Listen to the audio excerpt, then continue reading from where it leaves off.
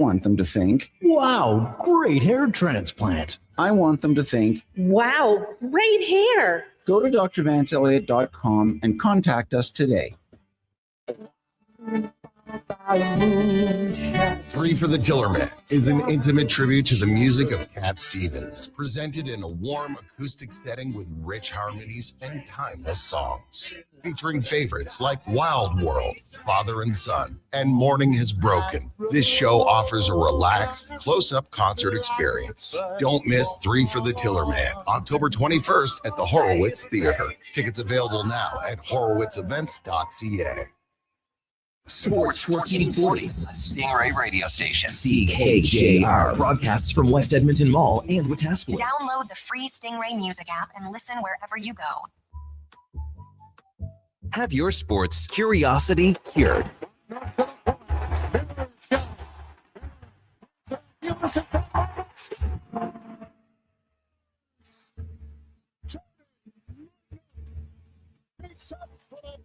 Shot and now wins game 2 in double overtime. A veteran of the sports reporting game for over 25 years. Bostic leaves there for Obel Bifo. Left side Christensen, right side Rudolph. Waits, fires, score! It's a Rudy bomb! As Christensen sets it up for Rudolph, his first shot's around the screen, and Daxon Rudolph scored for the season. Has the Raiders up 4-3. Breaking down Edmonton's favorite teams. Over the line. Sidney Crosby can't trust him. With it again. He's on the ice with a Ginlock. A Ginlock starting goal. Sidney Crosby, the golden goal. Canada has won in a lifetime. Olympic gold. This is Sports 1440 and the Kevin Karius Show.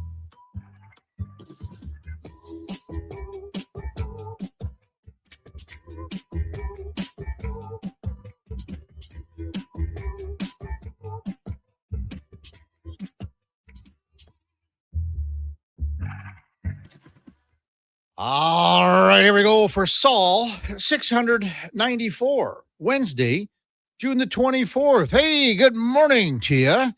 Thanks so much for tuning in to the Kevin Karius Show on Sports 1440 on your AM radio dial on your morning drive into work or wherever you're heading out on a hump day. Man, middle of the week is creeping up on us. Here we go. The weekend's right around the corner. Pretty good weather today, tomorrow, maybe a little bit on Friday. So finally, we're seeing some sunshine around here for sure. Yes, a hearty good morning to you. Thanks for coming along for the ride here.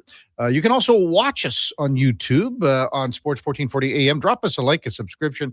We're also on X, Facebook, Instagram, and Twitch. As always, we're streaming on iHeartRadio, the TuneIn app, and even on sports1440.ca. If you miss any part of any show, well, you can catch up by finding it where the many, many podcasts hang out on Apple, Spotify, Google, even Amazon.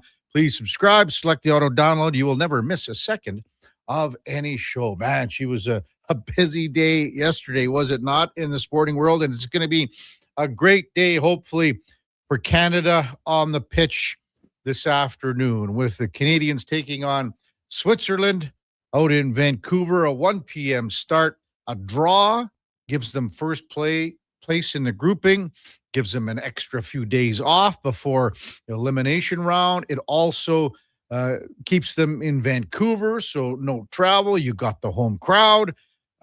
So big, so many big things that come into play here for Canada this afternoon. And the news gets even better. It looks as if Alphonso Davies, the pride of Edmonton, will play. He's not going to start, but head coach Jesse Marsh said yesterday that he's going to get in at some point. It's been a long time since Davies has worn the red kit for Team Canada.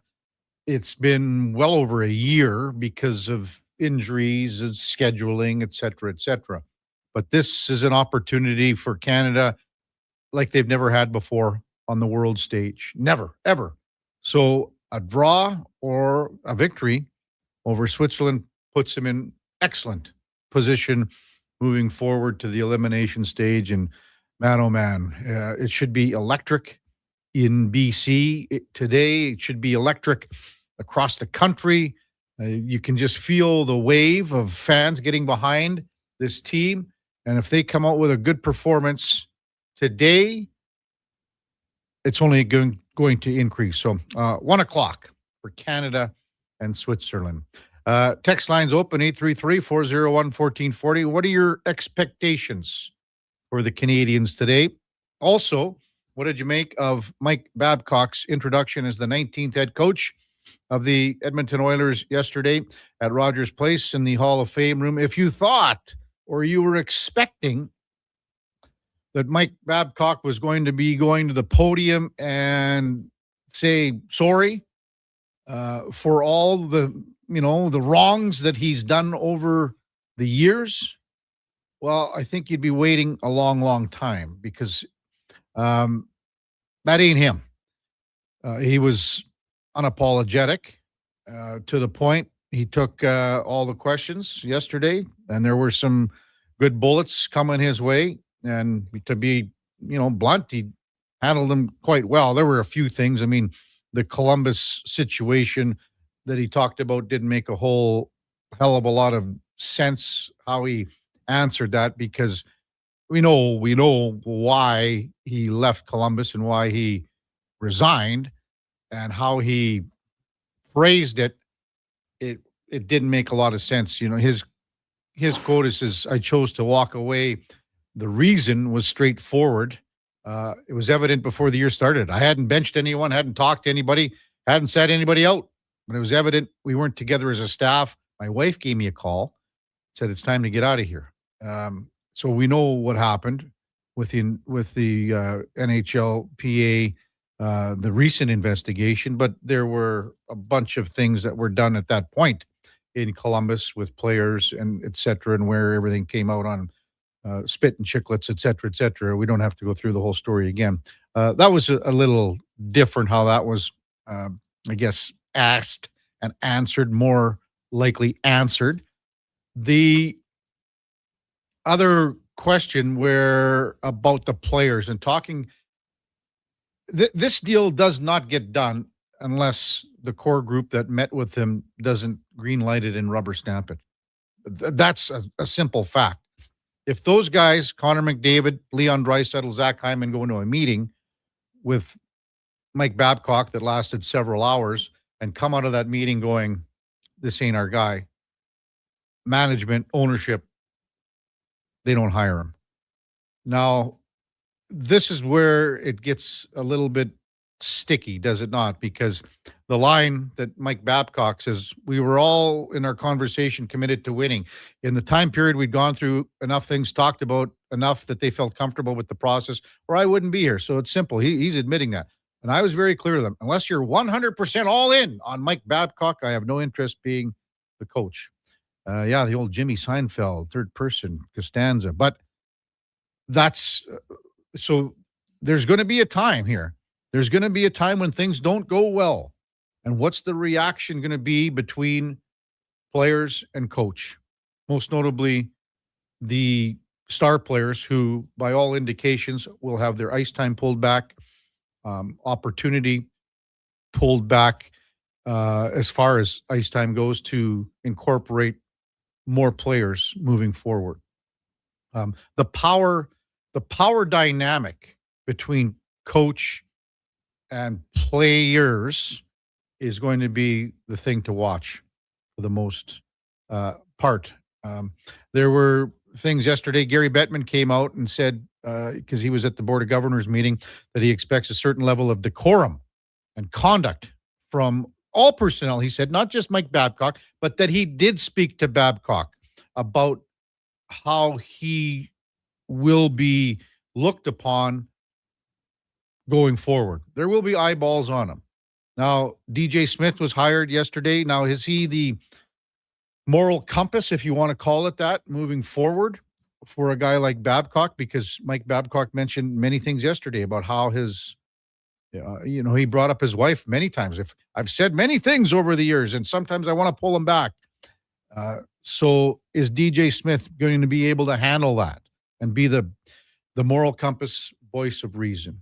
So tons of things to break down today. Text 833-401-1440. Again, get your thoughts on Canada and the Swiss.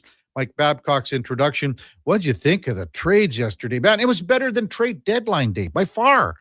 The amount of trades that came through. And high quality players and draft picks. Man, oh man, we're going to bust down a lot of that moving forward over the course of the morning. Expansion.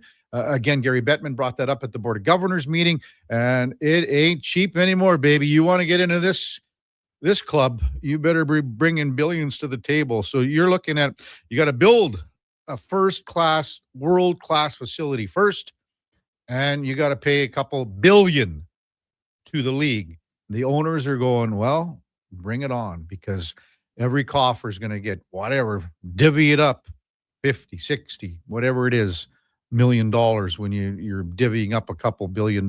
So we'll see what happens there. NBA draft, man, could it have been busier yesterday? AJ Demansa gets the number one nod with Washington. The Toronto Raptors took Alan Graves. So we'll bust a little of that down as the morning progresses as well. Hey, it's 7:10 in Edmonton. Let's welcome in the Duke of Delburne on a Wednesday morning. Good morning, Duke. And then, you know what I hear in your intro, we got Chris Cuthbert coming on because he's going into the Hall of Fame. You had the golden goal. And he's got 40 years of broadcasting games. Yeah, there's no shortage of great Chris Cuthbert clips to choose from. Mm-hmm. Great get by you to land CC on the show today. Yep. You guys obviously go way back to your roots. Well, he started at CKOS TV in Yorkton. Yeah. Now, the thing is, when I got hired there, Duke, in 1990, I was hired by the news director. His name was Bob Maloney. When Chris was there, Bob Maloney was a cameraman. Oh, really? So, and I'm quite certain of that. But I remember when I started there, they brought out a list of all the guys that started there, because it was one of the best places to start. And Chris did a lot of work for the Queen's Golden Gales, because that's where he came out of university. So he did a lot of the play-by-play for the Golden Gales. But yeah, CKOS. And then he was here. But man, oh man, I'm looking forward. I'm really looking forward to that conversation. That'll be in the 8 o'clock hour. Of course, Chris is going into the Hall of Fame. That'll be in November of later in this year. Well deserved. The Foster Hewitt Award. So, and I'll be honest, Duke, we talked about this when that was announced. I thought he was already in. Yeah. You could put me in that same camp that you run down the most prominent names of the game, as you said, for the past several decades at least, when he's been kind of the one of, if not the premier guy in most recent stretches, and you think he's almost certainly already in there, but a great honor all the same. So we'll have that to look forward to. It's kind of funny. Yesterday, with everything that was going on in the lead up to Mike Babcock's hiring, we didn't even talk about the player list of Hall of Fame inductees that came out on Monday afternoon, evening, of which is a great collection too. So it's been a wild week when you factor in everything that happened yesterday. And you could say that strictly on a hockey front, let alone everything else that is going on, as you mentioned, with the NBA draft, with the World Cup, the major leagues of baseball roll on, but seemingly no one can pay much attention to them with everything else that's happening. So let's not take it for granted the fact that here we are in the final full week of June, and we're jam-packed all the time. Crazy. Of what, trying to get to everything that happened. The trio of trades that fell yesterday across the NHL were staggering. Yeah, 4. I mean, Calgary and I guess if you include Calgary's, there you go. I mean, that came a little earlier for you guys. It came right around noonish, I think, somewhere in there. Yeah, it would have been not just long after I departed the studio. So yeah, I mean, so Flames and Devils, Sharks and Sens, Capitals and Blues, and Hawks and Buffalo. So I mean, no shortage to break things down there. How about this text? This is unbelievable. Awesome. Tim texts in from Vancouver. Morning, boys. I'm listening as I make my way downtown Vancouver shortly this morning. I'm photographing photoing the game, and still have been getting my fill of Sports 1440 while in BC for the World Cup. What a crazy day of trades yesterday. Soccer today. Lots to cover. That's so cool. So he's going to be taking some pics at the game for sure. McDavie says, didn't care for the presser. I don't want to read the next line, McDavie. You know how it is. He seems like a great hockey mind. I liked how he said, we could sit here and talk all day. We need to go out and prove it, or something like that. Well, that's going to be the whole thing. You can talk about everything here. with Mike Babcock. There's going to be times next year when things aren't going well, and now you're going to see what happens and how this team responds. The other thing here is because the last coach went to 2 Stanley Cup finals, didn't win, and then obviously last year was a terrible season on all fronts, between taking the regular season for granted, between injuries, between coaching decisions, between players calling out the coach, between players not playing again, taking the regular season, calling the regular season monotonous. That's what Connor McDavid did. That was a bad year. So keep in mind here, if Mike Babcock doesn't win the Stanley Cup, it's a failure for this team. It's a failure. This is what it's come down to. If he is not the missing piece here to get this team to where it is, next season's a failure. If they don't win the Cup, the following season's a failure. And I'm going back on what I have always said, because it's so hard to win right now. And it's even harder to win now than it was when the Oilers went to the Cup final in 2024 and lost in 7 games. It's going to be harder to win this year than ever before since the Connor McDavid era. And a lot. I said many times on the show that you get to the Western Conference final or to a conference final, that's a successful year, because that's how difficult it is to win. That dynamic has changed now.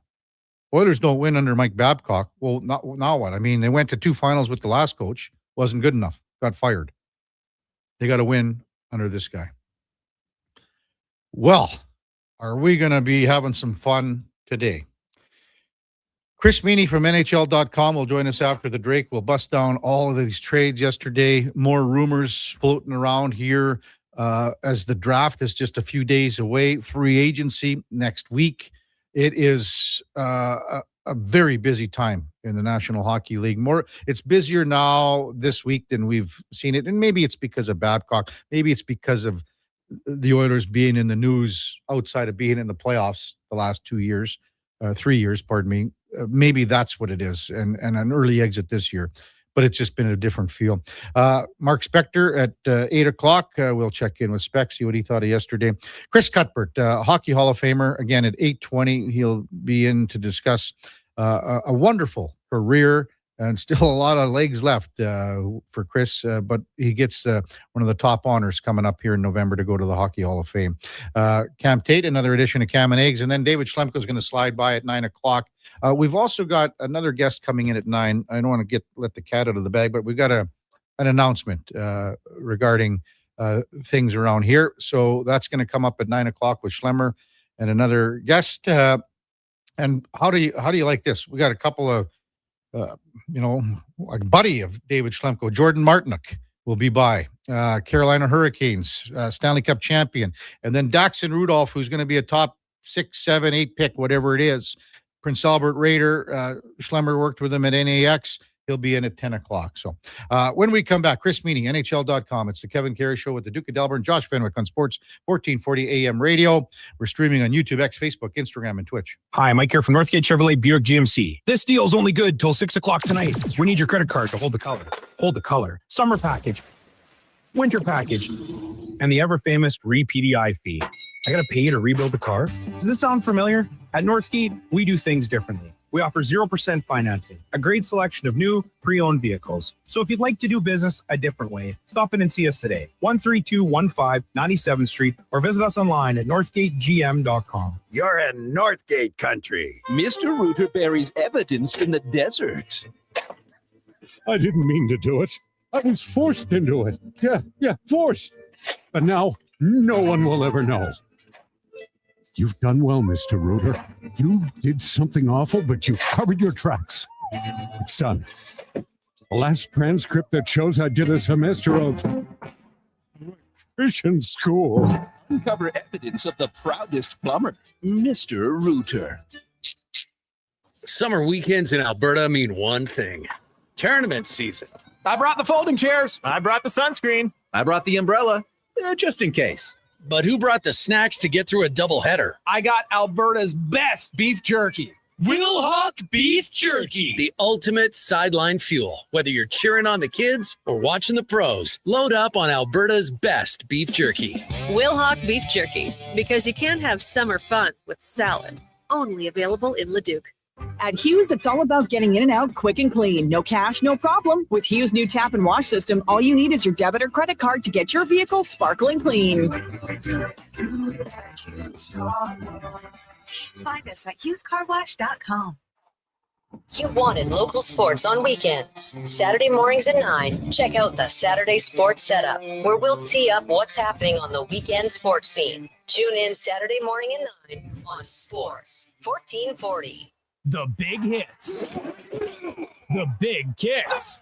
Catch all the action at Selly Sports Bar and Lounge. Never a bad seat in the house with tons of big screens. And Selly's menu. Something for everyone. Plus game day food and drink features. So bring your friends, cheer loud and proud, and join the fun at Selly Sports Bar and Lounge at all 3 Century Casino locations. Edmonton, St. Albert, and Century Mile. Every day is game day at Century Casino. Alan Olson Auctions presents the annual Rimby Summer Consignment Sale. Online bidding is open for one final day today at AlanOlsonAuction.com. Bid on a wide variety of machinery, including tractors, haying and harvest equipment, new and used attachments, trucks and trailers, and construction equipment, plus passenger vehicles, sea cans, cattle handling equipment, mobile homes, buildings, recreational equipment, and over 2,000 miscellaneous lots. For details, call Alan Olson Auctions at 403-843-2747 or visit AlanOlsonAuction.com.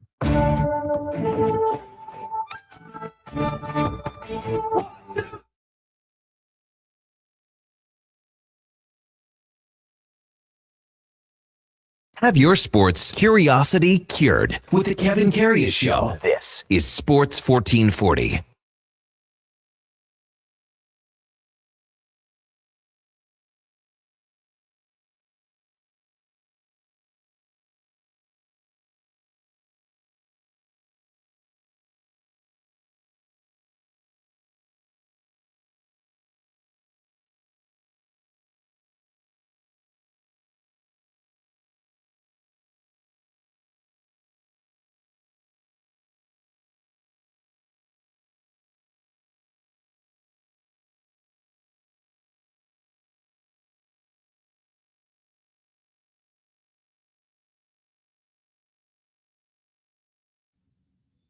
All right, welcome back to the big program. 7:22 in Edmonton. Man, was it busy yesterday in the sporting world? We've busted down for the first 20 minutes of the show here with everything that happened in our city yesterday, then met across the NHL with the plethora of trades that we saw. Let's welcome in Chris Meany from NHL.com to talk a little bit about what went on around the league. Good morning, Chris. You're with Kevin Karius. As always, thanks for jumping on Sports 1440 this morning. Really appreciate it. Hey, Kevin, happy Wednesday. Yeah, an absolute just crazy day in the NHL. Felt like the trade deadline, although it was probably better than the trade deadline over the past couple of years. But yeah, it's unbelievable day. And, I think it's going to continue this week. Well, that's what I said off the top. It was better than trade deadline in my mind, Chris, because, the quality and, the amount of draft picks. I guess let's start with the Chicago trade. Some people think that Chicago gave up too much here. What's your thought on Bowen Byron and then Jordan Greenway heading out from Buffalo to Chicago for the first rounder, number 4 overall, and also Louis Crevier as well, and plus that second rounder at 45? Yeah, that was a shocking trade. That one really floored me. And it's not that I don't think Bowen Byram's a player. I really do think he's a great defenseman. I mean, this is a guy who can wheel. He can move up and down the ice. He's got the first pass. Everybody's looking for a puck-moving defenseman who can skate. And Bowen Byram, I mean, he's played with some really good players. He was a partner for Cale Makar early on in his career. He did some really good things in Colorado last year, kind of buried in Buffalo, with Rasmus Dahlin and Matthias Samuelsson had a really good campaign. Owen Power there as well. And he had a career season in terms of points and power play production. And, he's going to be leaned on in Chicago. He's going to be their QB1 on their first power play. It's going to help Bedard. It's going to help Rondell. That power play is going to improve. But at the same time, I was pretty surprised. I mean, you're a team that's rebuilding here. You have pick 4. You could most likely get a good defenseman in the draft under a pretty good contract. And Byram's got the 1 year left on his deal. I think at just over $6 million. So that he's going to be looking for an extension. I'm sure Chicago's going to want to extend him. I mean, you don't give up those kind of assets and have him turn around and walk in a year. So I was pretty surprised. And on the other side, I mean, really good stuff from Buffalo. Again, you get that 4th pick. You free up a lot of cap space. Now they have $21 million. If they want to re-sign Alex Stuck, they can. They have Zach Benson and Peyton Krebs that they want to take care of as well. So it does free them up. Maybe they move that 4th pick for a goaltender. Nothing would shock me the rest of the way here, but that one certainly did surprise me. And again, I do really like Bowen Byram as a defenseman. I think he'll certainly help Chicago out quite a bit, but at the same time, this is a team that they're ways away yet still. They're still rebuilding. So I thought that they would take that pick at 4. Well, the other thing too with Chicago, I think, Chris, is that first of all, for me, it was tough to give up Louis Crevier because that's a big guy, and he had a really good season last year on a team. Like he was almost an even player on a poor Chicago team. He's big. He's 6'8". However, I think they're looking at it like we got Sam Renzel and we got Artem Levshinov, and they're going. They got to figure out how they're going to sign those 2 guys. Crevier's in the same boat here, so I think they were going, okay, out of the 3 guys, that's the one we're going to let go. But Byram, after this year, do you think they would sign him right after July 1 when they can? Because he's got 1 more year at $6.25. They got to sign Bedard, so they got around $30 million in cap space. What do you think we're looking at? What down the road between the 2 guys, 22 at least? Yeah, between the 2, what are you thinking? Yeah, absolutely. I mean, the Bedard contract is going to be double digits. I think. If it's a long-term thing, it could be into the 12. I'm just speculating north of that. I mean, this is a guy who we really believe in the skill set, right? And it's been a couple up and down seasons, and they've been in the bottom of the pack over the couple of years in his entry level deal, but he's a heck of a player. And the reports that I heard, and again, I'm just speculating with Bowen Byram in Buffalo, was he wanted north of 8, 9. So this is a defenseman who could reach that 9 mark, could reach that 10 mark. It's possible. And again, if you make a move like that, you want to sign him, and you're not just going to want to give him away in a year. So I do expect an extension. And like you said, once the new league year kicks off, it's probably what we'll see. It could be north of 9. Don't be shocked if it is. Again, you make a move like that and you want to keep him, and he does want to get some money, and money that he deserves. So it's something that we may, raise our eyebrows again. And you mentioned Crevier. I mean, you look at some of our NHL edge stats, NHL high 6 100+ mile an hour shots. I mean, this guy can really rip it. And he's a big body. And when you look at the Sabres blue line, they're all like 6'6". So he's going to fit in perfectly with what they do. And they're a team that ranked among the leaders in terms of average shot speed and 90+ mile an hour shots. So he kind of fits in perfectly with what they do. Do you have Crevier's edge stats pulled up in front of you here, Chris? I mean, I can grab them. Yeah, I did grab that. I did grab that note just on what he, what he did last year in terms of his shot speed. Yeah, just wondering too, like about skating, explosiveness. We know he can fight, he can hit. He's big. He's got the big wingspan. I think he's going to be a second pairing D-man, I would imagine, with Owen Power. As you said, they got guys that are 6'4", 6'5" in Buffalo in their top 4. But it's more about, I was wondering about his explosiveness. Can he keep up foot speed, et cetera, and things like that? Yeah, he can. I mean, he's in the 94th percentile. Well, last year he was in the 94th percentile in terms of max skating speed, 23.09 miles per hour. He had the 4 22+ mile an hour speed, versus not a lot but that's in the 91st percentile among defensemen. And then he has the 55 between 20 and 22, which is in the 83rd percentile. So you look at, again, 99 percentile in hardest shot, 102.83. That's among the leaders. At over 110 shots on goal was in the 85th percentile, and those max speeds that I mentioned, the 20+ mile an hour speed burst, just 59, but that's in the 84th percentile. So, even with his big frame, we know that he can shoot it, but he can skate as well. So that's a sneaky little pickup by the Sabres. They did a really good job. I think this guy's really good. I just think in that right atmosphere, because he was paired with Vlasic at times and moved around, I think, a little bit in Chicago. But I think if he's with power, he's still trying to find some parts of his game as well. I think that could be a dynamite second pairing defenseman behind Dahlin and Samuelson. Yeah, absolutely agree. And, I was really impressed with the Sabres season last year.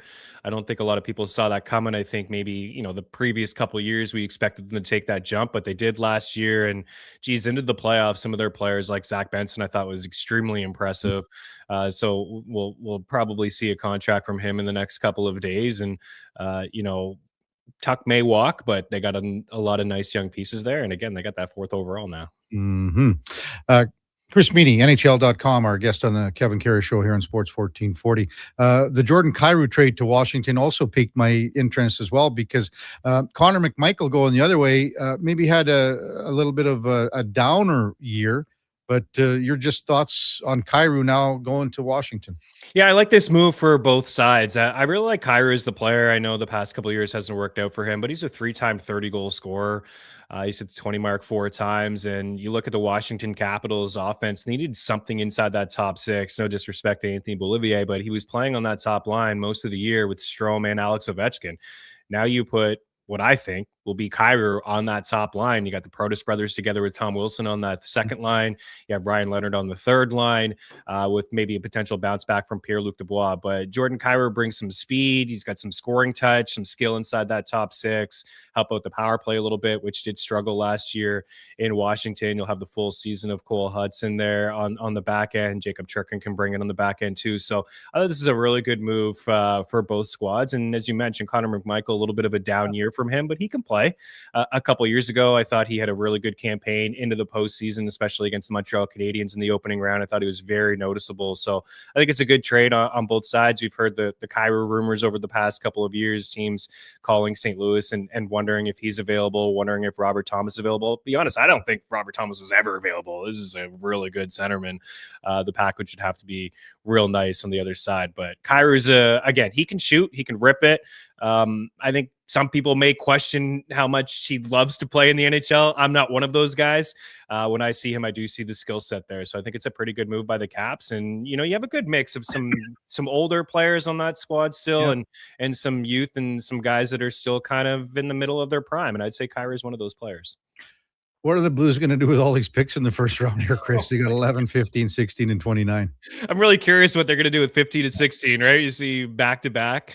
I remember when the Bruins had the 3 picks in a row, and they missed in a couple players there. Yeah.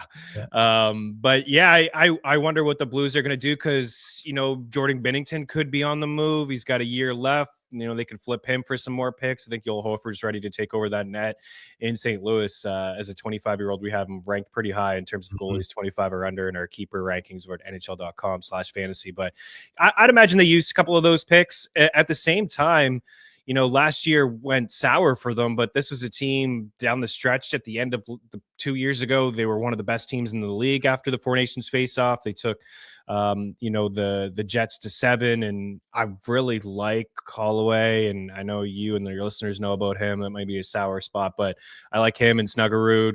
They got Dvorsky. They got some really good pieces there, and on the blue line, Broberg and Logan Mailloux. So, Pareko's still there. So this is a team that I don't think even though they have those 4 first-round picks, I wouldn't be shocked if they flipped maybe one of them or just got involved in bringing something back and also inside their top 9. But can't go wrong with the 4 picks, right? I mean, they're going to get some good players here this week. Yeah. William Eklund, technically it's almost a roundabout way of, Brady Tkachuk, with that draft pick. What do you think about Eklund leaving San Jose and going to Ottawa here?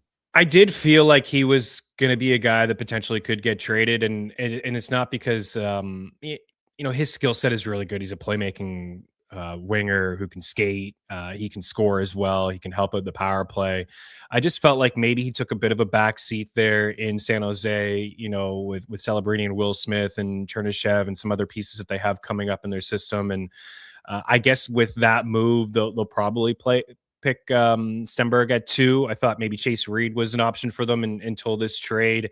So maybe they replace him that way. But, if you look at the Ottawa Senators, it certainly is tough to lose a guy like Brady Tkachuk, but I think they did well, when you look at the fact that they got Eklund from the Sharks, they got all those picks from the Florida Panthers, and, they have a little bit of space here to make some more moves if they want to. I don't think that they're done. But yeah, William Eklund is he's back with Zetterlund. They had a little bit of chemistry there in San Jose a few years ago.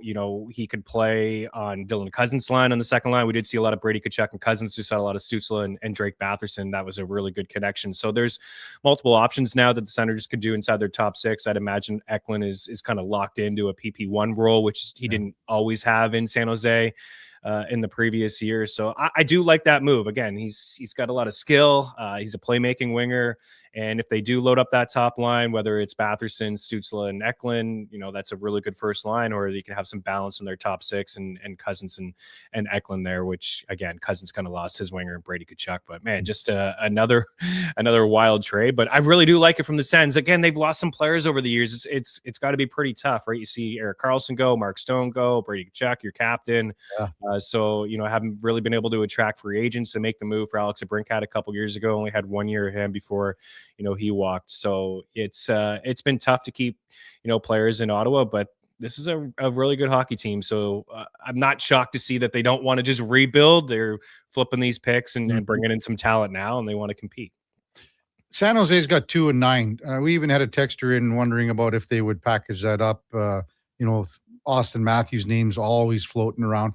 You'd have to give up, I think, maybe a touch more than that.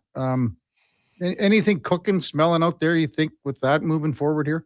I do feel like the Sharks are going to make a splash. Those 3 or 4 teams over the past couple of years that I've had my eye on: the Montreal Canadiens, the San Jose Sharks, and the Utah Mammoths. It's teams that are loaded with prospects and picks and feel like they're ready to make the jump. We saw the Canadiens last year giving up the 2 firsts for Noah Dobson.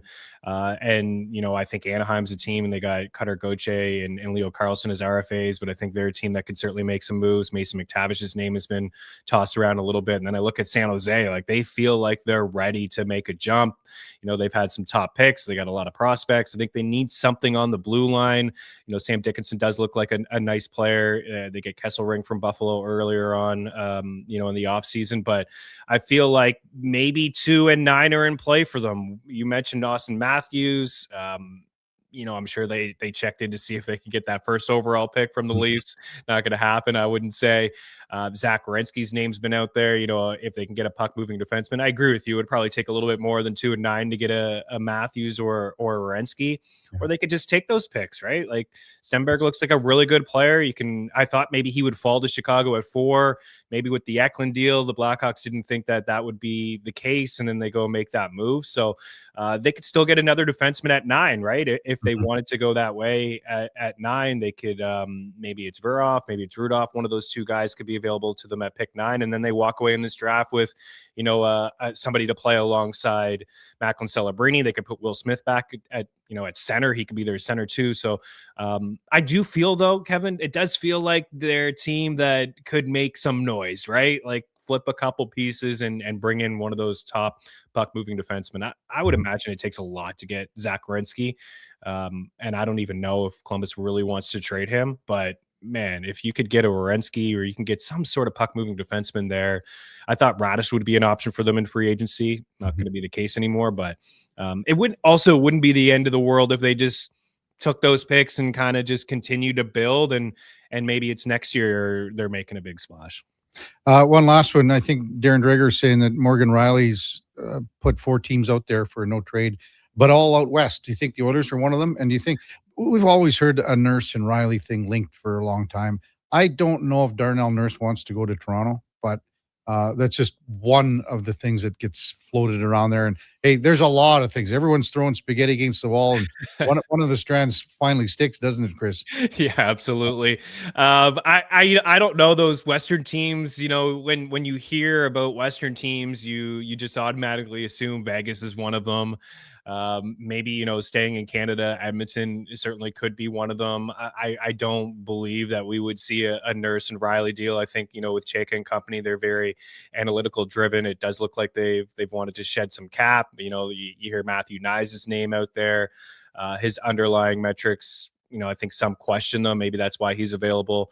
I think he's a really good power forward. And if anyone were to get Matthew Nyes, it'd be a heck of a pickup and be a nice return for Toronto. But, again, if Morgan Riley wants to win, and I'm sure he does, you look at those teams in the West, and is Minnesota one of those teams? They don't really need him. They're looking at a center. The Vegas Golden Knights really don't need him either if they decide that they want to bring back Rasmus Anderson. So, it's possible that San Jose or Anaheim, those two teams are on the list for Morgan Riley. I think that's going to be a tough trade for the Maple Leafs to pull off, and at the same time for the Edmonton Oilers to pull off as well. They may have to eat some of that salary or dish some of those picks on the other side. But yeah, it's been a crazy couple of days in the NHL, and the whole Babcock thing just kind of goes under the radar, right? A little bit with all of those moves, but I still think exciting times at Edmonton, and I think they'll be a busy team as well. And it's going to get crazier for the next 2 days, and then we got the draft and then free agency on Wednesday. Could you imagine if it were a big free agent class, Chris?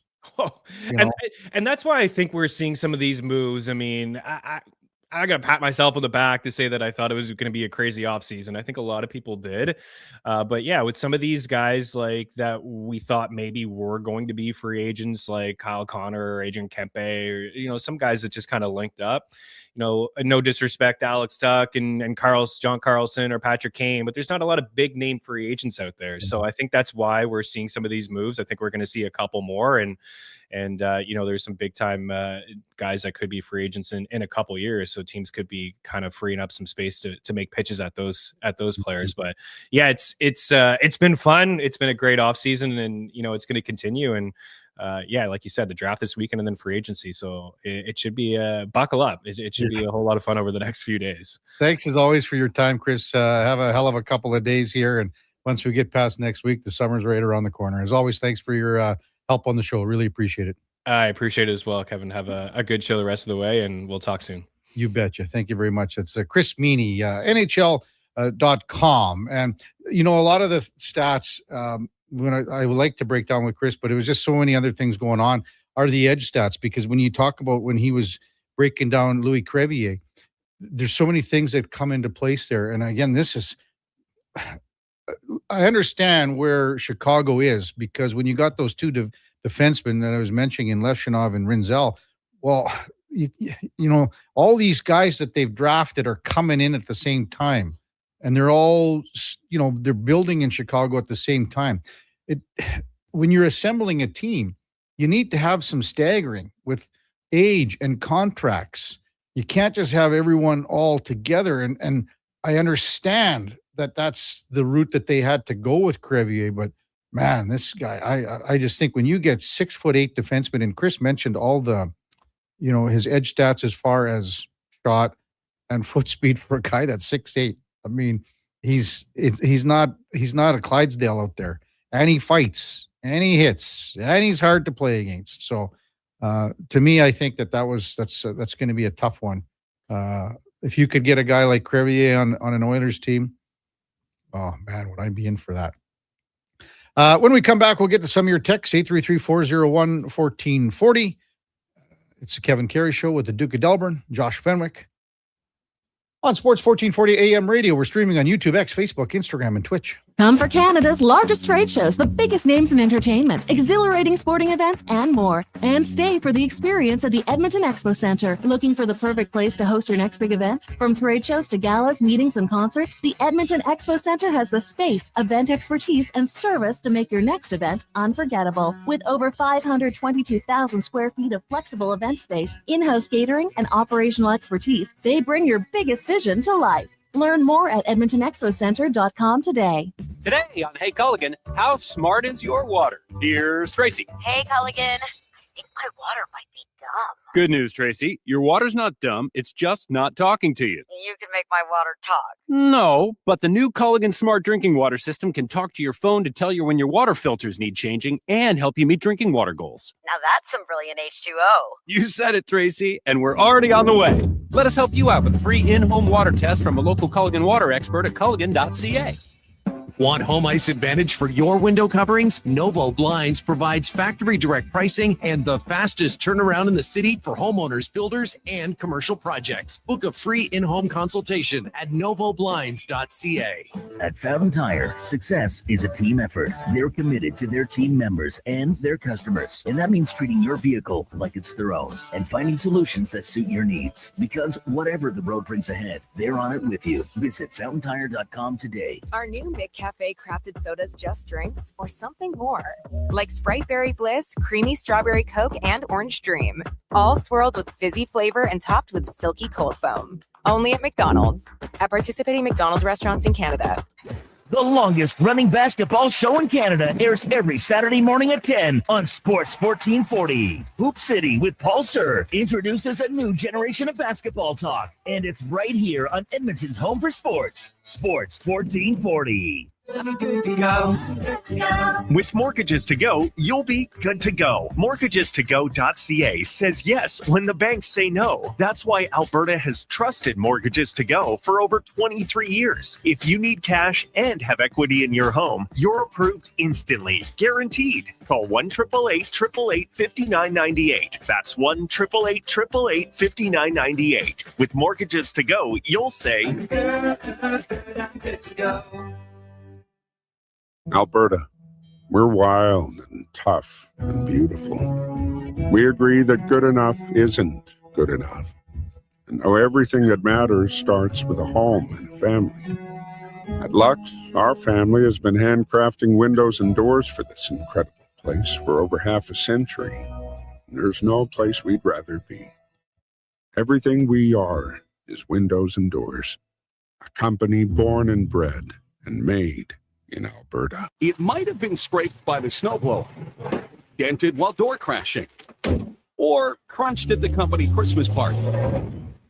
At some point over the winter, your car was damaged and it's been hiding under a coat of winter grime. Then come and see Robertson Body Works. We can take care of the damage and the dirt. This week only, call and book a repair and get a complete auto detailing absolutely free. But you have to book your appointment before the week is up. Go to robertsonbodyworks.com. I'm Tim Robertson, and I fix cars.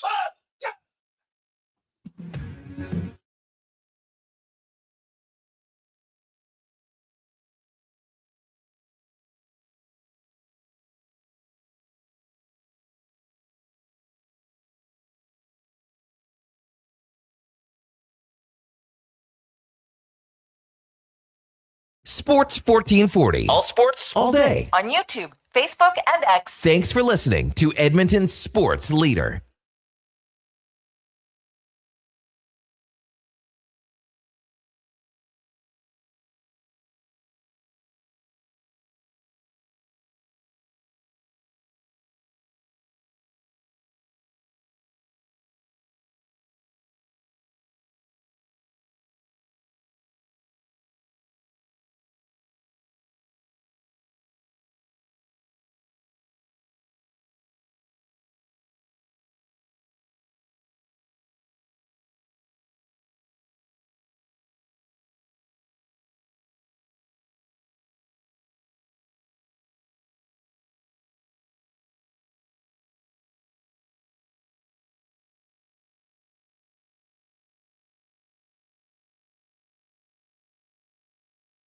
All right, welcome back to the big program, 747 in Edmonton. Kevin Karius, Duke of Delburne, Josh Fenwick here on Sports 1440. Man, that was a busy day yesterday when you think about everything, right from noon on with Babcock, with the trades that started happening, Simon Nemec to Calgary, that happened shortly after noon, 12:30, whatever it was. And then the number of trades with quality trades, then the NBA draft. Now we're talking Canada and Switzerland today because it's the biggest game in Canadian soccer history on the men's side of the program. Lots to digest. Text 833-401-1440. Bruce in the Park's got some intel for us. He's got a friend who's a Toronto-based reporter. He thinks Darnell Nurse is going to Philadelphia. And he says, I told you guys Murphy and Dickinson to Edmonton last year, and you guys shot me down hard. Oh, Bruce, we're just having some fun. He thinks that Austin Matthews is going to San Jose. And Nice is going to Buffalo now for the 4th. So the Leafs would have 1, 2, 4, 9. Well, I don't know about that, Bruce, but appreciate you having a buddy in Toronto. We never said the Blue Jays lost to Houston 9-7 because this text came in from Penguin. Is it just me or does Brandon Valenzuela not look like a potential star? Maybe a bit cart before the horse. There's something there as a player. He's going to be behind Kirk, and they're waiting for Kirk to get his little stumpy sea legs under him to try to do something here because, coming off an injury where you can't really swing the bat for a good part of several weeks. It's going to take him some time to get back in business, but the Jays and the Astros will close out a series today. They got Burrows up against Trey Savage. 5:07 start. We'll have that game for you right here on Sports 1440 AM radio.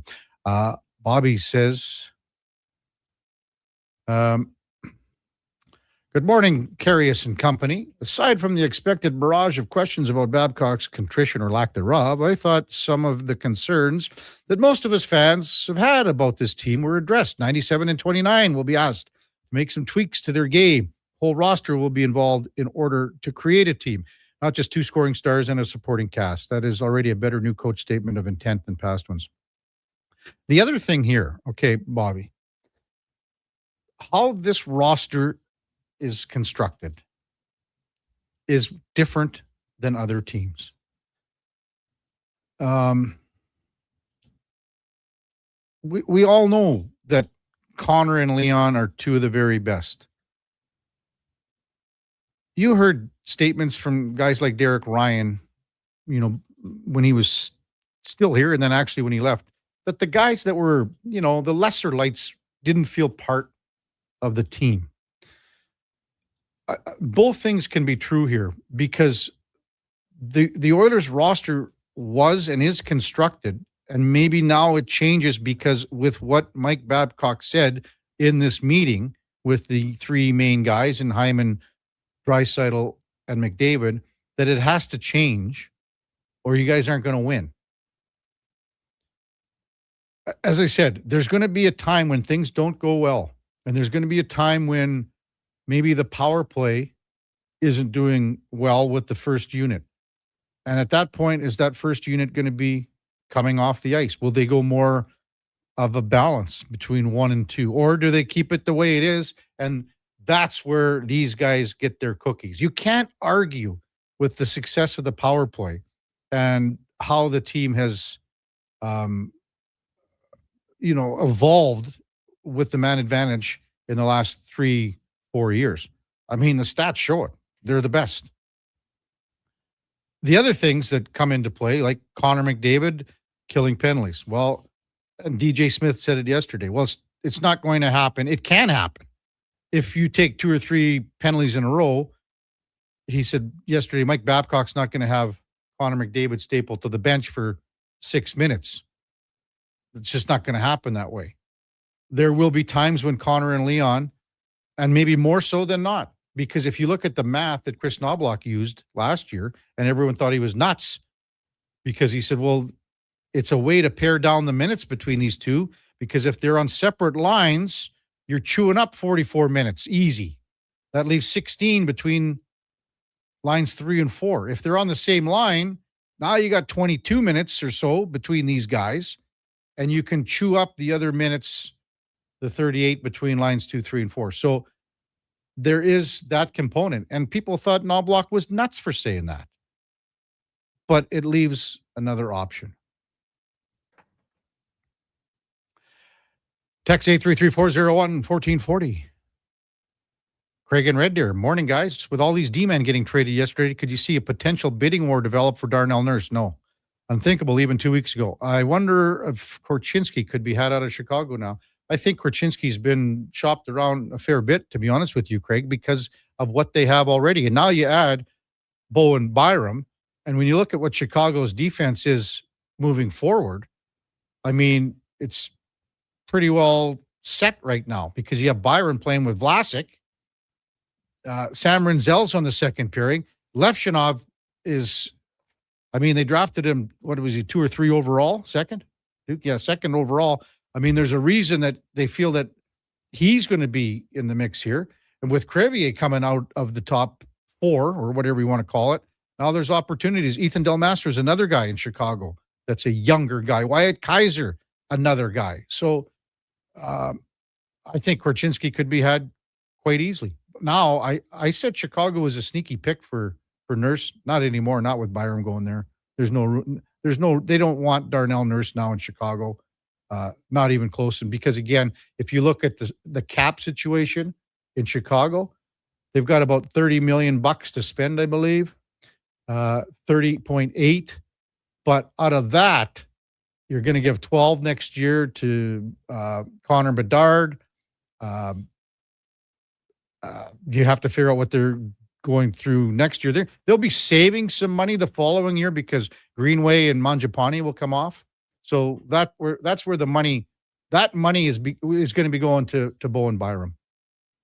Hey, coming up at the top of the hour, we got Mark Spector, man. Lots to talk about with Spec on a Wednesday morning. Also coming up at 8:20, looking forward to the conversation with Chris Cuthbert, heading to the Hockey Hall of Fame. Before that, time now for a Sports 1440 update brought to you by AWS Welding Supplies in Nisku. Product sales, servicing, calibrating free. Same-day delivery of in-stock items to Leduc, Nisku, and South Edmonton. Your one-stop shop for all things welding. That's awswelding.ca. Here is the Duke. This is the Sports 1440 update.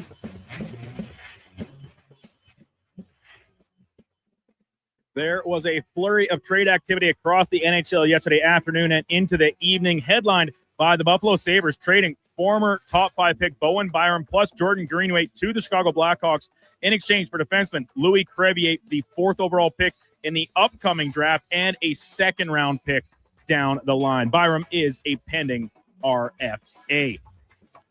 St. Louis Blues getting in on the action as well as they send long-rumored trade chip Jordan Kyrou to the Washington Capitals in exchange for forward Connor McMichael, a prospect and the number 16 overall pick in Friday's draft. And the Ottawa Senators, just a day after flipping Brady Tkachuk down to Florida, they turn around and acquire William Eklund from San Jose along with a couple prospects in exchange for the number 9 pick in Friday's first round. NBA first round draft going last night, and BYU's AJ Debanza going to the Washington Wizards at 1st overall. The remainder of the top 5 ran in order. Darren Peterson to Utah, Cameron Boozer to Memphis, the Bulls taking Caleb Wilson out of UNC, and Keaton Wagler going to the Clippers via Indiana. The Toronto Raptors down the line at 19th overall selected Santa Clara forward Alan Graves. CFL news, as well as the Winnipeg Blue Bombers acquire quarterback Drew Brown from the Red Blacks in exchange for 1st and 2nd round picks. And in a corresponding move, the Red Blacks signing former Elks quarterback McLeod Bethel Thompson. World Cup action yesterday. Cristiano Ronaldo gets on the board as Portugal blanked Uzbekistan 5-0. England pulls a draw against Ghana 0-0. Croatia must-win game. They take it over Panama 1-0 from Toronto. And in the nightcap, Colombia topped the DRC 1-0.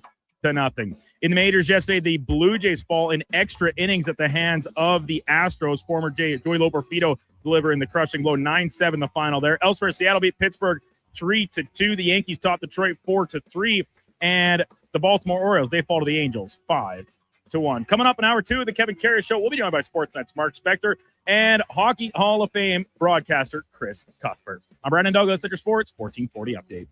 Sports 1440 in West Edmonton Mall and Wetaskiwin. CKJR is a Stingray radio station. Download the free radio player app and listen wherever you go. Whether you're a craft beer connoisseur or more of a wine aficionado, there's always something new to discover at Sherbrooke Liquor, a unique family-owned independent liquor store. The selection, incredible. The non-alcohol section is also very impressive. Sherbrooke Liquor, expert, knowledgeable staff with a passion for unique finds. More than just a liquor store, we're a community. Alberta's best, the one and only Sherbrooke Liquor. wine, spirits, and oodles of beer. Visit SherbrookeLiquor.com. I've got some good news. If you've been thinking about a heavy-duty truck, the 2026 Ram 2500 Black Express is now at St. Albert Dodge. You've got 20-inch black aluminum wheels, black Mopar side steps, body color, bumpers and grille, and a sport performance hood. Available in all the colors for $68,990. Plus, new this year, Ram's best-in-class 10-year powertrain warranty. Now's the time. Head up the trail and see how easy it is to do business at St. Albert Dodge. Don't let equipment failure stop you cold. At AWS Welding in Nisku, our factory-trained service techs are on hand for all welding equipment repairs. We're a fully warranted center for Miller, Lincoln, and ESAB. And we service all makes and models. Proper, regular service extends the life of your gear and keeps it running at peak capacity. Don't wait for a breakdown. Book your service appointment today at 780-979-0470. AWS Welding. We make it happen. With Play Alberta, backing the home team goes beyond the bets. That's because your picks have provincial impact. Play Alberta is the only app in the province that puts all revenue directly back into supporting programs and services that Albertans rely on every day. By investing in the General Revenue Fund, every play, bet, and buy made on Play Alberta helps make a difference across the province. Visit playalberta.ca/Gregor to learn more. That's playalberta.ca/Gregor. Must be 18 plus to play. If you gamble, use your game sense. Heard of Uline? You know, the have-it-all in-stock, ready-to-deliver shipping and industrial supply specialists. The company that does things for you that are unheard of, like keeping 41,000 items in stock in our own warehouses. With customer service reps on the line to get you what you need when you need it 24/7, 365 every time. Maybe you heard it here first. Want to hear more? Visit uline.ca. ULINE, your shipping and industrial supply specialists. Wendy's 99-cent Frosty is back, and Frosty farmers couldn't be happier. Made with Canadian dairy, they grow up cool, creamy, and mighty thick. It's farm to Frosty. Get a small 99-cent Frosty until August 2nd at participating Wendy's. Taxes extra.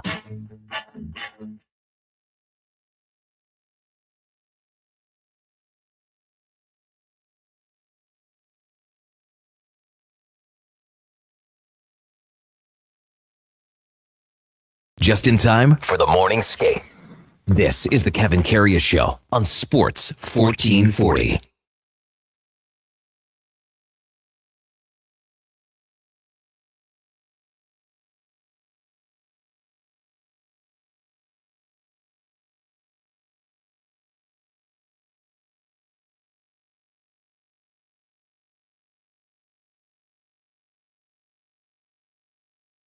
All right, welcome back to the big program, 801 in Edmonton on a wicked Wednesday morning. So glad you're with us on the Kevin Karius Show with the Duke of Delburne, Josh Fenwick. We got Canada, Switzerland today at 1. We couldn't have had a busier day in the NHL yesterday with all the trades and Gary Bettman talking about stuff at the Board of Governors meeting.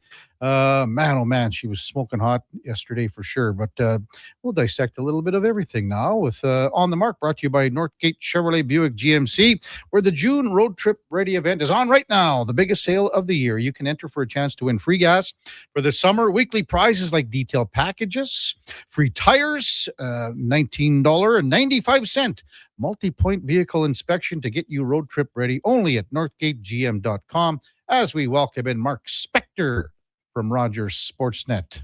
Good morning, Spec. Morning. Lots going on yesterday. It was crazy, you know. Then like a little thing like the NBA draft at night, and there was more. I mean, there were some great games in the World Cup of soccer. We saw, you know, all day, obviously, but I mean, Portugal hammered Uzbekistan. England played to a draw, and then with everything, all the trades, it was crazy yesterday, Spec. My theory on World Cup soccer is when it's a 0-0 draw, no one should get a point. Nobody. No one should get a point. I'm seeing all these teams that are going in the game. Like, who did England play? Not Congo, but anyway, a vastly inferior team, and they just play for a 0-0 draw. And I've seen this a bunch of times now. Like, there's obviously good teams and not as strong teams, and you're hanging on. And I understand why they do it. But there should be no reward for a 0-0 draw. There should be no points for anybody. That's my new theory as a soccer expert. Now, like I see, like with all the corruption at FIFA, you would fit right in, Spec. Why is that corrupt? Well, because that's what FIFA is, and I'm just trying to give you a little FIFA tap here. scrub this could be for sure. I'm waiting I think for. who wants a 0-0 draw? Like I don't know. Who wants that? One team defends the whole game and kicks it out of bounds endlessly, and the other team can't score because there's Did you watch the 10 game? guys in the box. Did you watch the game? Yeah, I was actually watching it with Derek at Canadian Brew House after that press conference. It was brutal. Really? How come you guys weren't at Kelly's? We just walked across the street just because. Oh. I don't know. Derek knows everybody at that brew house too, by the way. Really? So by like, first name basis. Oh yeah. If he's Norm, are you like Cliff from Cheers then? Yeah. I don't know. I guess that's a good analogy. If he's Fred, I'm like Barney. Yeah. You see him made her back to the lake last night or what? Yesterday afternoon? Yeah. At the end of the day, lots going on though. We sat next to each other at that Babcock presser, and how impressed were you with the amount of responsibility taken by Mike Babcock in that press conference, Kevin? Not really. I'll be like how I opened the show today, Spec. I said if people thought that they were that he was going to go to the podium and say sorry for all his wrongdoings over the past few decades or whatever it is, I think we'd be waiting a long time. That ain't him. He's unapologetic, and that's who Mike Babcock is.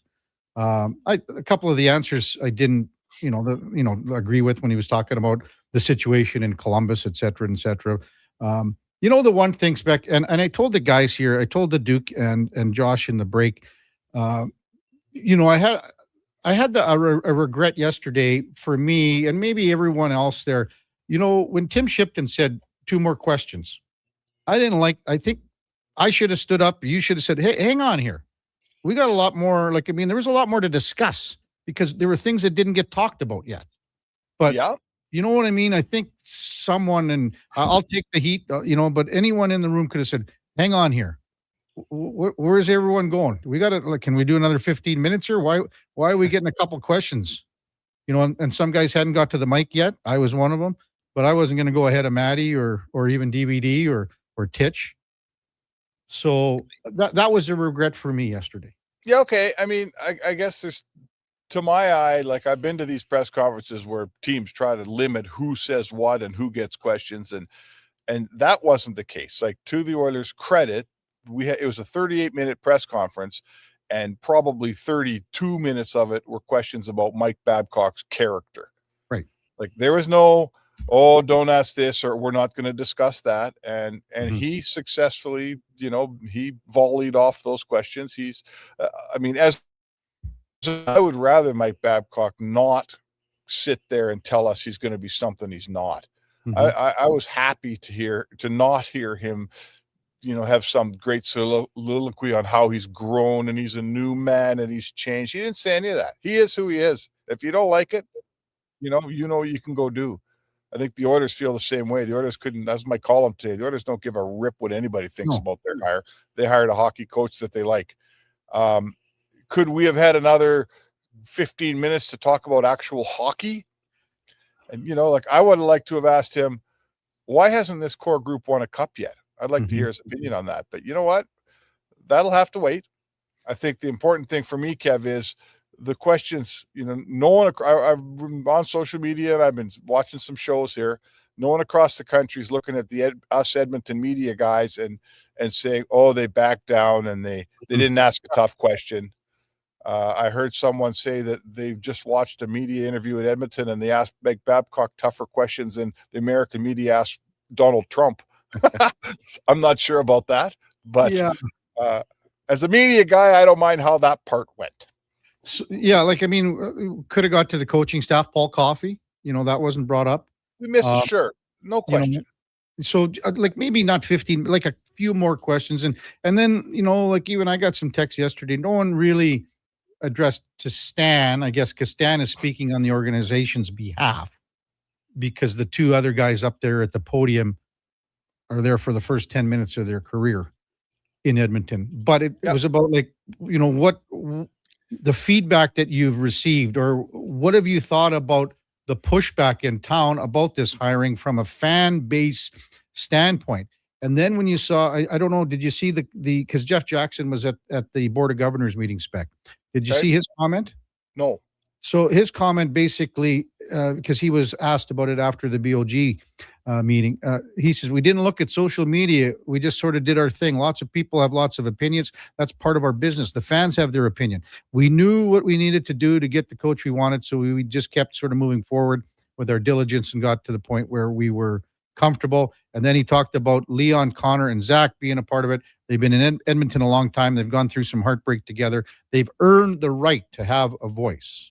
So we sought that, and we decided. Players don't make the ultimate decision, but I think it's more important to be collaborative with them about communication. So that was from Jeff Jackson. Do you disagree with any of that? No, not about the players. I think, again, the players, and we can talk about the inmates running the asylum here, Spec. But this does not get done without these three guys having that meeting and rubber stamping it. Not even close. Well, and I mean, it's a little different situation.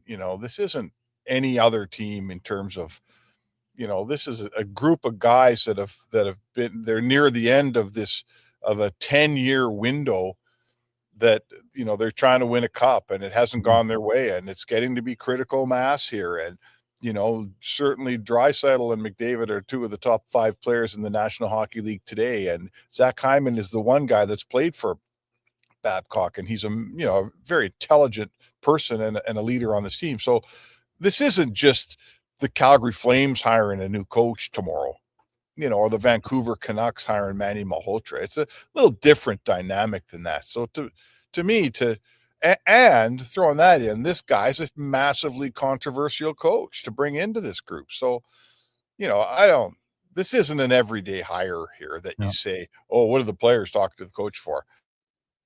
No, there is extenuating circumstances in Edmonton right now, and I think they made the right decision to let the players have a voice.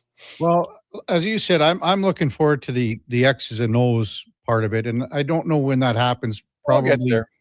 It's quite a ways away, because now with the things that they were talking about, and Mike Babcock and even DJ Smith too, Spec, about the fact of more minutes being allotted to the bottom 6 and a team concept more. Yep. So you think about it, and everyone came down on Chris Knobloch when he put Connor and Leon together, and he said, well, we're trying to incorporate more from lines 2, 3, and 4. If we have them apart, that's chewing up 42 minutes minimum right there. So there's a bit of a predicament here moving forward if they play together and they play apart. I agree, and it is now a very common theory that if you play them together, there's more ice time for everybody else. Now, let's say you're playing together for 22 minutes a night, that leaves you 38 minutes. The rest of the team's got to deliver. Mm-hmm. And I would say to you better build a better team if you think you're going to get 38 minutes and win more than you lose. So that's the challenge for this team. Build a good enough team so you can afford to play Draisaitl and McDavid together. I'm still, having watched, this isn't an opinion, I'm looking backwards now, having watched every minute of every game since whenever, I think they're a better team when they're apart. I think that when they're a functioning team and they're going on all cylinders and they got the guys they like, I think going down the middle with McDavid, then Draisaitl, then Dickinson, then let's say Szymanski, to my eye, they're a better team that way. If this coach can figure out a way to play them together and be a better team, then that's why they're paying them. Mm-hmm. Well, here's the thing: the team, Spec, and it's got to be a fair assessment. It's never been built like that. The team has always been built top heavy. Well, built. I mean, why? Because you drafted McDavid and Draisaitl, and now that's what they are. That's where they are. Building it poorly. What are you supposed to do? Throw one of them back? No, that's not what I'm saying, Spec. The team is built. That's how they are. They have the 2 best players, and I'm not talking about drafting. That's how they are. They have 2 of the best players in the world. Yeah. And the ice time allotment has been given to them because of that's the guys on the 4th and whatever line. They haven't been good enough to play 12, 13 minutes on the 4th line. Yeah. I mean, I suppose, like the deepest team they had was 04 or 24, I should say, and they went to the Cup and lost in 7. That's a pretty good hockey team. Lost to obviously to Florida, was very good. I would say they've never, I'm not sure you could say they've never been good enough. They've been a pretty good team for a bunch of years. Could they be better? Yeah. Yes, for sure. And that's the challenge. Like, I guess I'd say to you this: it's obviously that everybody wants to have 2 great centermen up top. The Crosby Malkin model, right? Everyone wants that, but it does come with certain issues and certain pressures. And in Pittsburgh, Crosby and Malkin, they didn't play with each other on a regular basis very often. They went together certain times in certain games, but they were not a unit that played together like Taves and Kane did for a long time. So you got to handle each one differently, I guess. It depends who's around them. It depends on the skills of the players. It depends on a lot of things, Kev. But it's sometimes 80% of the time it's a blessing having McDavid and Draisaitl. 20% of the time can be a little bit of a curse if you can't figure it out. One last quick one. Like, you heard DJ Smith talk about Darnell Nurse. Had him at the Worlds. Yeah. Maybe something, I don't know if something gets done here in the sense that they don't like what the return is. What would you peg? What would you peg the chances of Darnell Nurse returning for next season for the Oilers? Well, the return it would have to be a case of, it would be a real indictment on the value of Darnell Nurse if he's not traded. You can't walk that back now. It'll be uncomfortable as heck if you try to walk that back. You've told this guy you're trading him. You got his list. You've been shopping him for 3-4 weeks. If you think you're going to phone him up and go, you know what, we sure do love you, Darnell, and we'd love to have you back in our line. Like, that would be very humbling for Darnell, and it would be very humbling for Stan Bowman. I don't see it at all. If let's play it out. If it did happen, why did it happen? It happened because Darnell Nurse has 0 trade value out there. I don't think that's true. And that's not what any of the guys who know these things are telling us. All I keep hearing is, the value on this guy is better than you think. I'm going to believe all those, the Elliots and the Chris Johnstons and the Dave Pagnotas and all those guys who are telling me that. So let's see. I don't see it, Kev. I don't see it at all. Do you? Well, no, I like, again, I don't know. You can't give them away. You have to look at what's your main goal here. Is it to get rid of 9.25? Is it to get a body back? Is it to get something back and then retain salary? What's your thought process on when you're writing down any of the above that works? Like, whatever works. Like, I'd say the spectrum goes all the way from trading for a player that makes $5 million and getting 4.25 of cap space and that player, all the way to trading him for, this is going to sound goofy, but trading him for nothing and getting 9.25 back, and then going to the market with 9.25. That's a ton of cap space. Is that so bad? Why would that be so bad? It wouldn't be so bad, but there's holes on the back end. There's a big hole. Then you got 9.25 to solve your holes. There's guys out there. There's teams will make a trade with you. There is UFA defenseman. You're looking for a third pairing guy. Why can't you take that 9.25 and make your team a whole bunch better? Again, those are the 3 options that you have, right? You're going to retain some. You're going to let them walk for nothing, get that cap space, or you figure it out and you get some sort of a body back. Yeah, right. It's got to happen. Like, I can't see it not working out somewhere in the league here, but it has taken a while. This is a critical week in that trade for me. Like, this thing's got to figure itself out. Yeah. At some point here, you got to pull a trigger on something, or maybe there's nothing decent to pull the trigger on. Hey, good stuff, Spec. We'll yak at you tomorrow. I got Chris Cuthbert coming up here in about 5 minutes, so looking forward to it. Okay, I'll hang around and listen. Yeah, he should be good. Heading to the Hockey Hall of Fame. So, yeah, there you go. Voice of our generation, my friend. CFL, NHL. Yes. Call them all, baby. You betcha. And, talk to you tomorrow, Spec. All right, Kev. Hey, buddy. Mark Spector on the mark. Brought to you by Northgate Chevrolet Buick GMC. This truck's for you. When we come back, yes, Chris Cuthbert.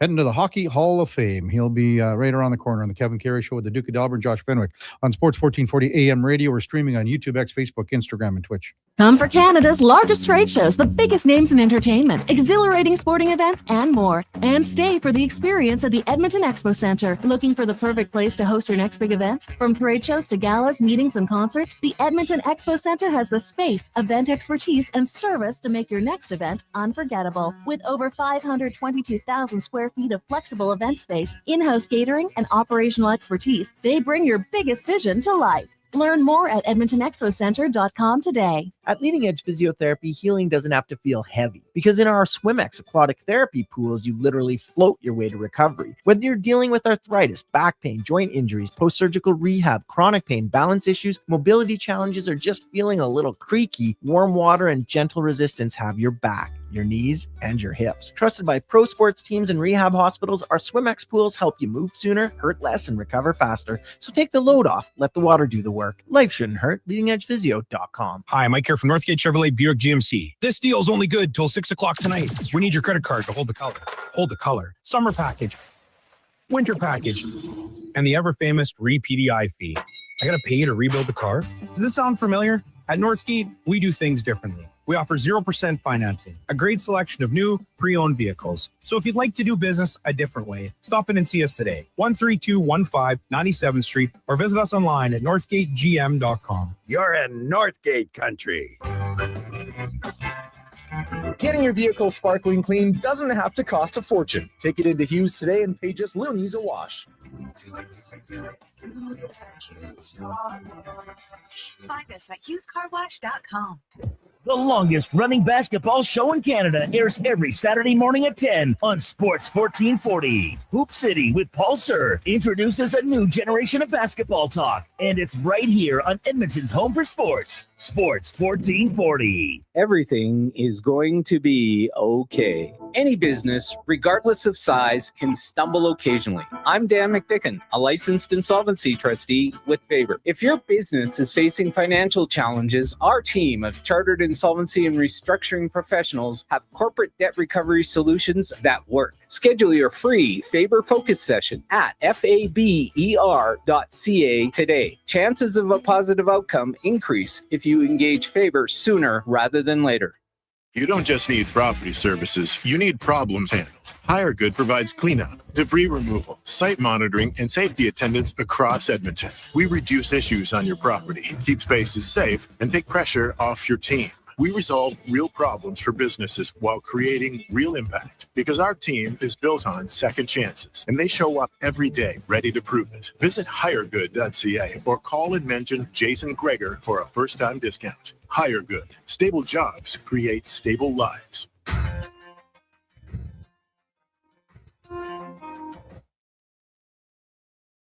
Stories, guests, and insight. This is Sports 1440 and the Kevin Karius Show.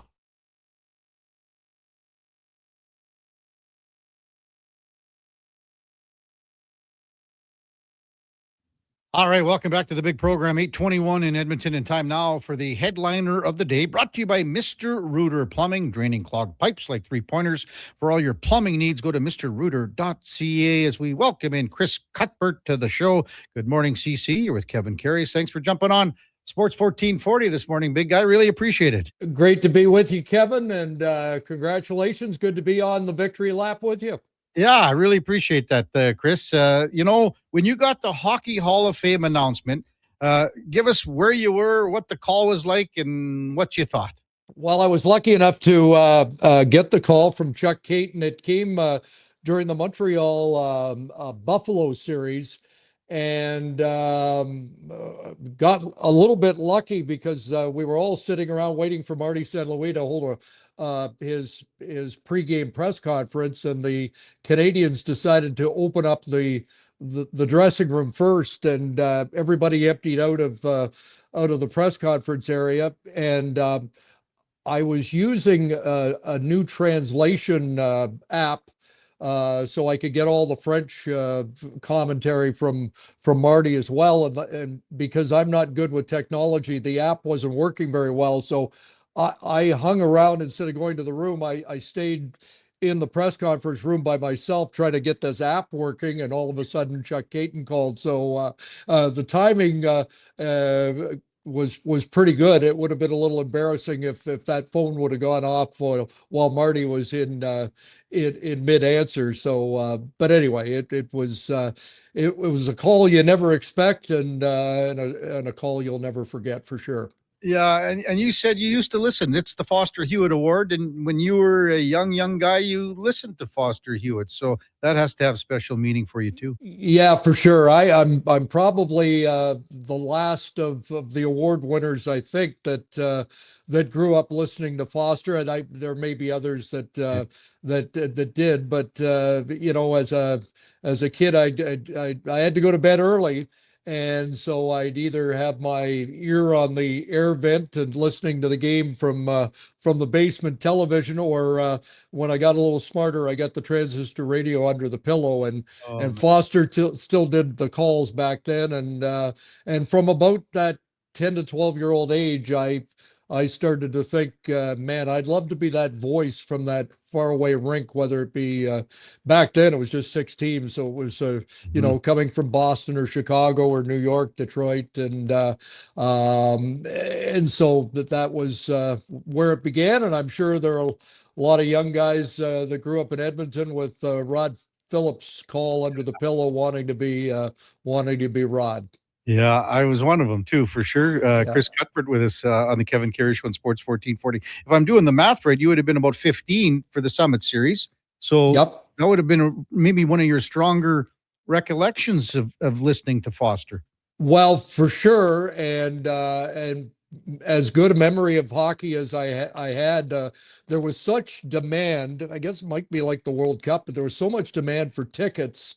And they had a lottery, and I won the lottery to buy tickets, and we actually had great tickets for Game 2 that turned out to be pretty historic after what happened in Montreal in Game 1. And I have vivid memories of the anthem, and even better memories of Pete Mahovlich. Still, I think the greatest goal I witnessed as a fan in the building was Pete Mahovlich's shorthanded goal that kind of put that game on ice. So, 72-15, that's, when you're 15, 16, there's no better time to be a sports fan. Man, I wonder how he would have called that Pete Mahovlich goal, the way he just sort of danced in there like a gazelle. Chris. I would have lost it. That's for sure. That would have been did you see that moment for sure? Yeah, no kidding. So many great calls over the years. We'll get to some of them, but you and I have discussed, because we both got our start in the television industry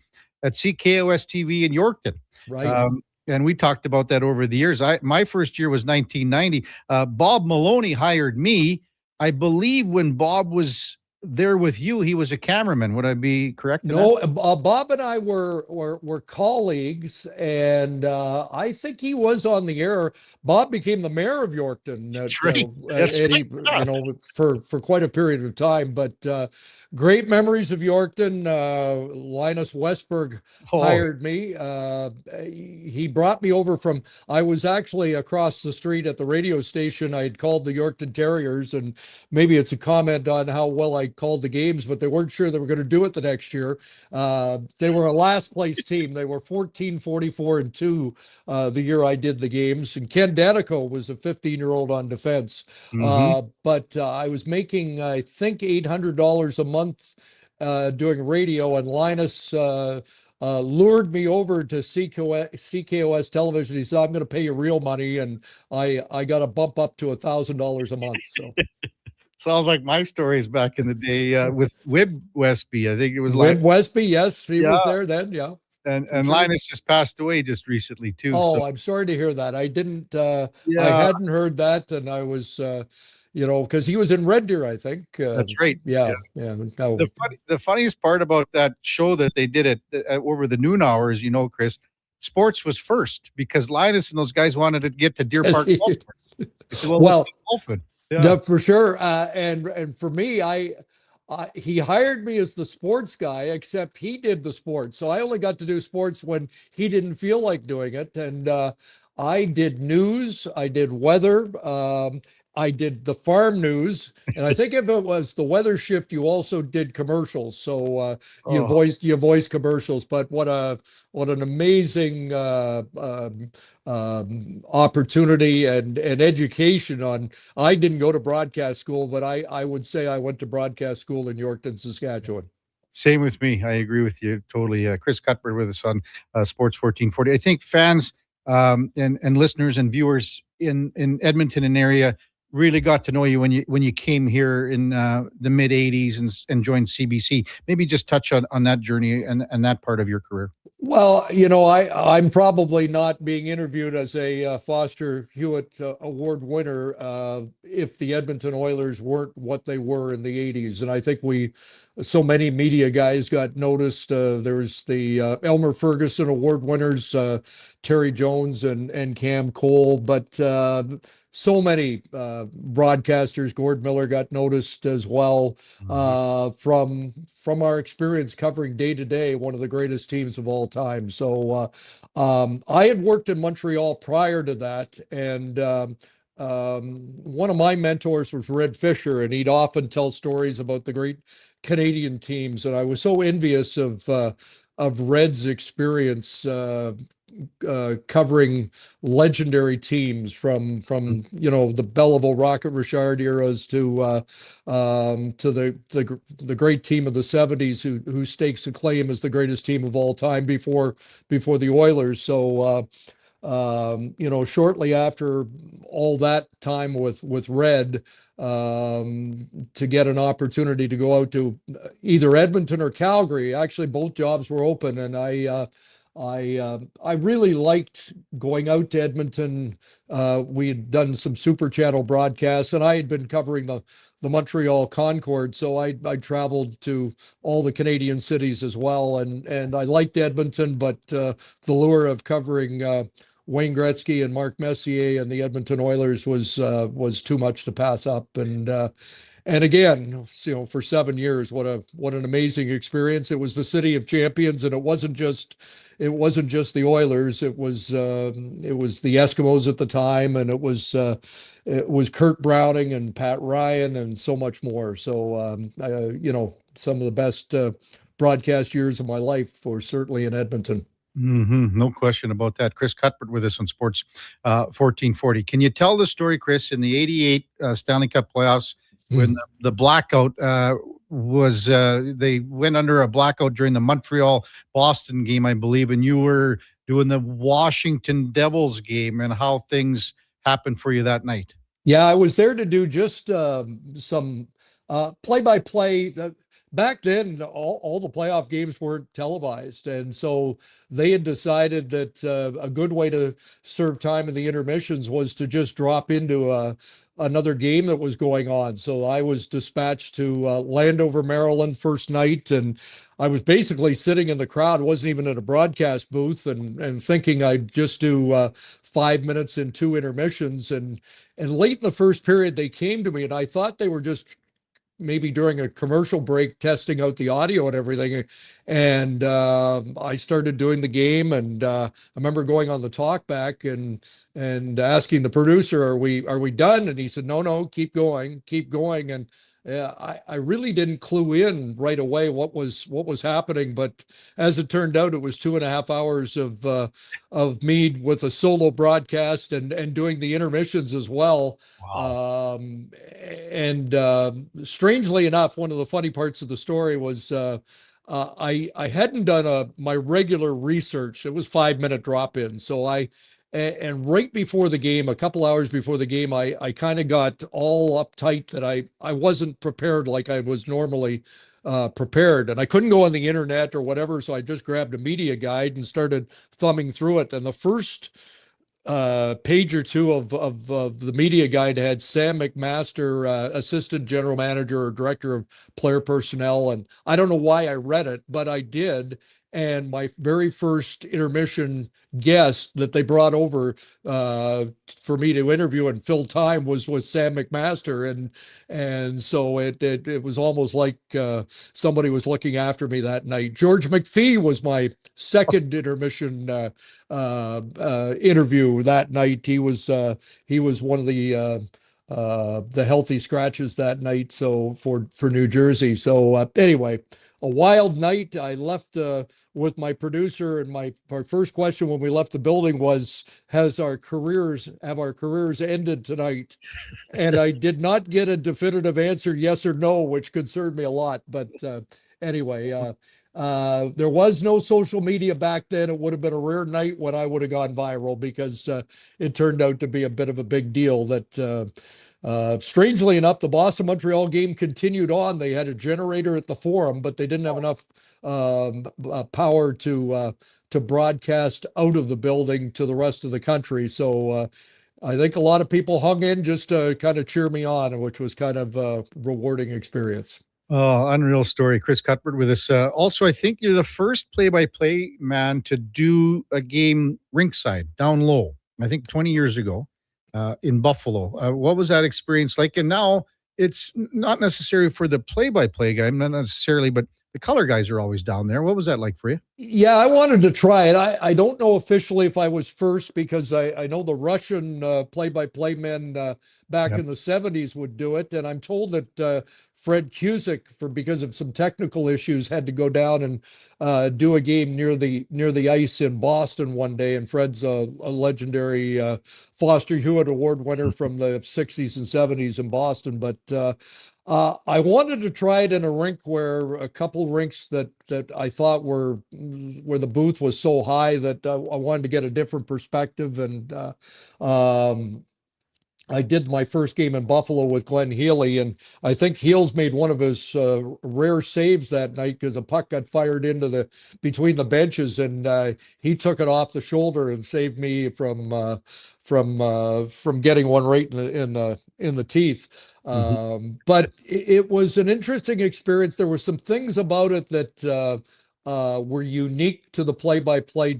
I know that I spotted an injured player going off during an icing, and he was going down the tunnel, and they were trying to get him back on the ice because it was an icing call. There was no changes, and I immediately had seen that the player was injured and had gone off beforehand. I probably would have seen it upstairs anyway, but I remember specifically thinking, well, that was one advantage. But I think the first goal that went in, I was semi-blocked by the linesman.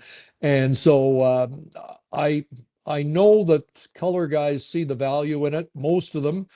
Some don't. I know Ray Ferraro likes to be down there, and I've worked a lot of games with Ray. Craig Simpson likes the view from up high. He thinks he can be more analytical from up there, and it is a personal preference. I'm glad I had the experience, but I don't think it was a thing I was going to be doing long term. Yeah. So you just mentioned a few of your color analysts. Maybe run down the list, and even the great Peter McNabb when you were down in the States with NBC. Maybe just touch on the great ones you worked with. Well, so many, and you mentioned Peter, who has passed, and I've lost two of my favorite guys in the last year or so in Greg Millen and John Garrett. Miss them dearly. I learned a lot about the business from them. I think my total of NHL color analysts is between 40 and 50. I'd have to check, because I've got different numbers in my head from football and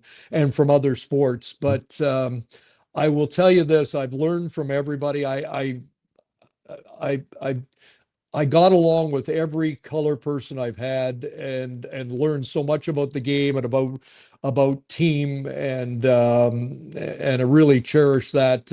Working for NBC, I started with Peter, but I got to work with a lot of people, and then AJ Malesko became a regular partner there, and I've worked with Cassie Campbell Pascal, and so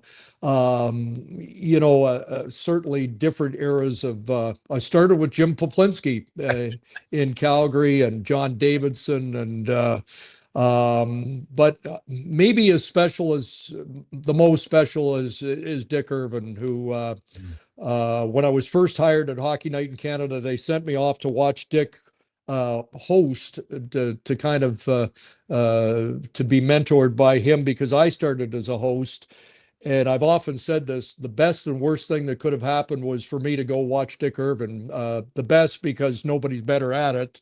the worst. Dick made it look so easy, no notes, nothing. And they'd say, Dick, fill for 45 seconds and throw somewhere. And effortlessly, he would tell a story in 44 seconds and then throw, right on cue to the next destination. So, but it's a long list. I'm going to leave people out, and I shouldn't because everybody is so special. I better mention Pierre Maguire because he was alongside for the golden goal in Vancouver. Okay, well, let's talk about the golden goal. It's an iconic call, and everything has to play out right for you. Just maybe touch on that, and that it's going to go down in the annals of history, and it's going to be attached to 2010 forever. So that's got to be a neat feeling for you too. Well, a special moment for sure. I don't think anything will top it. Four Nations and Connor McDavid scoring in overtime kind of brought back that same special feeling,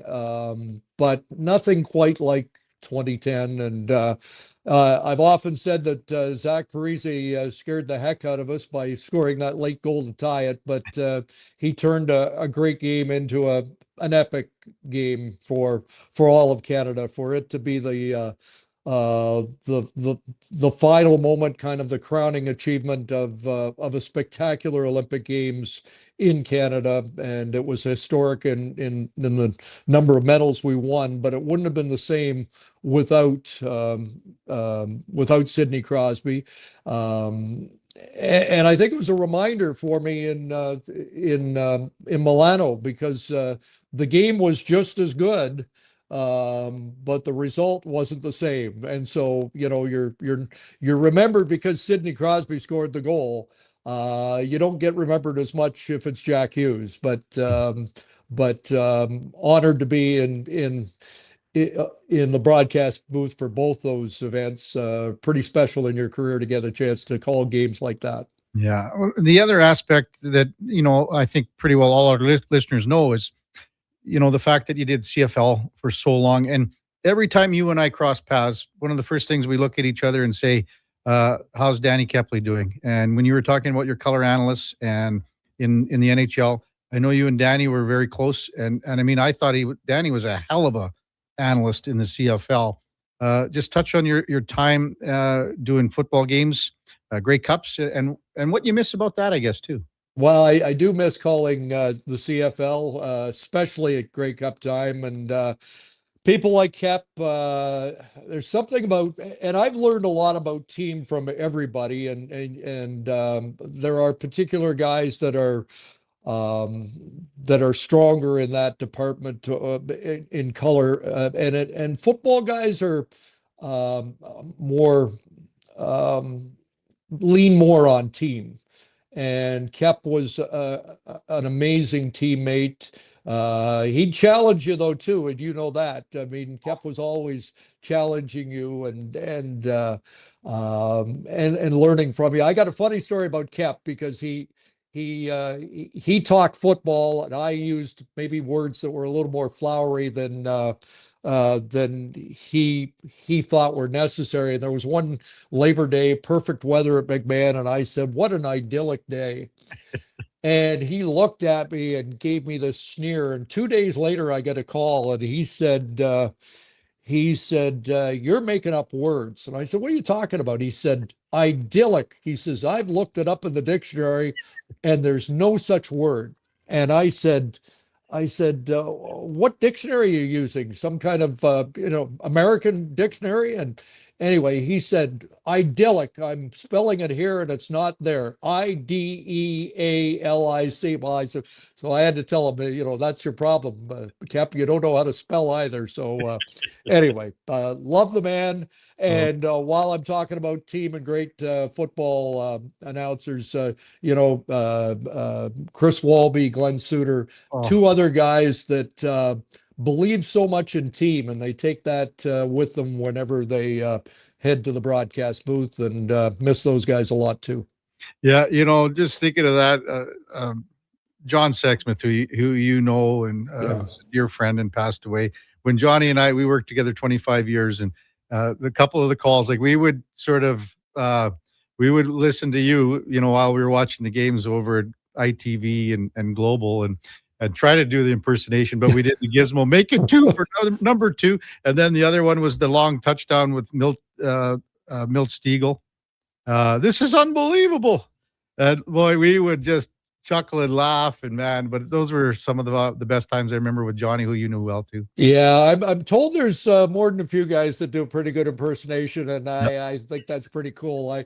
I've spent a lot of time around the house. I shouldn't say this, but I used to do a Coley. I still, when something happens in the house, I might react as if I was acting like how Bob Cole would react. So I get it, and I don't mean to put myself on that high a plane, but it's fun when you hear that people do the impersonations of you. So I'm a bit of a caricature, like most play-by-play guys, I think, can be. Yeah, I want to close things out with a text we got from Aaron. It says, "Hey, KK, I applied to radio and television at NAID in 2004. Part of the application process was a career investigation where you had to interview someone in the industry. I was lucky enough to chat with Chris Cuthbert. He was the most humble, genuine individual. After hearing his story of how hard the road was, I actually decided not to go into the program. I owe Chris a large debt of gratitude for his kindness and his honesty." Geez, well, that's nice. I hope I didn't. I hope I didn't ruin a great career, though. But geez, I kind of wish he'd gone through a little bit. But no, that's nice to hear. And I do get contacted by a lot of play-by-play guys out west, or throughout, at different levels of the game, whether it be tier 2 or major junior, or even people just dreaming about getting it started. And I was there. I was in Yorkton. I was at Queens calling games for student radio, and even before that, I remember getting a mail order book from Ken Coleman, who was a Boston broadcaster, and the book was "So You Want to Be a Sportscaster," and I did. So I'm happy to help out and give a little guidance and encouragement to anybody that wants to be a sportscaster too. Hey, I really enjoyed this, CC. Just a wonderful conversation. Thanks so much for coming on. Congratulations on an honor, well deserved. We'll be watching in November when you head into the Hockey Hall of Fame in Toronto. Well deserved, and I hope our paths cross soon. Well, my pleasure too, Kevin, and all the best. I know you've had a great career in Edmonton, and if it is coming to an end, you can be very proud of it. And if you decide that you want to come back to the dark side, we'll welcome you back. Well, thanks very much for that, CC. Take care, and we'll see you soon.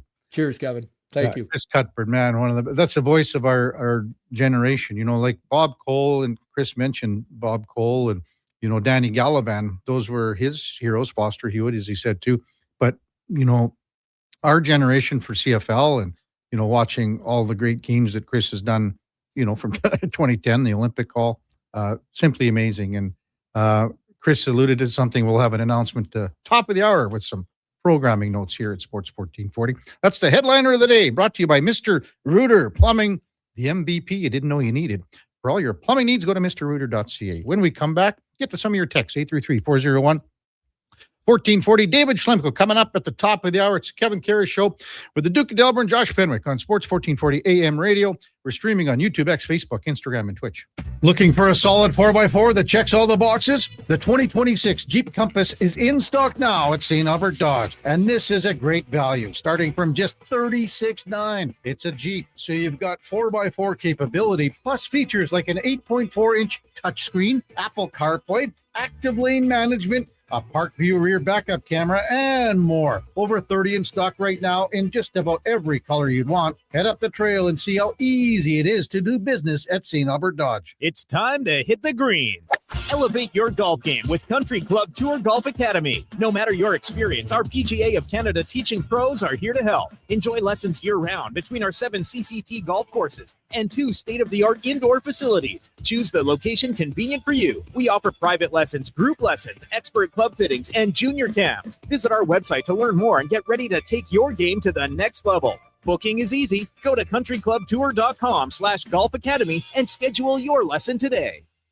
At Fountain Tire, success is a team effort. They're committed to their team members and their customers. And that means treating your vehicle like it's their own and finding solutions that suit your needs. Because whatever the road brings ahead, they're on it with you. Visit fountaintire.com today.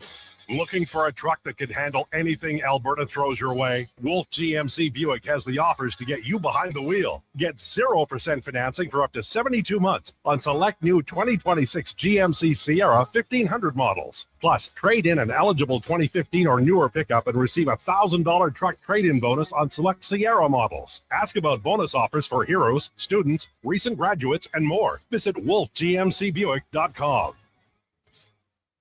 Mr. Reuter buries evidence in the desert. I didn't mean to do it. I was forced into it. Yeah, forced. But now, no one will ever know. You've done well, Mr. Reuter. You did something awful, but you've covered your tracks. It's done. The last transcript that shows I did a semester of electrician school. Uncover evidence of the proudest plumber, Mr. Reuter. Don't let equipment failure stop you cold. At AWS Welding in Nisku, our factory-trained service techs are on hand for all welding equipment repairs. We're a fully warranted center for Miller, Lincoln, and ESAB. And we service all makes and models. Proper, regular service extends the life of your gear and keeps it running at peak capacity. Don't wait for a breakdown. Book your service appointment today at 780-979-0470. AWS Welding. We make it happen. Hey, Gary, is that your dad? No, this is Evan, the new sales rep I hired. Oh. First impressions matter, but when hair loss takes over, it can feel like you're not being seen for the maverick you truly are. Hi, I'm Dr. Vance Elliott. At Advanced Hair and Skin Surgery, we know that hair loss is more than just a cosmetic issue. It's personal. Let's discuss all the cutting-edge options available so you can make a great impression every time. Book a free consultation today at drvanceelliott.com. Saturday, get ready to take the field for Game Changers, a women's training camp. Your Edmonton Elks are bringing back the fun. Don't miss this unforgettable evening of football, connection, and purpose, all in support of ovarian cancer research. Step onto Play Alberta Field at Commonwealth Stadium for an empowering training camp experience. Learn the fundamentals of the game, take part in a unique behind-the-scenes stadium tour, and much more. That's this Saturday, so register now at goelks.com/Game Changers.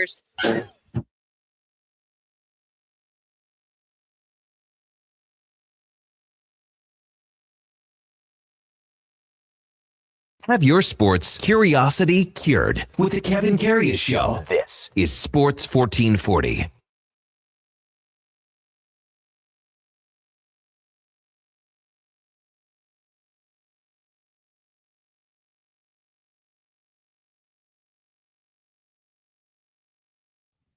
All right, welcome back to the big program, 8:50 in Edmonton. Quick little segment till we get to the top of the hour. David Schlemko will be by. Text 833-401-1440. Our buddy Reed Clark says the City of Champions name will be back one day. Should have never left. Reed knows that, and I think he's advocating it should have never left our city. And I hope that one day, as Reed says, that it will be back. We'll get to more of your texts at the top of the hour, 833-401-1440. Have to mention that it's time now for another edition of Cam and Eggs. Cam Tate. We're coming up to order number 50. We're going to get to order number 50 by the end of the week, Duke. Is this 48? Something like that? Saw Tater yesterday. I'm sure it'll be something to do with Mike Babcock, but here's another edition of Cam and Eggs. Order 45. I almost handed in my membership card to the Sports Writers Association of Covering Sports of Sports Associations of Journalistic Integrity of Sports Associations, or something like that. I feel bad, ashamed, not doing my job. So let me come clean. I have never been a big soccer fan. Never, ever, never. And let me tell you, damn good thing the soccer bandwagon has a wheelchair lift on it, because I got on with no problem with. This World Cup thing? Pretty exciting. And apparently, I am not alone in figuring that out.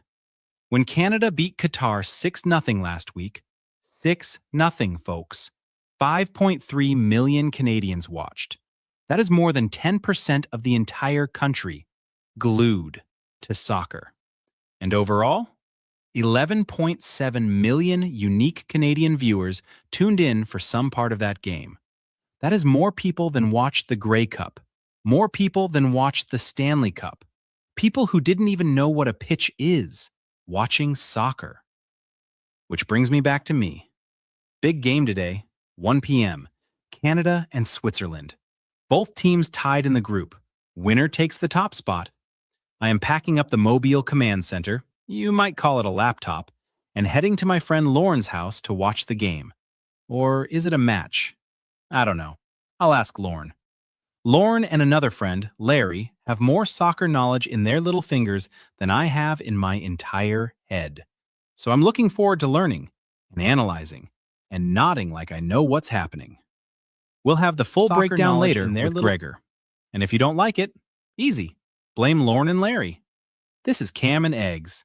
Sports 1440. Thanks, Tater. I think you're going backwards in the orders here. It was 47 or 48 yesterday.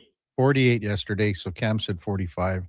I knew we'd get to 50 here, Tater, so tomorrow's got to be 49. Come on now.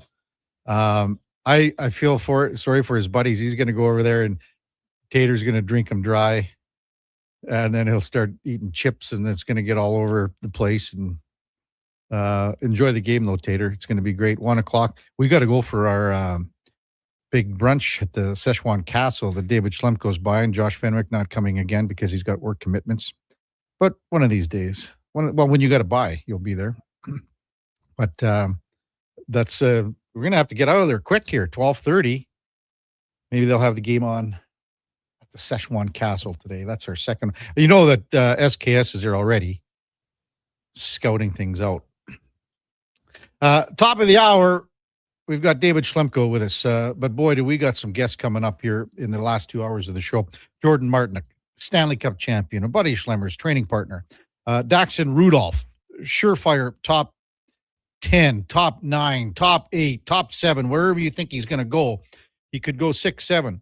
Schlemmer feels, and he's going to bring it through again, that out of all the defensemen that are in this draft, Daxon Rudolph, the Prince Albert Raider, is going to turn out to be the best. That'll be coming up in the next couple of hours, plus an announcement at the top of the hour as well. Before all that, time now for a Sports 1440 update brought to you by Sean Cunningham of RE/MAX Real Estate. Get the home team advantage for your next move in the Edmonton area. If you're thinking about buying or selling a home, call or text Sean directly at 780-265-0165. That is 780-265-0165. Here is the Duke.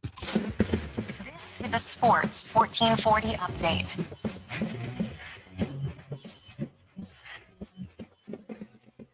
A flurry of trade action across the NHL yesterday afternoon, headlined by the Chicago Blackhawks acquiring Bowen Byram from the Buffalo Sabres in exchange for the 4th overall pick in the upcoming draft, Louis Crevier, and a second-round pick down the line. The Blackhawks also getting Jordan Greenway out of Buffalo in the deal. The St. Louis Blues send sniper Jordan Kyrou, long rumored in the trade mill, to the Washington Capitals for Connor McMichael, prospect, and the number 16 pick in Friday's first round. And finally, the Ottawa Senators, just days after trading Brady Tkachuk down to Florida, they flipped one of the picks acquired to San Jose, getting William Eklund, Kasper Halttunen, and the rights to unsigned pick Brandon Saboda from the Sharks. Heading back the other way includes the number 9 pick in Friday's draft. NBA first round last night of their entry draft. AJ DeBance out of BYU going first overall to the Washington Wizards. Top 5 in order ran down Darren Peterson to Utah, Cameron Boozer to Memphis, Caleb Wilson out of UNC to the Bulls, and the Clippers via Indiana taking Keaton Wagler. Finally, CFL news. Winnipeg Blue Bombers acquiring quarterback Drew Brown and a second-round pick from the Ottawa Red Blacks in exchange for a first-rounder and a second round in 2020.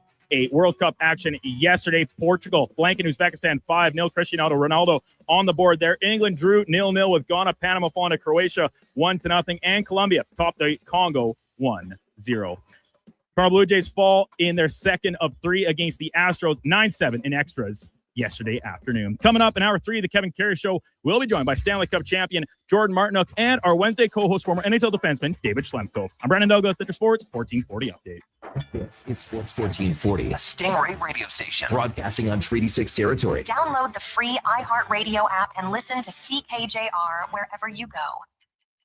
You may get up early, but more than likely, the team at GS Construction have already gotten up before you, grabbed a coffee, headed to the site, and started their day. So while Edmonton wakes up, GS crews are already underground, quietly keeping things moving, upgrading, and laying the new underground infrastructure for our growing city. If you're the kind of person who goes to sleep with their steel-toed boots on, GS Construction wants to hear from you. We're looking for a maintenance foreman as well as a building and yard attendant. Visit gsconstruction.ca for more.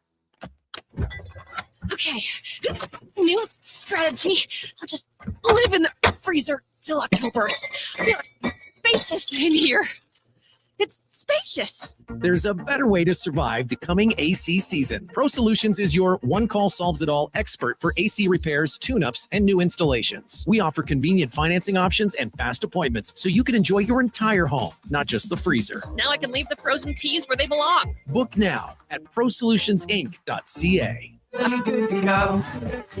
With Mortgages to Go, you'll be good to go. Mortgagestogo.ca says yes when the banks say no. That's why Alberta has trusted Mortgages to Go for over 23 years. If you need cash and have equity in your home, you're approved instantly, guaranteed. Call 1-888-888-5998. That's 1-888-888-5998. With Mortgages to Go, you'll say, good to go.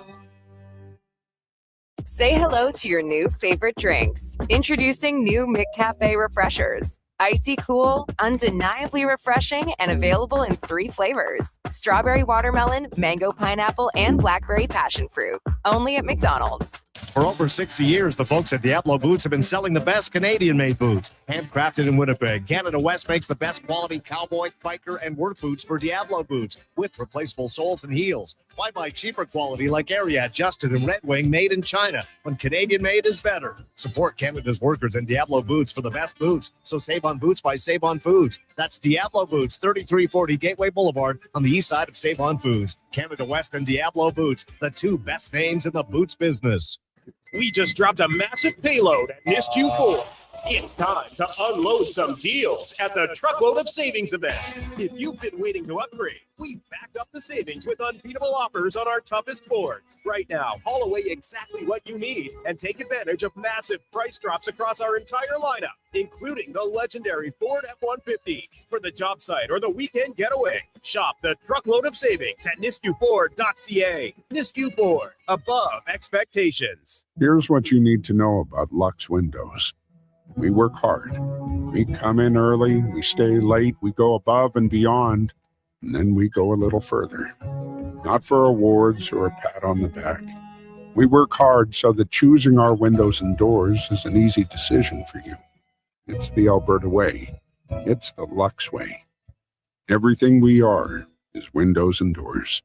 A company born and bred and made in Alberta.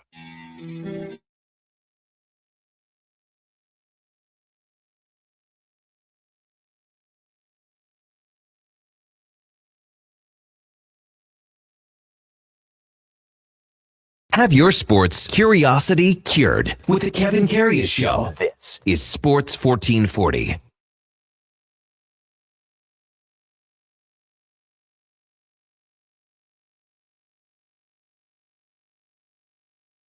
All right, welcome back to the big program, 9:01 in Edmonton. Kevin Karius, Duke of Delburne, Josh Fenwick with you here on Sports 1440 AM radio. We're streaming on YouTube, X, Facebook, Instagram, and Twitch, 9 o'clock on a Wednesday. That means we bring in our co-host, David Schlemko, powered by Cougar Paint and Collision, where family service and pride have earned customer trust for decades.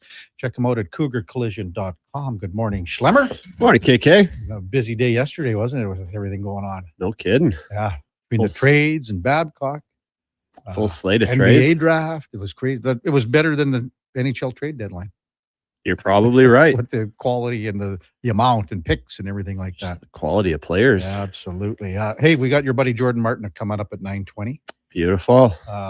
Sure he's been having a pretty fun couple of weeks. Well, I think there was that one where he was cramping up and they were trying to pour whatever was in the cup on him.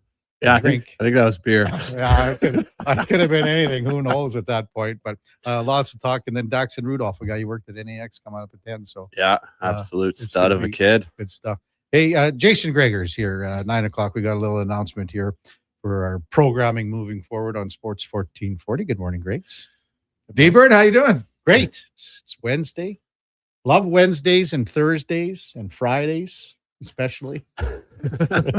Well, yeah, something tells me you might love every day soon. We have kind of a good news, bad news announcement to make. Good news, on a personal note, guy who we've been friends now for 25 years.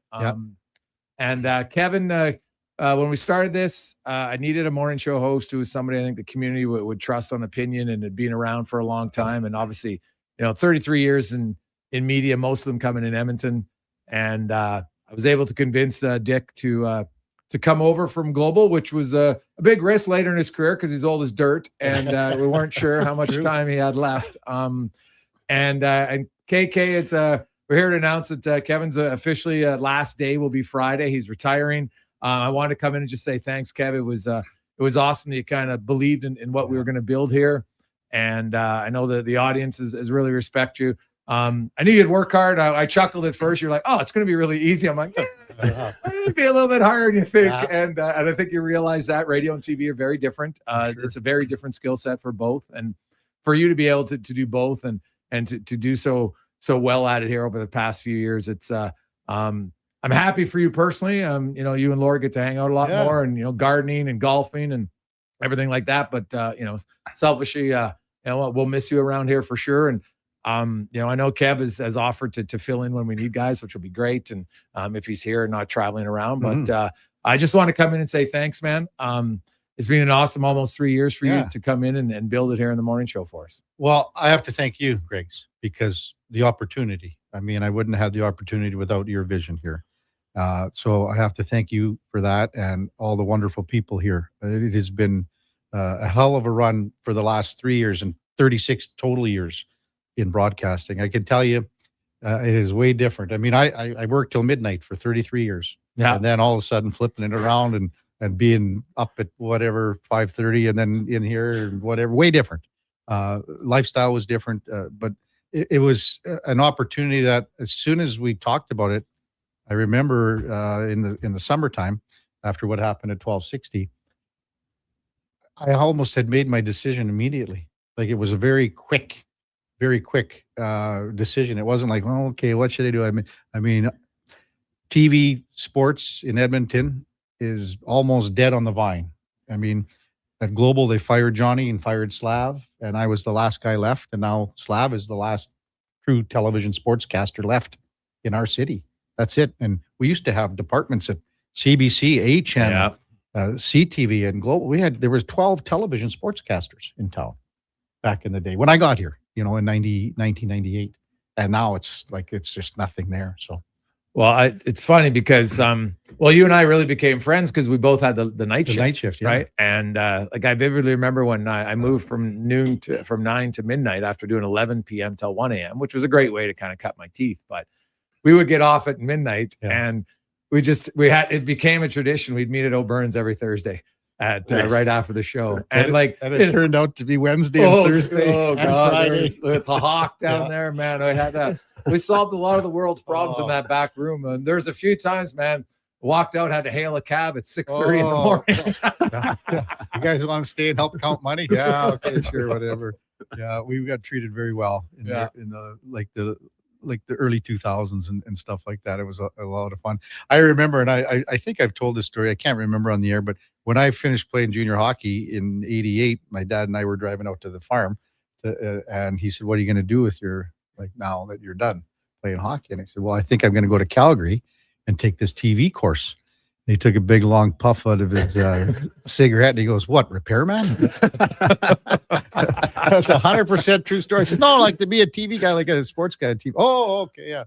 So that's what he thought of me back in 1988. So, That's a great story. But it was just great even talking like Chris Cuthbert because we both Yeah, started. just listening, not coming in. Both started at CKOS in Yorkton. I was there. It started in 1990. Chris was there in the mid 80s. Well, actually early 80s because he got to Edmonton after Montreal. So Chris would be like 10 years prior, something like that. So it's cool. So you went from Yorkton, then where? Went to Yorkton, then Prince Albert, and then I went to Lethbridge for like 2 months, and then I got a job in Saskatoon, so I went to Saskatoon, and then I went to Calgary, and I was in Calgary for a year, and then I got the job as the host of ITV Sports Night here in 1998. ITV. Yeah, and Schlemmer would always, he still gives me the gears about having the wrong name, and it wasn't me. It was another guy that was doing the show that night. I don't know if it was Millard or whoever. But Schlemmer was in Quick Card Minor Hockey Week. People don't forget. Yeah. Oh, they did the highlights. You had the highlights. You scored a Gino, and they said the wrong kid's name. Still got the VHS at home, but they said the wrong name. Oh, jeez. But well, this had to be Millard, Dino. Come on. I don't know who it was, but no, it wasn't Millard. But you have the guy. I have the video. I think you knew who it was. Yeah, once you said who it was, maybe it was Sexsmith. I think maybe it was Johnny. Yeah. But I was so lucky to work with so many great people over the years, Greg's, and you all the guys here, Duke and Josh and yourself and Connor and everyone else here, kind of the culmination at the end. But like even in Prince Albert and Yorkton, I mean, unreal people to start.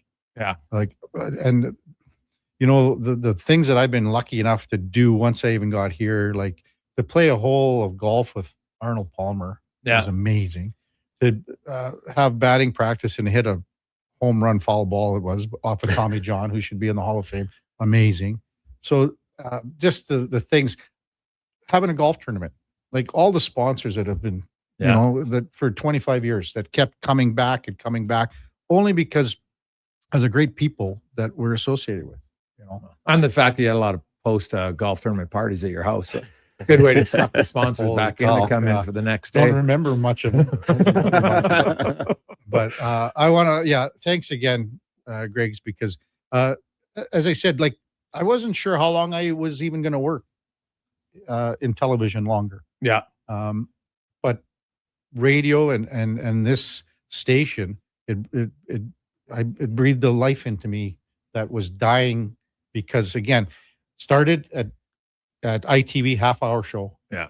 Got cut to 14 minutes a night. Then it got cut to 12. Then it got cut to 10. Then it got cut to 7. Then it got cut entirely. Yeah. Then it was 3 minutes at 6 o'clock.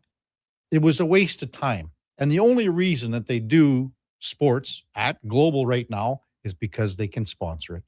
At the end, if you watch everything, sports brought to you by blah, blah, blah. And that's what it is. Yeah. And because you can't do that with news. You can't say this news story brought to you by because you have a conflict of interest, et cetera, et cetera. And that's the only reason. Interesting. Yeah, it's funny. I was just kind of curious how they'd put so much into a meteorologist and compared to sports. It really impacts like, hey, the weather's great, but like there's a weather, and their argument was, well, there's a sports channel now, so we don't need sports. I'm like, there's a weather channel and you're doing tons on weather, like updates every 10 minutes. It's not changing. We never, ever competed. And we had a hell of a show. Like when John and Jay Durant started, and then Millard came in, Quinn Phillips and Slav. We had a guy named Lee Godfrey for a short time. We never competed with TSN or Sportsnet because why would you? We did local. Yeah.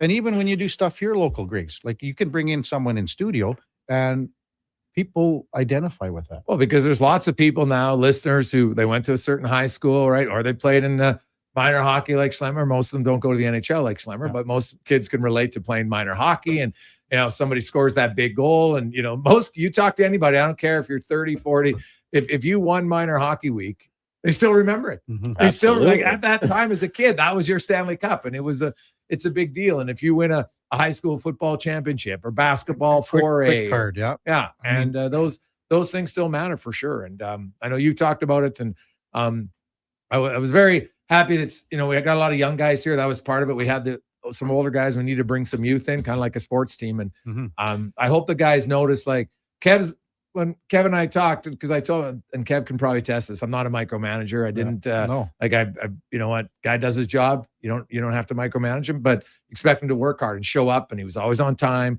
and he would go to events. And I'm a big believer in not just being a studio host for a morning show guy. Like, you got to be in the room and you got to go out there, because otherwise you're not, you can glean a lot of little information just by having a conversation with a guy in the hallway sometimes.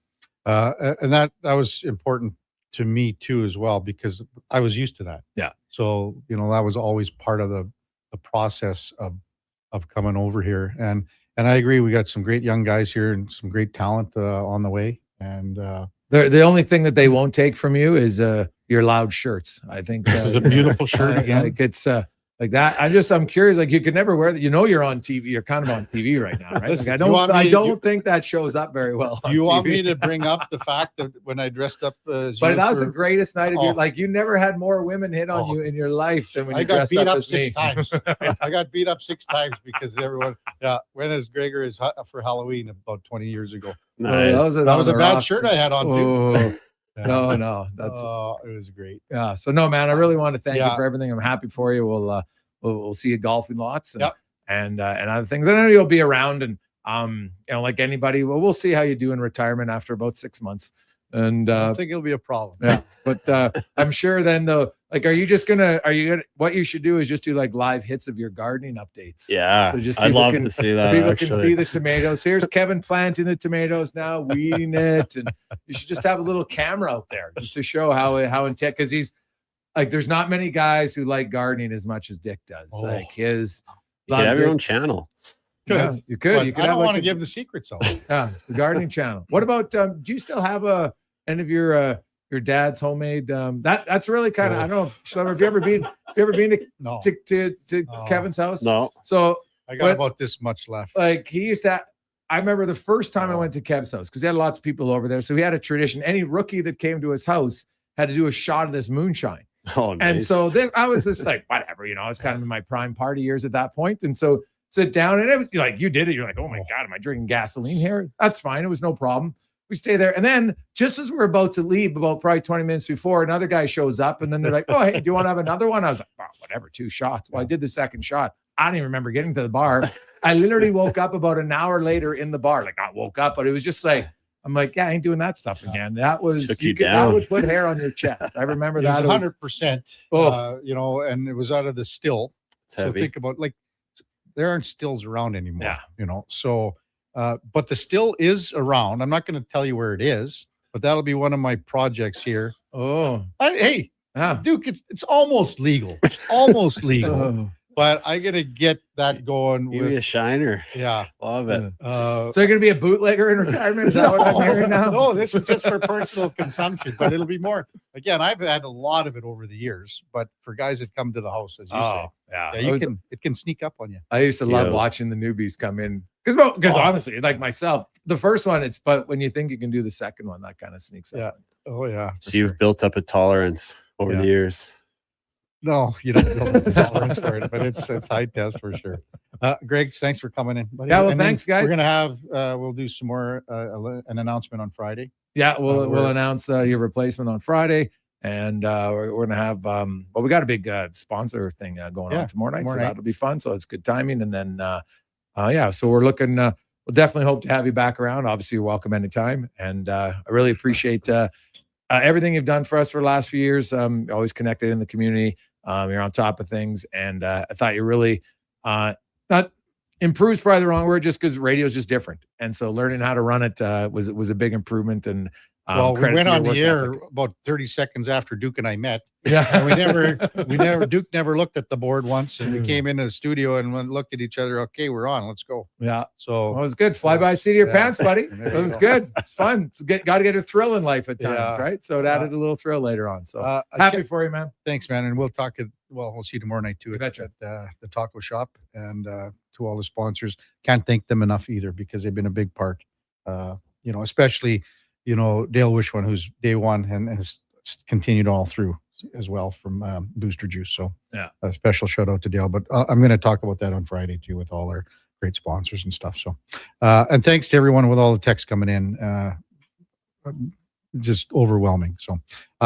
But I wanted to kind of, it's business as usual. I want to get to the stuff that people like listening to on this show.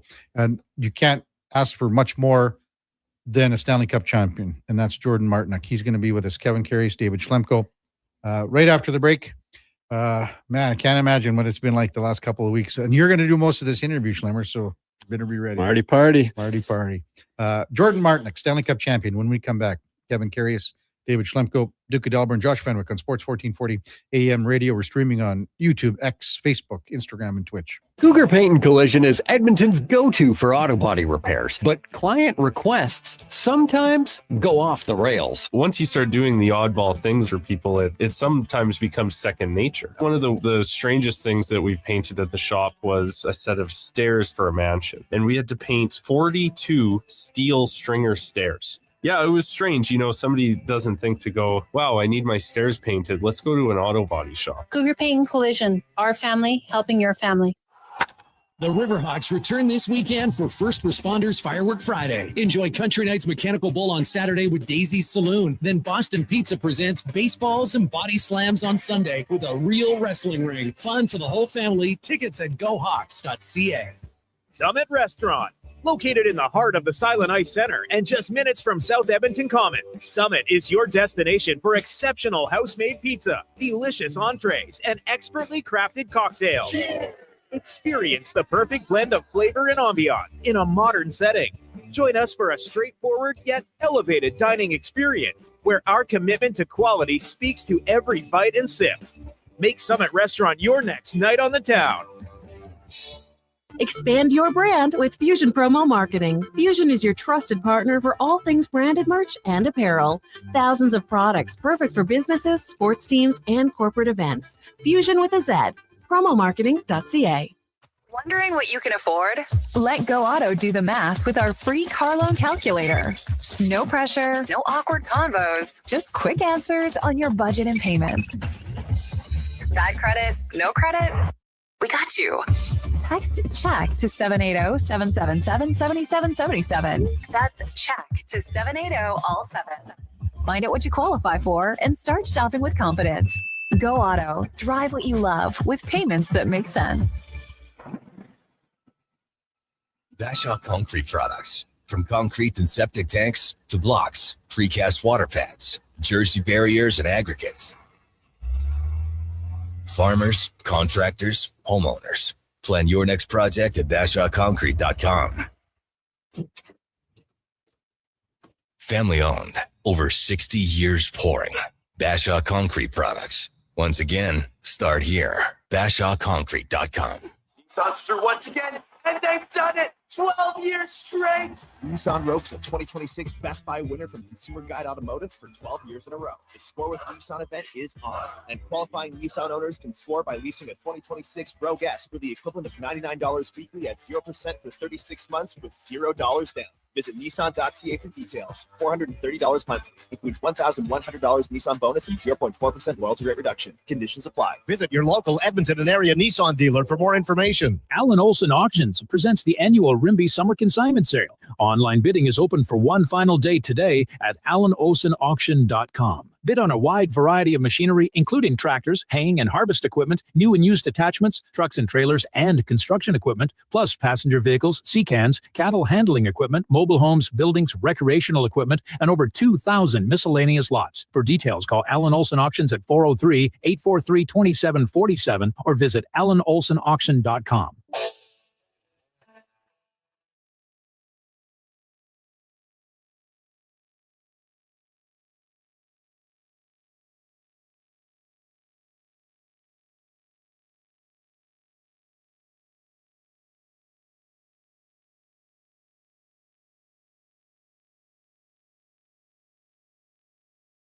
Sports 1440. All sports, all day. On YouTube, Facebook, and X. Thanks for listening to Edmonton's sports leader. All right, welcome back to the big program, 921 in Edmonton. Hey, listen, I'm totally blown away with the amount of texts coming in with well wishes. I'm going to respond to each and every one of you guys personally that have texted in. I'm going to do it later today once I get through the text line and get through the show, but I'm just overwhelmed by it. Time now for the Puck Report, brought to you by Fountain Tire. And at Fountain Tire, we can meet all your car needs and more with our digital vehicle report. We just don't tell you what your car needs. We show you. Book your appointment at fountaintire.com today. We're just awaiting the arrival of Jordan Martinook, Stanley Cup champion. First, well, David Schlemko with us for Cougar Paint Collision. Schlemmer, when did you first meet Marty? And then obviously we talked about this several times in the last 3 years because you've been with us since day one, basically. Because a lot of your interaction was training.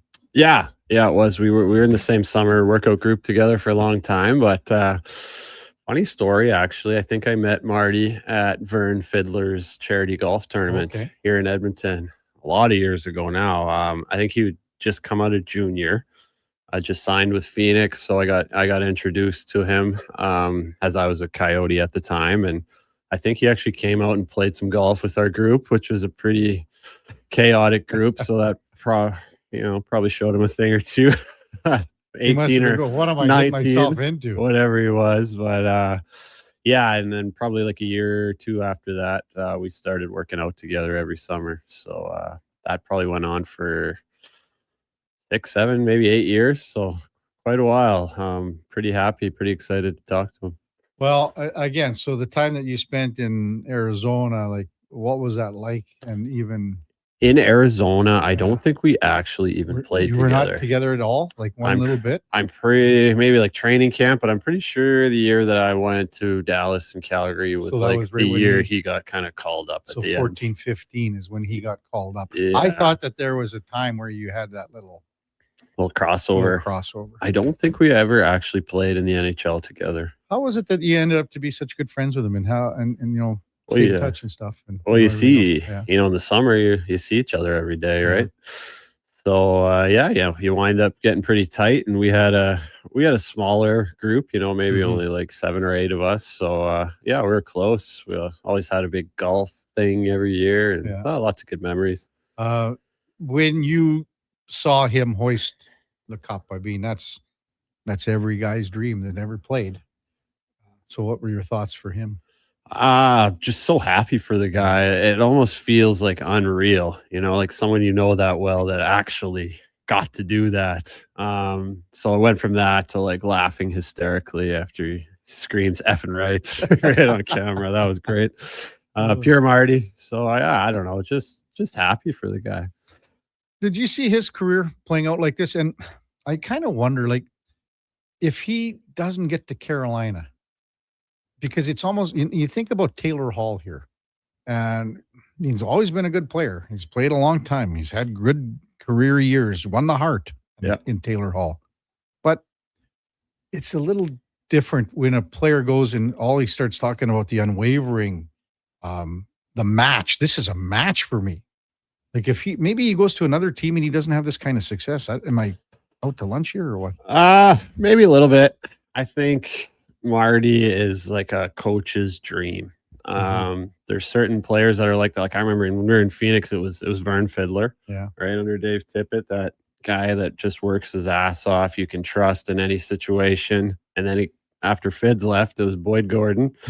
And we knew it was going to be Marty.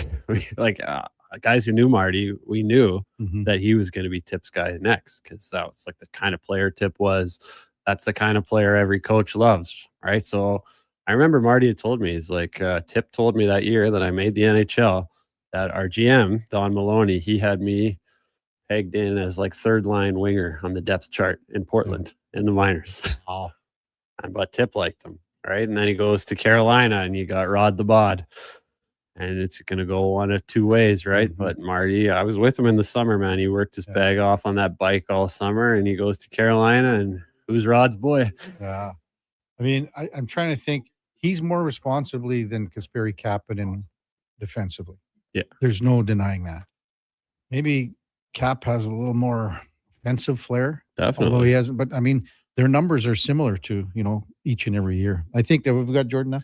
Hey, let's welcome in Jordan Martinook to the show. Hey, Marty, you're with Kevin Karius and your old buddy, David Schlemko. Thanks for jumping on Sports 1440, and congrats, Stanley Cup champ. I'm sure you never get tired and sick and tired of hearing that, do you?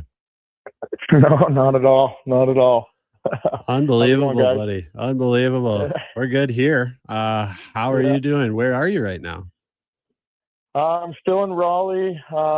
We bought a new house down here, so we're in the middle of moving or getting our house ready to move. I got a special procedure yesterday that I feel like a lot of fathers can know about. So we got a lot going on. We got a lot going on here. You do got a lot going on. That's some extra recovery after I'm sure you needed a recovery after the 2 weeks following the cup there as well.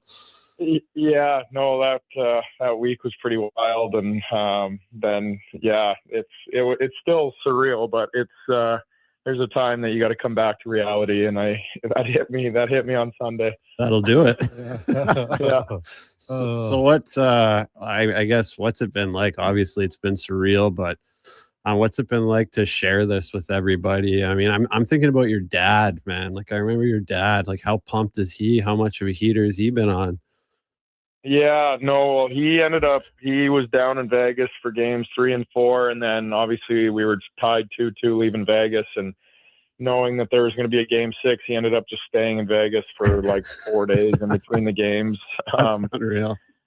So yeah, it was actually awesome. I had both sides of my family were there for game 6, and getting to share that night, and just like the time on the ice, like every little piece of it, it was perfect. Like I couldn't have wrote it up any better. And then getting it back to Raleigh was unbelievable. Like the time, and like I don't like just this when you can talk about this, like when you talk about the Stanley Cup, like people love that trophy, and like when you can bring it around people that aren't expecting it, and the faces that people, like everybody's just so excited to see it, and like being able to take it around Raleigh and have people see it, that's like the coolest part. Yeah. Jordan Martinick with us, Kevin Karius, David Schlemko with you on Sports 1440. I mean, you're upwards now, Marty, of 100 playoff games. You've been on runs before. What was it about this team that was special? I think it was just like any given night, obviously our second line was on another level, but honestly, any given night, it was like a new line that was gonna kind of set the tone for us. And our D was incredible, like all playoffs. They all played out of their minds. And then obviously Freddie went on an epic run to start. And then when you have the bus man coming in to close it out, felt like we were calling in Mariano Rivera to close out the series for us. It was, I don't know, sometimes it just clicks, and that's kind of what it felt like this year. We I don't know, like obviously we lost the 2 to Vegas early, like to have it tied 2-2, but nobody was ever like, I don't know, you never felt nervous that it wasn't going to happen, which is, I don't like, that's obviously it's a crazy feeling and a crazy thing to say, but like after game 3, when we lost in the double OT, everybody was like, that was a kick in the, you know what, but nobody, the next morning we watched the first 2 periods, and everybody said, well, we played like crap and we had a chance to win this game. Like if we figure out our game, we're going to beat them. And that's kind of what happened. And we were a machine that was just running, and everybody was on board, and it was something special to be a part of. Mm-hmm. So, I mean, who's behind that belief, I guess, is what I'm wondering. Like, is it all Rod? Is it that leadership group? Is it just like a collective, that just like a feeling that you guys all had? I mean, I really, what stands out to me is you guys thinking like, I'm not nervous. We're not nervous that this is not going to happen. Yeah, no, I think obviously it helps when you sweep your first 2 rounds too. And I think everybody's feeling pretty good about themselves. And we had, going into playoffs, like we got matched up against Ottawa, and Ottawa was that was a hard test, and everybody was kind of picking against us. And then we're looking around the room and we're like, what is going on in the hockey world? Like, why is, like, nobody has any respect for us? And we kind of had a chip on our shoulders a little bit. Like we were going to show everybody why, like, what are you thinking type thing. And then sweep the first 2 rounds. And then obviously we had the 13 days off between Montreal, and gave them a little, they gave us a taste of our own medicine that game 1. And then it was like, okay, smarten up, boys, let's go get it. And And then obviously the finals were the finals. It was, I think, just a belief within everybody. We were so confident in the way we play, and every guy was so dialed in on how we play. And if somebody ever kind of deviated from it, it was a group effort being like, no, that's not how we do it, and get back on board. And that's kind of how it works. That's awesome. Yeah. Jordan Martinick with us on Sports 1440. Your longtime teammate, line mate, buddy, Jordan Stahl, what he accomplished in the final, next level. Can you just speak to his achievements, accomplishments, and obviously winning the Conn Smythe? Yeah, well, like the entire playoffs, nobody. Obviously we're Carolina, not a whole bunch of people watch us, and especially up north. And I think people don't appreciate how good he is. And obviously, I get to ride. I play with him every night, and I'm with him on all the matchups we get, and he's playing against the number one center on every game, well, except on the road, because no number one center wants to play against him. He's unbelievable.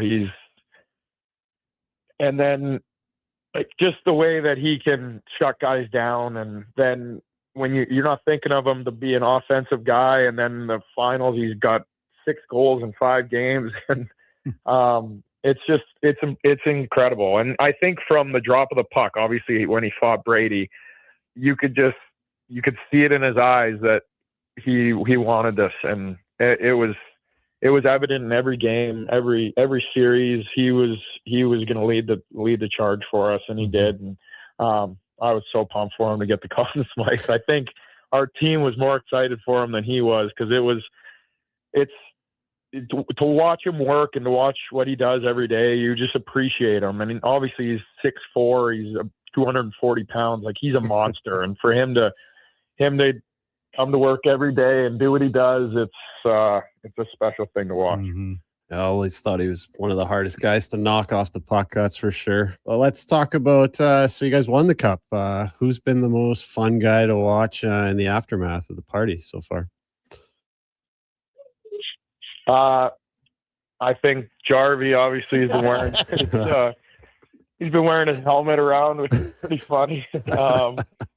I think Delorier has been on a heck of a run, but like our two younger guys like Blaker and Stank, they're pretty put together throughout the year. I feel like most young guys are, and to watch them kind of like let their hair down and step out. It's been awesome. Like, and then the parade day, just everybody just went after it, which was awesome. Everybody kind of got a little trouble from their significant others, but that's part of it. You get a little bit of a pass when you win the cup. No kidding. So you were cramping up in the room there, Marty? Just what's that? You were sort of cramping up. Yeah. Well, yeah. It's like a 2-hour. Like you're on the ice for like 2 hours, and you're not like, obviously you just played a game. I remember how thirsty I was on the ice. Like I caught mouth the entire time, and you get into the room and you get your gear off and your adrenaline's running, and Carrier filled the cup up and he's like, get down. And as soon as I went down, like my whole midsection cramped up, and luckily it went away pretty quick, but it was, ended up being a pretty good viral moment. That's great. No kidding. So, I mean, you guys can run this back. I mean, everyone's locked in. You talked about that second line. That second line's locked in for 2 more years, Marty, at $14.2 million. They're the best line in the playoffs. So everything's in order and in place here. Florida's going to be better. Other teams are going to be better, but you got to be happy with where this team is at moving forward. Yeah, exactly. And I feel like obviously during all the celebrations, you're taking it all in, but everybody in the, like when we did like a little golf trip, and it was just us, and we're sitting around the tables everybody's kind of around the same table, and guys are just looking around. They're like, this was pretty fun, boys. I think we should try and do it again next year. And we know that it's pretty much the same team. So, yeah, like you said, we're set up really well, and it's gonna be fun. Obviously every year we expect to be one of the best teams, and obviously this year it worked out. But yeah, moving forward, everybody's excited. So you got 1 year left on your deal. Is that correct? Yeah. And just Yeah, bought 1 year left. Just bought a new house. So are you looking to re-sign or what? No, I hope so, but I don't know. I feel like I've been here for 8 years. Next year will be 9 years. My kids, 2 of my kids were born here. It's kind of become home, and it's someplace that I'm expecting, hoping to maybe call home when this is all done. So got a house with a pool for the kids. Right yeah. So that's can you stop? Now they're all over me. Yeah, no, it'll be, it was just mainly, we don't know, we might come back to Canada, we might not, but to know we're going to treat our kids and they're going to get to swim every day. It's pretty cool. That's awesome. What's the summer look like for you? Kind of a two-parter. What's the summer look like for you? And what about your day with the Stanley Cup? Summer is going to be short, obviously, which is, as a hockey player, you always want a short summer. We're, I think, coming home sometime next week, and we haven't figured out the schedule yet for the Cup. For Anderson is getting married in Europe, and I think a lot of guys are going over to that. So they kind of think they're planning the Cup around Freddie's wedding in Europe a little bit for all our European guys. And that's in the middle of July. And then, I don't know when I'll get it, but obviously I grew up in Leduc.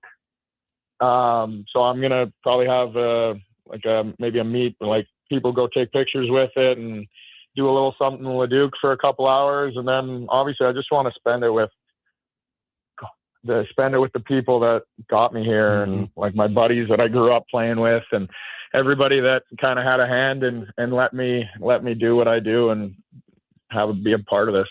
You going to invite Schlemmer? Schlemmer can be there. Yeah.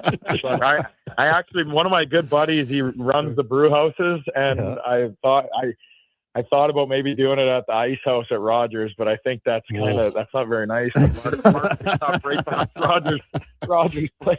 He'd be pissed off That's here. a power move, maybe. Yeah, I don't think it'd make any friends in Edmonton if I did that. Hey, Marty, thanks for doing this. Really appreciate it. Congratulations again on being a Stanley Cup champion, and your procedure yesterday too. Yeah, thanks, boys. Congrats, buddy. So happy for you. Yeah, thanks, Slammer. Appreciate it. Okay, take care. See you guys. Jordan Martinick, Stanley Cup champion.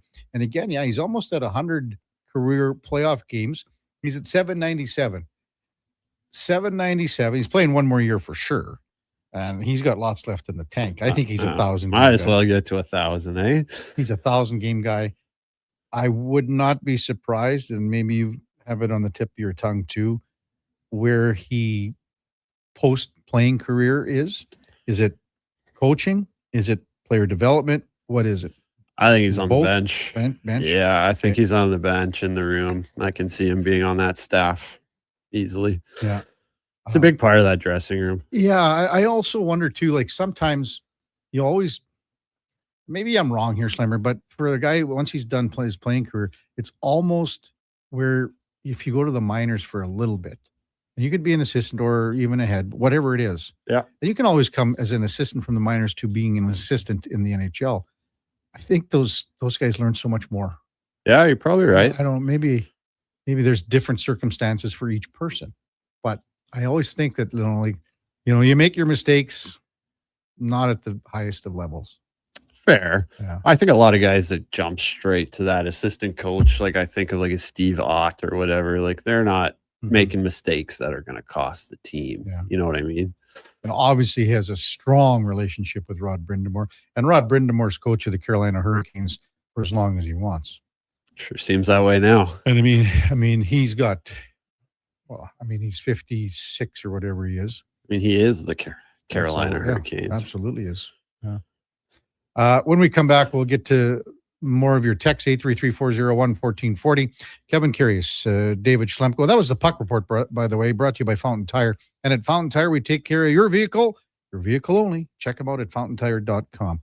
It's a Kevin Karius Show with David Schlemko, Duke of Delburne, Josh Fenwick on Sports 1440 AM Radio. We're streaming on YouTube, X, Facebook, Instagram, and Twitch. Hey, sports fans, we've got a clear choice for you. At Crystal Glass, we provide customers with the perfect glass for any job. From home to auto and even commercial, installation or repairs, we're your team. Call 310 Glass or visit crystalglass.ca. Crystal Glass. Canada's men's rugby team at Clark Stadium. July 4th, Canada takes on Spain. July 11th, a doubleheader as Canada battles Portugal and Tonga faces Spain. Build the home field advantage for Team Canada. Tickets at Ticketmaster. Did you know there are actually 3 seasons we experience in June? Spring, summer, and construction season. And while roads may be narrowed and detours are everywhere, GS construction crews are on site every day doing the work because the city doesn't stop, and neither do we. As we build and upgrade infrastructure, life continues around us. That's why we never lose sight of what matters most, making sure everyone, including our team, returns home safely at the end of the day. For more on what we do, visit gsconstruction.ca.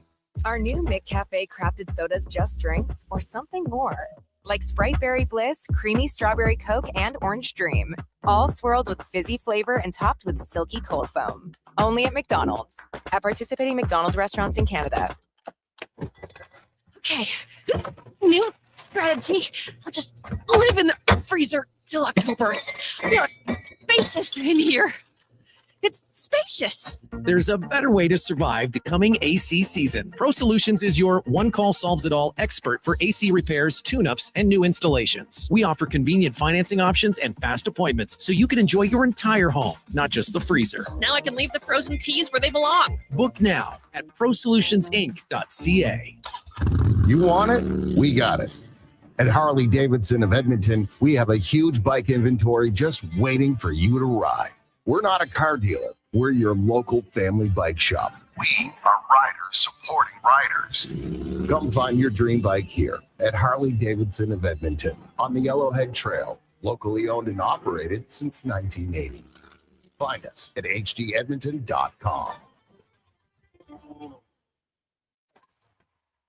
Don't miss a moment of Blue Jays baseball this season. Join play-by-play announcer Ben Showman for the games live on Sports 1440. The Toronto Blue Jays are on Edmonton's home for all things sports. Sports 1440. From the local rinks to homes and businesses across the province, Alberta's rural natural gas utilities are here to fuel life affordably, reliably, and safely. We're members of the Federation of Alberta Gas Co-ops, providing natural gas to keep our rural neighborhoods warm and connected every day. It's local, dependable, and it's ours. To learn more about the Federation of Alberta Gas Co-ops and our members, and how natural gas fuels your community, visit fedgas.com. Alberta's energy. Game on.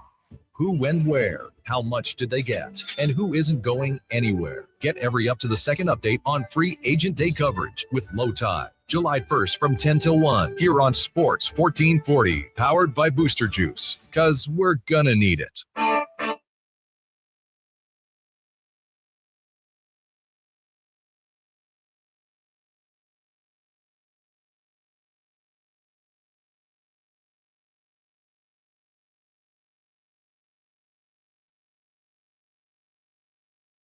You're listening to Sports 1440 and watch us on YouTube, Facebook, and X. Sports 24/7. We are Sports 1440.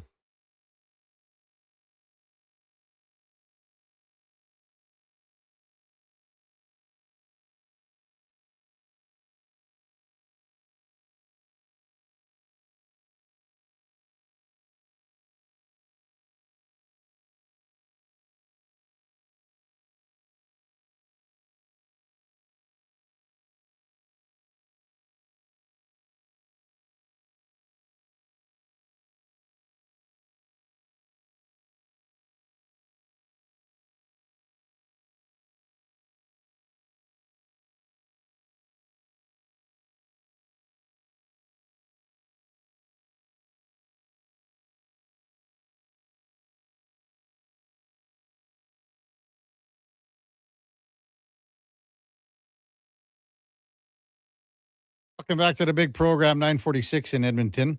Kevin Karius, David Schlemko, Duke of Delburne, Josh Fenwick with you here on Sports 1440 AM radio. Schlemmer is powered by Cougar Paint and Collision. Cougar Paint and Collision, where family service and pride have earned customer trust for decades. Check them out at cougarcollision.com.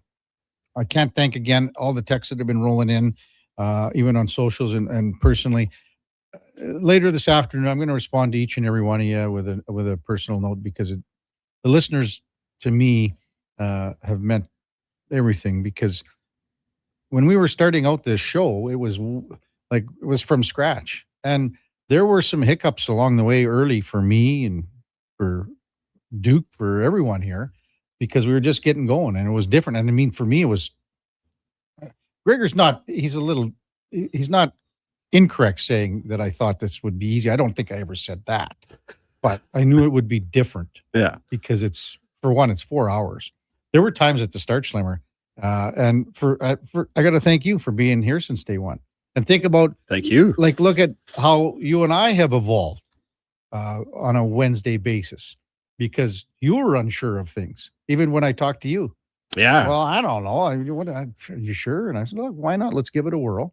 Yeah. See what happens. So, I mean, I got to thank you as well for giving me the opportunity to dabble into the media a little bit. Like, it was funny because there were, when we were getting going, we weren't sure exactly who we were going to have. Like, Eddie Steele was only on once a week. We had Lorianne Munzer to start. Fiersy. Grant Fuhr was a big get to have that, especially. And for Grant Fuhr, some people, well, he's not really saying much. Well, you have to ask Grant the right stuff. Yeah. Don't give him the opportunity to just go, yeah, that's right. You got to get a little more in. And that takes a lot of stuff too, to familiarity. Yeah. Thankfully, I'd, known Grant for a long time. So, but again, I'm going to get to all these texts and stuff. Hey, we got a big day ahead of us too at 12:30 at the Szechuan Castle. Do we ever? Thanks to David Schlemko picking Cam Smith in our Sports 1440. What a bum. Golf pool. Believe that. Remember day one, take himself out of it. But don't you guys remember the picks? Like the pick, Josh and Duke. Oh, you got to look for guys that can putt. Yeah.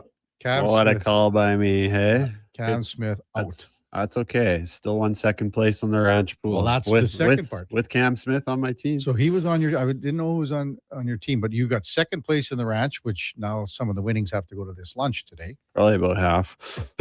Yeah, I don't know. But I mean, you said you were Scotty Scheffler if he doesn't get an up and down on 18. Yeah, if Scotty wouldn't have got up and down for par on 18, he wouldn't have finished in a T4, and I would have finished first. Wow. So. That's a little different too. That's what happens when you're cheering against a guy when you're watching, though, right? It never goes well. Exactly. Hey, you were saying that the World Cup's it's growing on me. Growing on you. My wife came down to the basement last night. She's like, "You watching soccer?" Like, yeah, I guess I am. So I think a lot of us might be. I don't think it's going to be on in the Szechuan Castle, the game today at 1:00. Canada and Swiss. They don't have TVs. Well, in there? Yeah, but Eddie and Sean are going over there early enough that they can probably go stop by an electronics store, buy a TV, come and get it installed before we make our way over at the scheduled time. SKS, you better have a stream ready when we get there. Well, and how about Eddie going?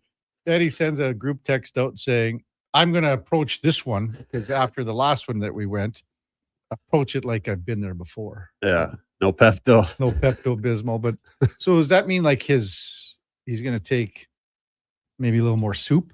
Like I'm thinking something for his little tummy here. I was thinking he might take like an antacid or something like pregame. Oh man, that's so good, so good. That was a great discussion with Jordan Martinick. I mean, that's a guy that's grounded, man. How about a beauty? What a great how to start the interview. Well, then I had a little procedure. I thought he's gonna say, "Oh, I had a knee injury or something." Didn't you? Yeah, something like that. I had a little procedure that a lot of fathers can relate to. Oh, I thought that was great. We got a few minutes here before we get to Dax and Rudolph at the top of the hour. What did you make for yesterday? I mean, Mike Babcock was introduced. We've talked about this ad nauseum. Yeah, I don't know, man. I hate it. I just I didn't like the interview. Mm-hmm. I don't know. Like, you'd think that he was going to come on, be like super positive and like act like I've changed a little, but I don't know. For me, like when his mouth's moving, he just sounds like a dick. Mm-hmm. And I don't know, like did he not just say like I didn't do anything wrong? Like I don't know, like how has this guy changed? I don't think he has. Again, if we were expecting that, you've been waiting a long time. He was unapologetic. Everyone knows that. But the one line that and this to me, and I want to get your perspective being a former player here. When he was asked about Connor, Leon, and Zach Hyman, and he says, I drove to see these guys, whatever it was. During the course of the conversation, here's his quote: "We're all committed to winning, and in the time period, and that means the time period that they were talking, the four of them, we had gone through enough things and talked about enough that they, meaning the players, felt comfortable with the process, or I wouldn't be here. I was very clear to them: unless you are 100% all in on Mike Babcock, I have no interest in being the coach." Those are Mike Babcock's words from yesterday. Coaching, when you look at it and when you played, black and white can work sometimes. Yeah. But black and white can't work all the time. Agreed. How does this unfold here when something poorly goes on? I think, yes, they're all in on him now, I think, and everyone will be. Everyone will be in camp. And I think he mentioned that yesterday, right? Like, do you want to be pushed now or do you want to be pushed in camp? Yeah. It's like, well, yeah, everyone's going to be pushed in camp and everyone's going to be all in. Mm-hmm. But what happens when, you have a 4-game losing streak in November, December, January? Yeah. And it's not fun to come to the rink anymore. And these guys think it's not fun to come to the rink for personal reasons. And then you got another mess. And no one's going to feel sorry for you because this was so predictable. So to me, again, like that means like he has these guys over like a power right now by them saying that we're all in with you. Yeah. Like that is a power move here. So the power dynamic, however you want to say it, is a big step of things going forward. And I will even break it down even in a smaller segment to you. You're saying 3-4 game losing streak in the middle of February. That's going to be tough. Yeah. What about something in game? Okay. Now the power play for $110, you guys are off. Connor, Leon, you're playing 18 minutes tonight. Like there are things that are going to happen here down the road where these guys aren't going to be happy. Oh yeah. I agree 100%. Yeah.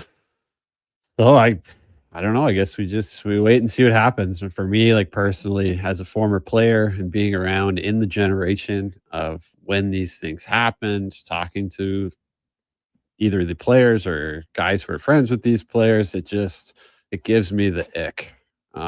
It's going to be hard to cheer for the Oilers for me. You want to see if there's an evolution of a person too. And let's see if something happens. There's a curiosity level for me how things unfold. So that's fair. When we come back, Dax and Rudolph, surefire top 10. Could be 9, 8, 7, 6, whatever it is, where you think you have him rated in the upcoming NHL entry draft on Friday.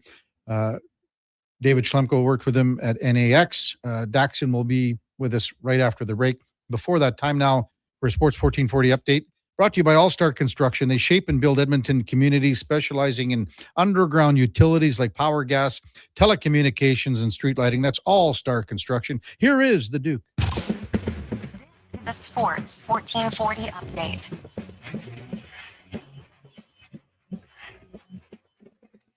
Team Canada wrapping up their group play stage of the match against Switzerland today from BC Place in Vancouver at the World Cup. First place in Group B on the line. We take on Swiss. Kickoff coming at 1 o'clock. Alfonso Davies available in the game, and head coach Jesse March saying it is likely he will come off the bench in the match. Elsewhere, Bosnia and Herzegovina go up against Qatar, also at 1 o'clock. Later on at 4, Scotland plays Brazil. Morocco against Haiti. And in the nightcap, host nation Mexico from Mexico City will take on Czechia. That underway at 7. Also at 7, South Africa playing the Korean Republic.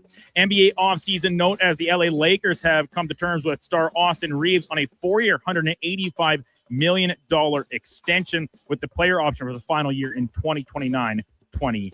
7:30. In the majors today, another full slate of games, including the Blue Jays wrapping up their set against the Houston Astros. It'll be Trey Savage on the hill for Toronto. First pitch coming just after 5 o'clock from downtown Toronto. You can catch that game right here on Sports 1440. Joined in progress at the conclusion of the Jason Gregor Show. Elsewhere, plenty of matinee games, including the Marlins and Rangers, set to get underway just after the top of the hour. The Red Sox wrap up their set in Colorado. Ditto for the Orioles in LA against the Angels. Pirates host the Mariners, and the Yankees conclude their series in Detroit against the Tigers.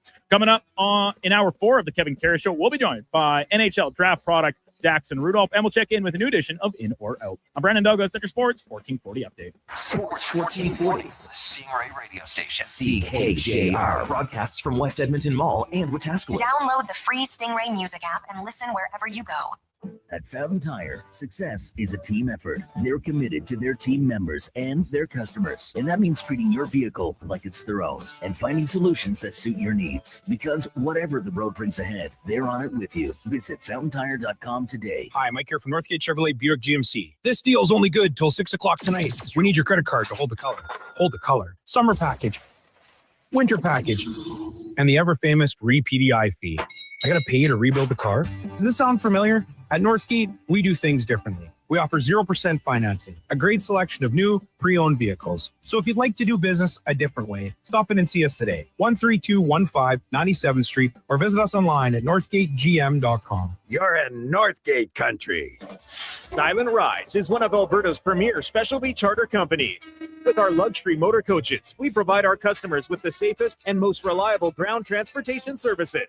Our seatbelt equipped, top-of-the-line motor coaches have become the preferred carrier for many local sports teams, tours, corporate outings, and other various travel needs across Western Canada. For more information and to request a quote, contact sales at 877-748-0991 or visit silentrides.ca. The longest running basketball show in Canada airs every Saturday morning at 10 on Sports 1440. Hoop City with Paul Sir introduces a new generation of basketball talk, and it's right here on Edmonton's home for sports, Sports 1440. Hi, Edmonton. Fuel prices are climbing, and Subaru fights back with the all-new, all-electric 2026 Trail Seeker with up to 444 kilometers of range, fast charging, legendary Subaru symmetrical full-time all-wheel drive. The Trail Seeker is built to help you go further. And when summer adventure calls, it's ready with towing capacity of 1,587 kilograms. Test drive the all-new Trail Seeker. Visit your local Subaru dealership today and seek every trail. Welcome to Uncommon.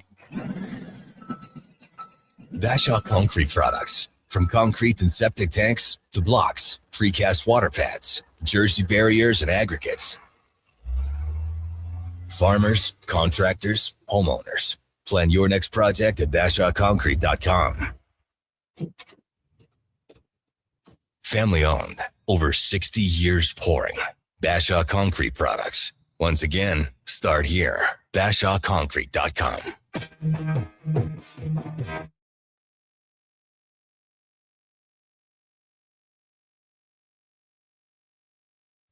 Stories, guests, and insights. This is Sports 1440 and the Kevin Karius Show.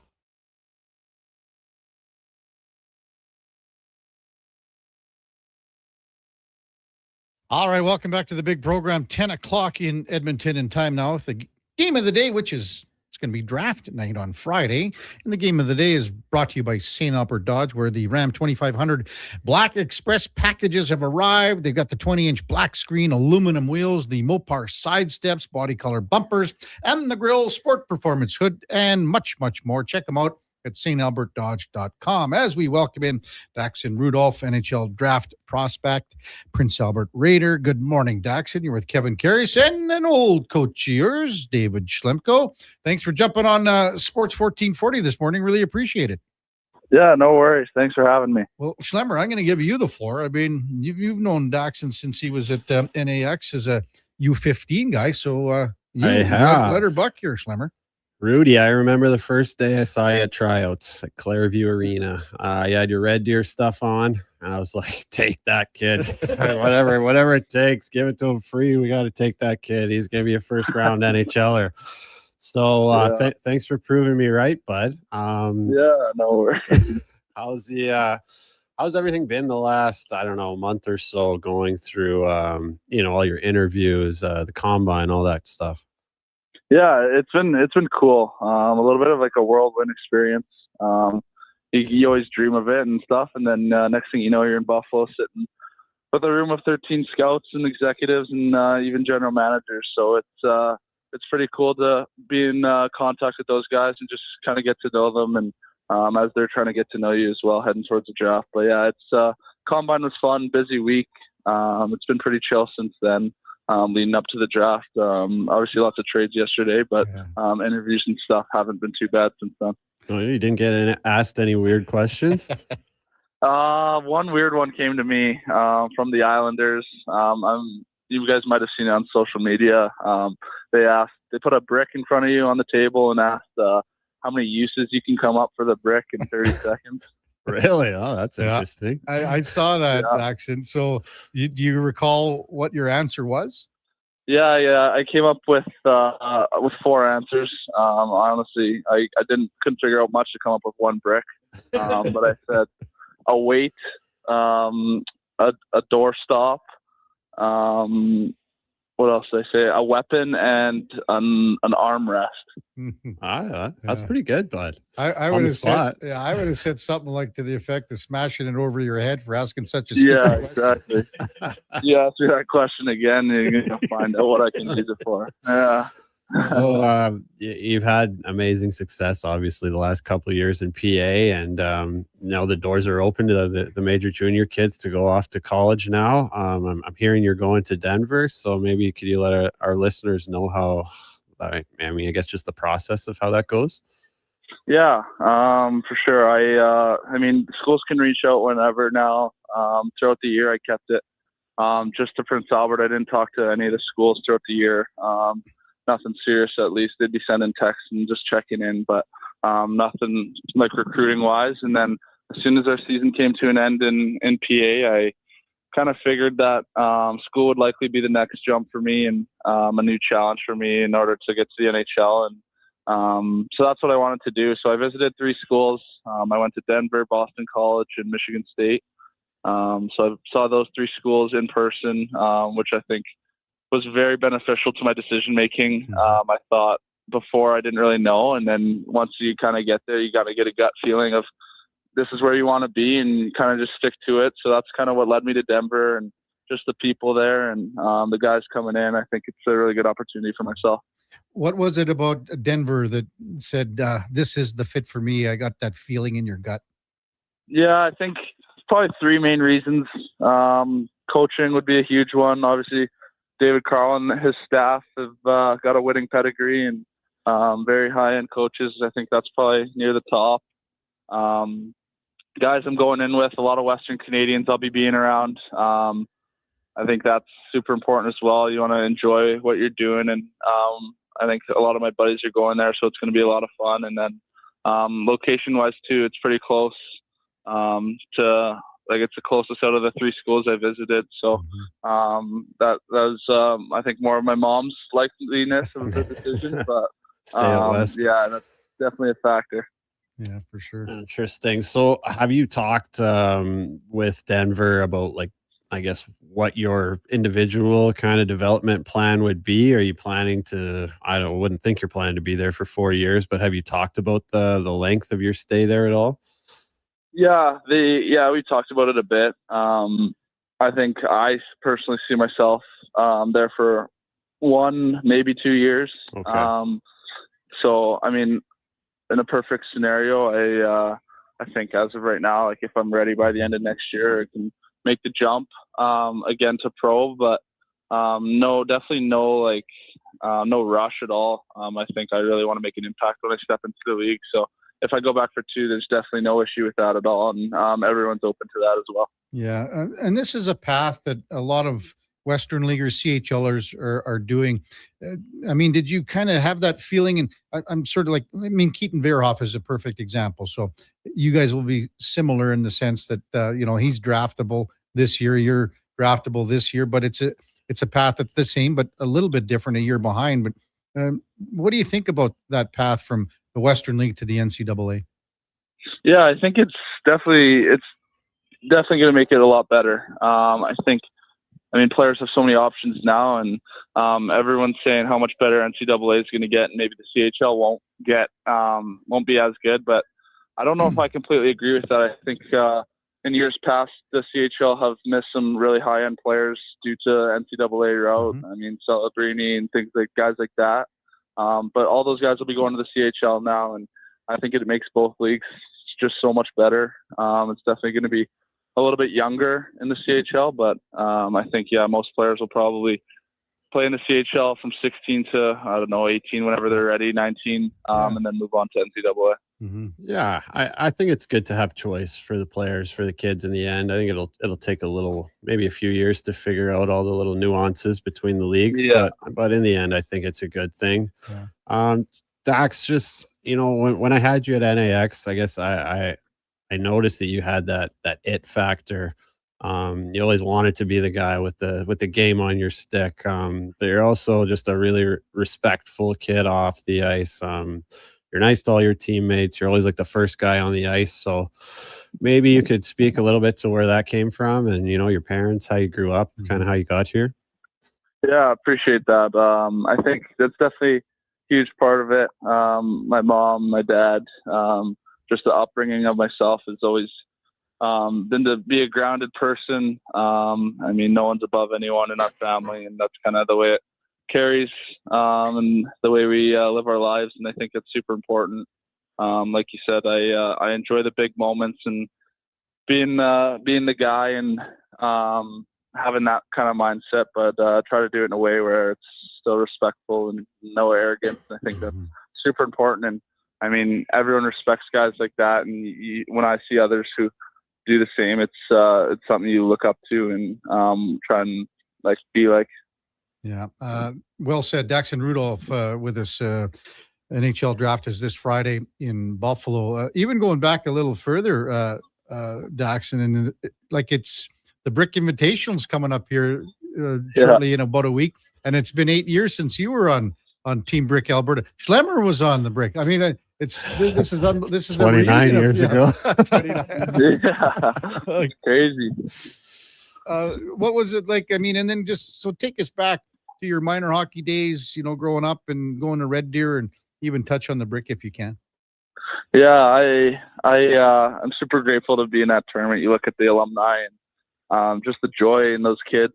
I go to the alumni breakfast for Team Alberta most years. Won't be able to this year, this Friday. I'll be at the draft, but I enjoy giving back and going to see those kids and just put a smile on their face, giving them their jersey that they officially made the Brick, and all the excitement in West Edmonton Mall. I just remember, the guys asking you if you're ready before you head out, and you're 10 years old, screaming at the top of your lungs. And, the mall's packed, especially for us in Alberta, and it's just so much fun. And then, minor hockey, playing in Lacombe growing up, and then going to Red Deer.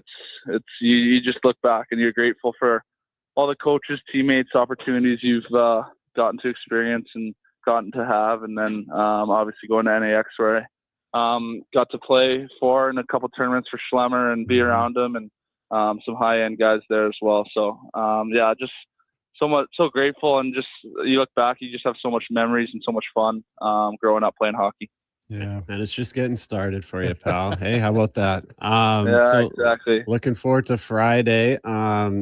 Is there did you have some good interviews? Is there a team that you have a feeling might take you, or you don't have to get into that if you don't want to?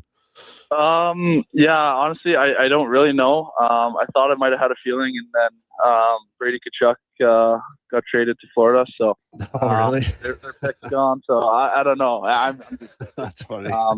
I went to 2 dinners and during the combine. I went to dinner with Seattle and dinner with Florida.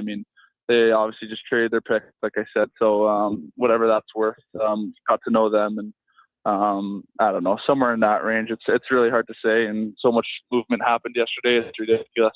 Right. Was there ever a lot of movement?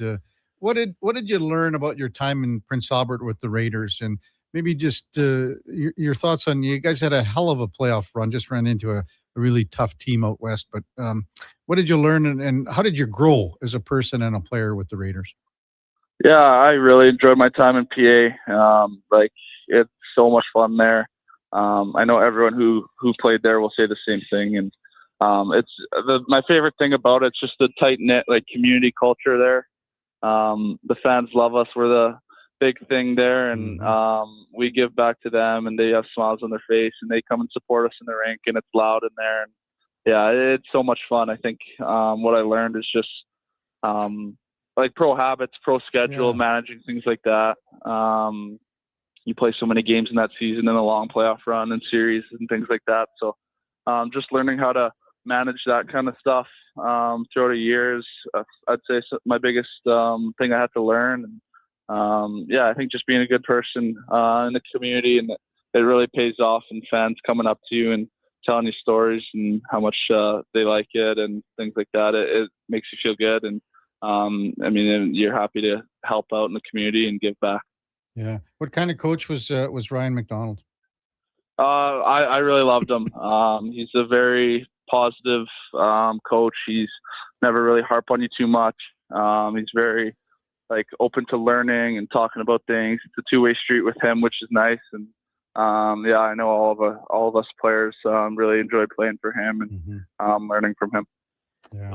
Oh, that's awesome, Dax. Well, you know what? I've been following you for ever since you left NAX, I guess, just a couple of years ago. But I don't know how many people listen to this show, but I've been telling all our listeners for the past couple of years that you're going to be the best defenseman in that draft. So no pressure, but no pressure at all. Appreciate that. What's the summer look like for you? What do you plan on training and things like that? I'm sure there's tons of, you have the identification camps right after the draft, and they always have a development thing and just to sort of get your feet wet. But what are your thoughts for the summer here? Yeah, I spend most of my summers in Calgary. Ben McBeth, another draft eligible this year, played for the Hitmen. We're really good friends, and we actually met at the Brick tournament, so it goes to show you the relationships you make. But so we're really tight, and I train here off the ice with him throughout the week and go home on weekends. But so after development camp, I'll be in Calgary for most of July, and then near the end, about the 27th, the World Junior Showcase starts. So hopefully be going to that, and then from there I'm going to Florida to train with Darryl Belfry for a week. I'm not sure if you're familiar with him, but he's just a skills coach, player development guy. So going to spend some time with him, and then I'm off to Denver on the 8th of August. So it's a busy summer. Yeah, it's everywhere, but I think it's going to be one of the busiest, but it'll be fun. Is there time, and if there is a little bit of time away from hockey, away from the rink, away from training, that you have interest? What do you like to do when you can sort of kind of shut things off and do some other stuff? So the McBeths are really good friends with the Glencross family. Oh. Curtis Glencross and his family. Tell me you're not an outrider. No, I'm not. No. Yeah, not yet, at least. We go and spend some time in the shoe swaps in Sycamoose on a boat. He's got a boat, and spend a few days out there on the lake and campfire and things like that. So that's probably I enjoy that time to get away and just spend some time with friends. Perfect. Oh, great stuff. Can't thank you enough for coming on, Daxon. Really appreciate it. Good luck on Friday. And what's the plan here for the next few days? Who's all going to be there and things like that? Fly out tonight actually to Toronto. They got a golf event for some of us prospects tomorrow at some course in Buffalo, so I'll be doing that. And then draft day is just there's first. Then you kind of just get ready on your own with your family for the day. And so my family will be there. My sister, my parents, my dad's brother and his family.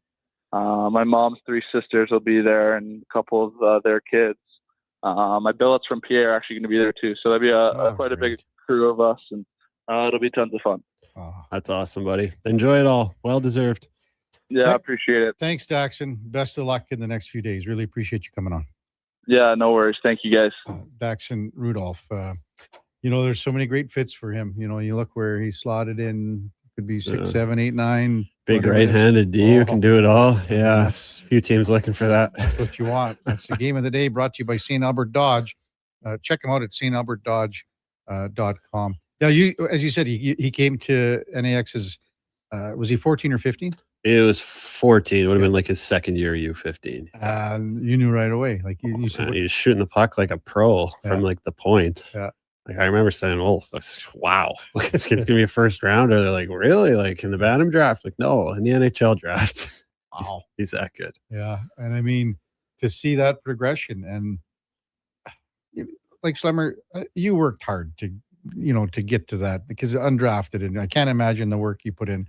These guys now, I mean, it's like I think you probably took a month off or something. Oh my God, man, they're so much better than we were at this age. It's not even close. Yeah. Like, just saying, well, and then all of a sudden, what do you say? And then it's August 18th and we're. Yeah. I mean, there's basically no off season anymore. I mean, especially that age for these high end prospects. Like you say, you got the draft, you got the World Juniors, you got everything. Yeah. And he's been in the Holinka. He's been in the under 18. Yep. Yeah. So. I think he's played in every one of those. And a former Brick guy, just like you. It's actually crazy the amount of NHL alumni that played in the Brick. We had Terry Jones in here. The book has just come out when they were 10. Okay. So you're in the book too. Of course I am. Why wouldn't you be? Yeah. They probably got your name wrong, like the broadcaster at Global. There better be a picture in there. When we come back, I guess we got to do in or out with Schlemmer. Do it.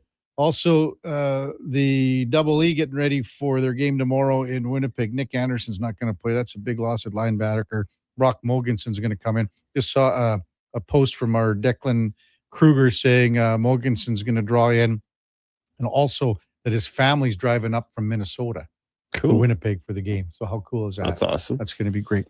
It's the Kevin Carey Show with David Schlemko, Duke of Delburne, Josh Fenwick on Sports 1440 AM radio. We're streaming on YouTube, X, Facebook, Instagram, and Twitch. The family at Cougar Paint and Collision are growing, and clan member Cameron remembers his first time in the shop. I hired myself at Cougar initially. Gordon was concerned about getting bike parts done and didn't really have enough help in the back. So I showed up and told Gordy I was fixing bike parts. He told me no, and I told him, yes, I am. I said, you can either tell me what you want me to do or I can just make it up myself. Just like to say that those bike parts that I hired myself to fix, I don't think I ever got paid for those. Just so if you can make a note of that. Cougar Paint and Collision, our family helping your family. Got a car you're ready to part with? Find out what it's worth. Fast, easy, and totally free at Go Auto.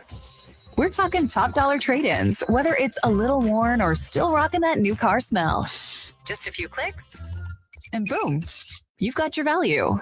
Text value to 780-777-7777 to start. That's value to 780 all sevens. Why guess what it's worth? Let Go Auto show you the money. Cattail Crossing Golf and Winter Club. Fun and friendly with morning rates Monday to Thursday. Just $65 for 18 holes with cart. $55 for seniors. Includes a $5 food voucher for dining at Cattail's Out of Bounds restaurant. There's early bird golf Saturday and Sunday. $50 for 9 holes with cart and snack voucher. 9 and dine Fridays after 4. $130 per pair for 9 holes cart and a $40 Out of Bounds gift card. Plus, Glow Golf every second Friday and bring your dog golfing on Mondays. Visit cattailcrossing.ca. The longest running basketball show in Canada airs every Saturday morning at 10 on Sports 1440. Hoop City with Paul Sir introduces a new generation of basketball talk, and it's right here on Edmonton's home for sports, Sports 1440. Boxing Day is back at the Brick. Find amazing deals all weekend long, like save $1,000 off a genuine leather reclining sofa. Save up to 40% off select mattresses. Plus, get a 10% instant credit to use towards sleep accessories. And find the lowest prices of the year on select beds, dining tables, and chairs. Don't miss the return of Boxing Day, this Saturday and Sunday, only at the Brick. Exclusions apply. See in store for details. The Brick, saving you more. Barbecue season. Nothing like a great steak. Which reminds me, Metal Supermarkets has even created custom grill tops for rusted old barbecues. It's one of the many special requests they've received over the years. You'll be amazed what their skilled crew can do. Barbecue grills to grills for classic cars. Sky's the limit. Speaking of sky, that's a lot of smoke up there. And fire in the hole. My steak. So long, sirloin. Metal Supermarkets, the local convenience stores for Southside, West End, metalsupermarkets.com. Legacy Heating and Cooling is serious about cooling. In fact, we offer multiple ways to cool your home. So you better call Legacy. Call Legacy. If you're looking for traditional air conditioning, we got you. Or ask us about a heat pump to help you heat and cool. Call Legacy. Call Legacy. Cool with AC or cool with a heat pump. Cool your home with Legacy Heating and Cooling.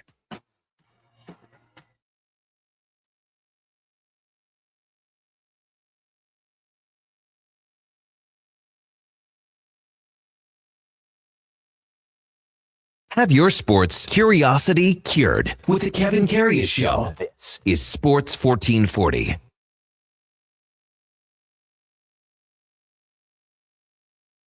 All right, welcome back to the big program, 1022 in Edmonton. Kevin Karius, David Schlemko with you. And again, we had the announcement that Friday's going to be my last day on the airwaves here. I can't thank our listeners enough and all the people that have texted me personally. Once the show's over and we do our big luncheon that Schlemmer's buying at the Szechuan Castle, I'm going to get to everyone and send them a note personally. I can't thank you. I'm overwhelmed by the amount of support here so far.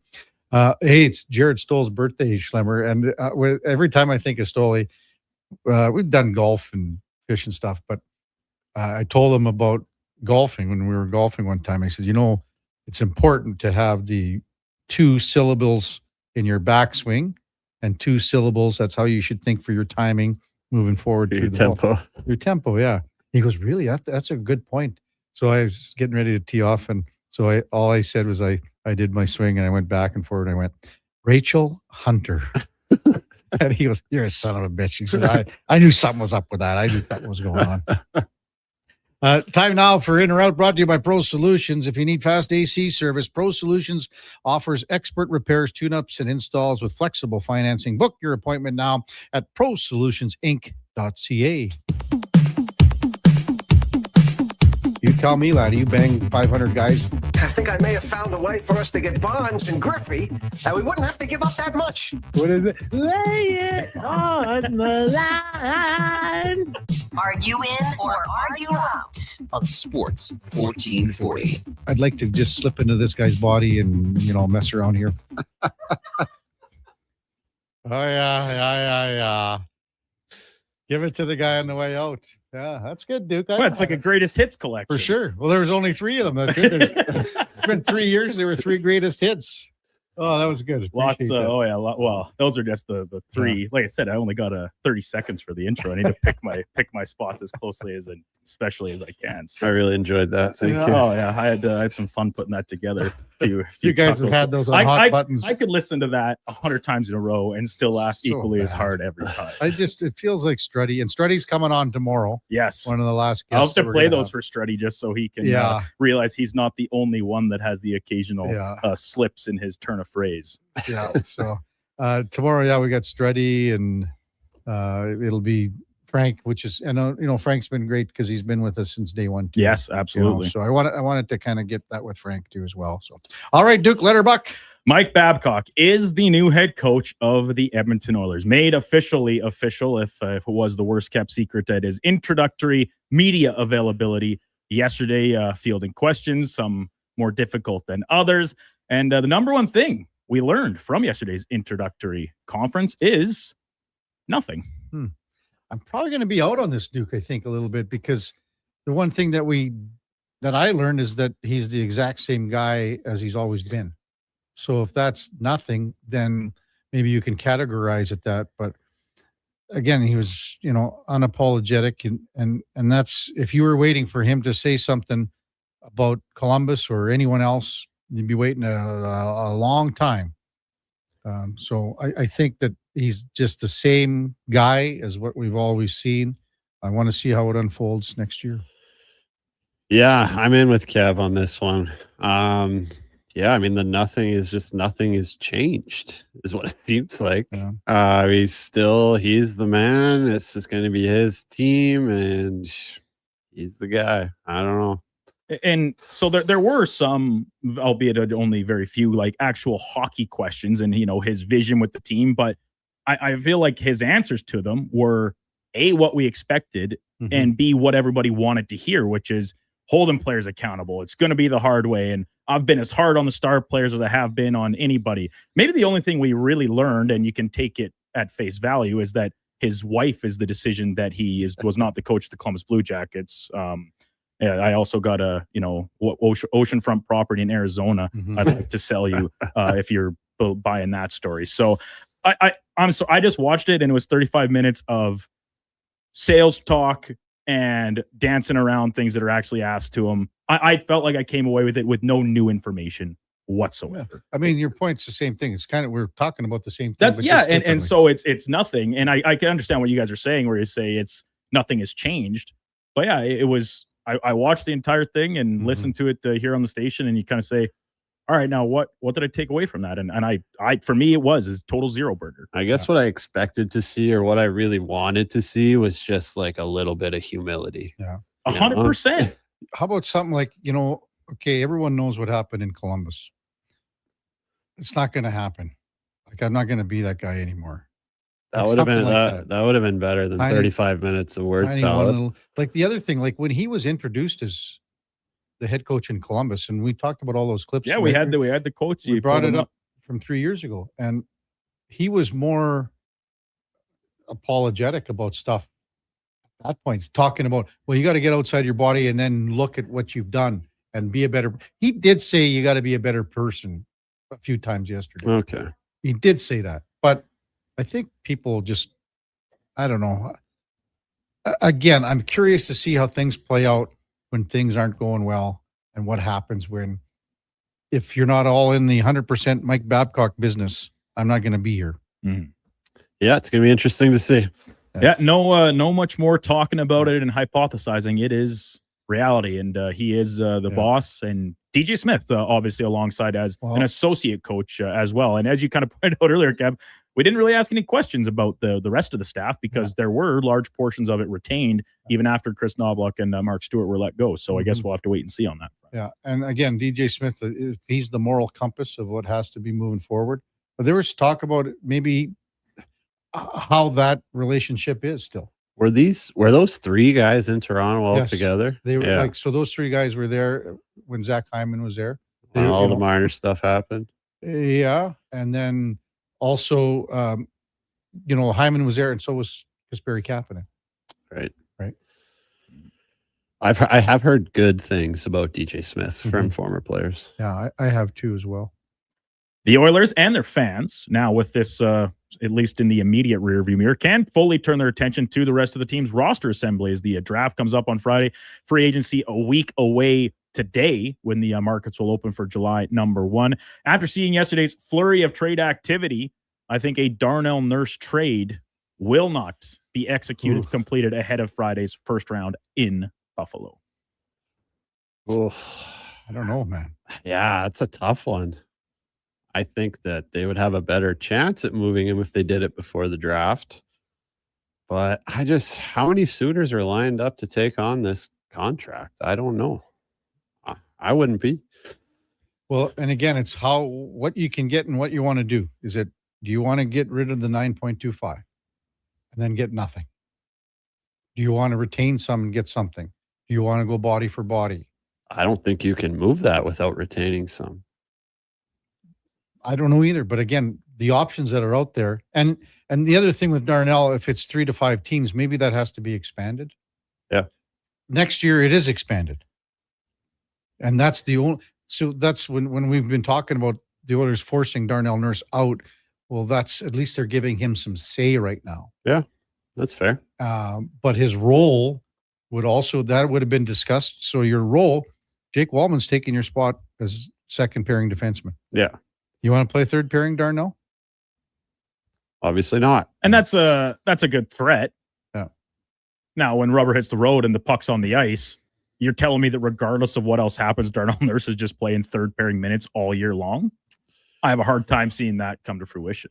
No, but that would be the plan, right? Well, guys want to know where they're. So they've thrown. Sitting like in the depth we've chart. thrown everything. Like Stan Bowman is throwing everything, all the eggs in one basket on Jake Wallman. Well, 100%. And you and Spec talked about this, Kev. Like if they do in fact decide, and after gauging the market and kind of see, well, we really can't get anything in return, save maybe a draft pick or a body, but we get the entirety of $9.25 million off the books, then is that enough of a win to take that money and utilize it elsewhere in the eyes of the organization? I think that is, the longer it draws out, is Stan Bowman comfortable with that to execute it rather than hold on to him and have him back here with the team in the fall and some, a little bit awkward conversations and looks across the dressing room with all of his teammates?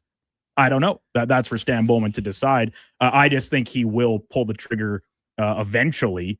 And even if the return leaves some people, save maybe the biggest Darnell Nurse haters and discreditors, left wanting a little bit more, because I think that might be what it boils down to, that you just get the money off the books, and that's kind of that. I think you got to move him before camp, especially after everything that's happened with this coaching how can you not, right? So you gotta.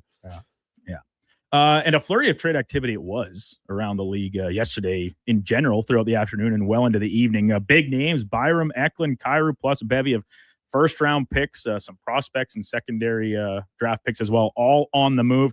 Of all the teams involved in the action yesterday, I'm heading to Buffalo and the Sabres as the team that made out the best. I'm in on this one, but I'm also with Greg's. Actually, I don't think he said it on the air, but I don't think Chicago made out as bad as people are trying to make it seem. I think Buffalo made out the best, and probably, to Kevin's point, would be the best. They have all these guys that they're not going to be able to afford to keep. When you look at those guys in Chicago, again, especially on the back end, it's just a simple fact with Levchinov and Zell, and if you put Crevier in there as well, Louis Crevier, it's going to be tough, because again, now if you take Bowen Byram into the mix, what do you think his salary is? First question: is he a $10 million defenseman in the day and age of the salary cap moving up? I think so. Yeah, I think he's better than people give him credit for. Stanley Cup champ, skates like the wind, can defend. He's a prototypical modern day defenseman. He can do it all. Okay. So that's one point there. But I think, again, I just think that Louis Crevier is going to be dynamite in Buffalo. Yeah. And they're going to miss that on the back end. I love the size with Vlasic and Crevier. And now they're a different dynamic. They're a different makeup with their top four. So yeah, like Byram's not a small guy, right? He's registered at 6'1", but pretty stout, like 220, I think is his listed weight. So he's not a shrinking violet type player. He's obviously a skilled defenseman, but we've seen that, Quinn Hughes, maybe the most premier example, that having a little bit of size to you while being a puck mover, elite skater, can have some obvious and glaring upside. So when you're Chicago and you say, this is the guy who wants to be our number one guy, well, yeah, he fits the profile 100%. But then the rest of the remaining, call it very young prospect-ish graduating group of guys you have on the back end, Crevier, I think, kind of brought something that you didn't have elsewhere, where he still gets around really well and is obviously towering. You have Vlasic for size, but Vlasic's offensive upside I think doesn't have quite the same that maybe Crevier does with the booming shot. So I just think, like, of the group of guys that Chicago could have sent out if they were moving a D-man, and they also moved the only real right-handed guy they had. Yeah. So there's all lefties left or remaining on the blue line. Here's another one for Levchinov already? I think he might be their only one. Let me check. Here's one for you then, guys. Like, with the opportunity that he's going to get, and we're talking about Bowen Byram, with the increased opportunity that he's going to get, like, is he 65-point guy? I think so. Okay, because his best, and again, he had 42 points last year. Okay, again, opportunity. Yeah, he's behind Darlene and everything else. So if he's the guy and he's the point man running the point on the power play, etc., he's 65 points. You're saying in Chicago with Bedard and everything. I think so. Like, I mean, there's a lot better team, but just look at a guy like Duncan Keith. Like, he was probably like wasn't considered like an offensive dynamo, but he was probably like a 60, 70-point guy in Chicago. And to your question, Schlemmer, Levchinov and Sam Zell are both righties, obviously, or not obviously. But then, like, here's the lefties: you got Byram, Vlasic, Kaiser, Del Mastro, and Korchinski, and then expiring contract to Matt Grzelcyk. I don't know if you have to think they want to bring at least one veteran guy back. Like, every single one of these players is 23 years old or younger. Some good young D though. Oh, it's great. But I think we know that with very few exceptions, they don't all pan out. And they also, like, some guys have to try and develop while playing third pairing minutes if you're going to have 6 D-men all under 25 years old, which can be challenging in its own right. Some guys can excel at it more than others. So, and I'm with you. Don't have me mistaken here. I don't think Chicago got absolutely fleeced or taken out to the woodshed here. They made out fine. They addressed a very clear and obvious need. I do just think the price paid was pretty decent. I mean, he's a number 1 D-man, so it's, and I argue with myself inside my own sentences here, but I also thought Washington did great on the Jordan Kyrou trade. I think adding him to that forward group is a big get for them. Yeah, I think Connor McMichael had a down year last year though, but he's also better than people give him credit for. I think that's just a good hockey trade for both teams. Yeah, I like that, McMichael. What do you think of Nemec in Calgary, Schlemmer? Another D-man. It's a little bit of a risky play, I think, by Calgary, but I like it. I mean, going back to watching that kid, I think he's Slovakian. Yeah. In the World Juniors, he's unbelievable. Was he 2nd overall pick? Yeah. So obviously a lot of upside. I guess we'll see if it pans out. And Calgary needs the bodies, and they need a little bit more high-end talent maybe in their growing young core as they kind of work in transition. Yeah. Over to the pitch, Team Canada wrapping up their group play at the World Cup today, taking on Switzerland, first place, and get the chance to stay in Vancouver, a few extra days rest, all on the line with a draw or a victory can secure that for the Canadians. Head coach Jesse March has said that Alfonso Davies is expected to come off the bench in the match, would be huge. I guess we'll see how much time he actually plays, if he can be impactful. Just a simple prediction of today's result. I'm going with a 1-1 draw that will get Canada that much coveted first place spot. Well, I want to agree with you so badly, so they get first place in the table in Group B. I wonder if it's going to be a little more high scoring, maybe 2-2. 6-0 Canada again. Another Qatar game. Oh, sure, yes. Why not do 1-1? I'd even like to see maybe a little more offensive flair and go for a 2-2. I'm expecting. I not that I would. Who would know? I mean, I wouldn't have a sniff on this. If Alfonso Davies comes in at right after the second half starts, somewhere in the 50th minute, 50 to 55, plays a half hour ballpark, I think that would be sort of what they'd be looking at. But yeah, I can't wait for this game. I hope it's on at the Szechuan. So Davies cleared to play, but he's not starting. He hasn't played since March for the national team. Yeah. Last March. Yeah. So they don't want to start him. Well, he's not ready to play. Oh, okay. He's not ready to play. He's playing hurt. Well, he's coming back from various injuries, but he's not ready to come out and play 45 minutes. Okay. He's not ready to play a full game. Gotcha. Maybe if they were to get, again, top of the table here, you get a week off. Now you could start him and see how he feels. Maybe in the next game in the elimination round, you could go, all right, we'll start him. He plays until he's run out of gas instead of bringing him the other way. Okay. Well, yeah, I'm not betting against Canada. I don't know nothing about soccer, but I'm in. We're going to win the pool.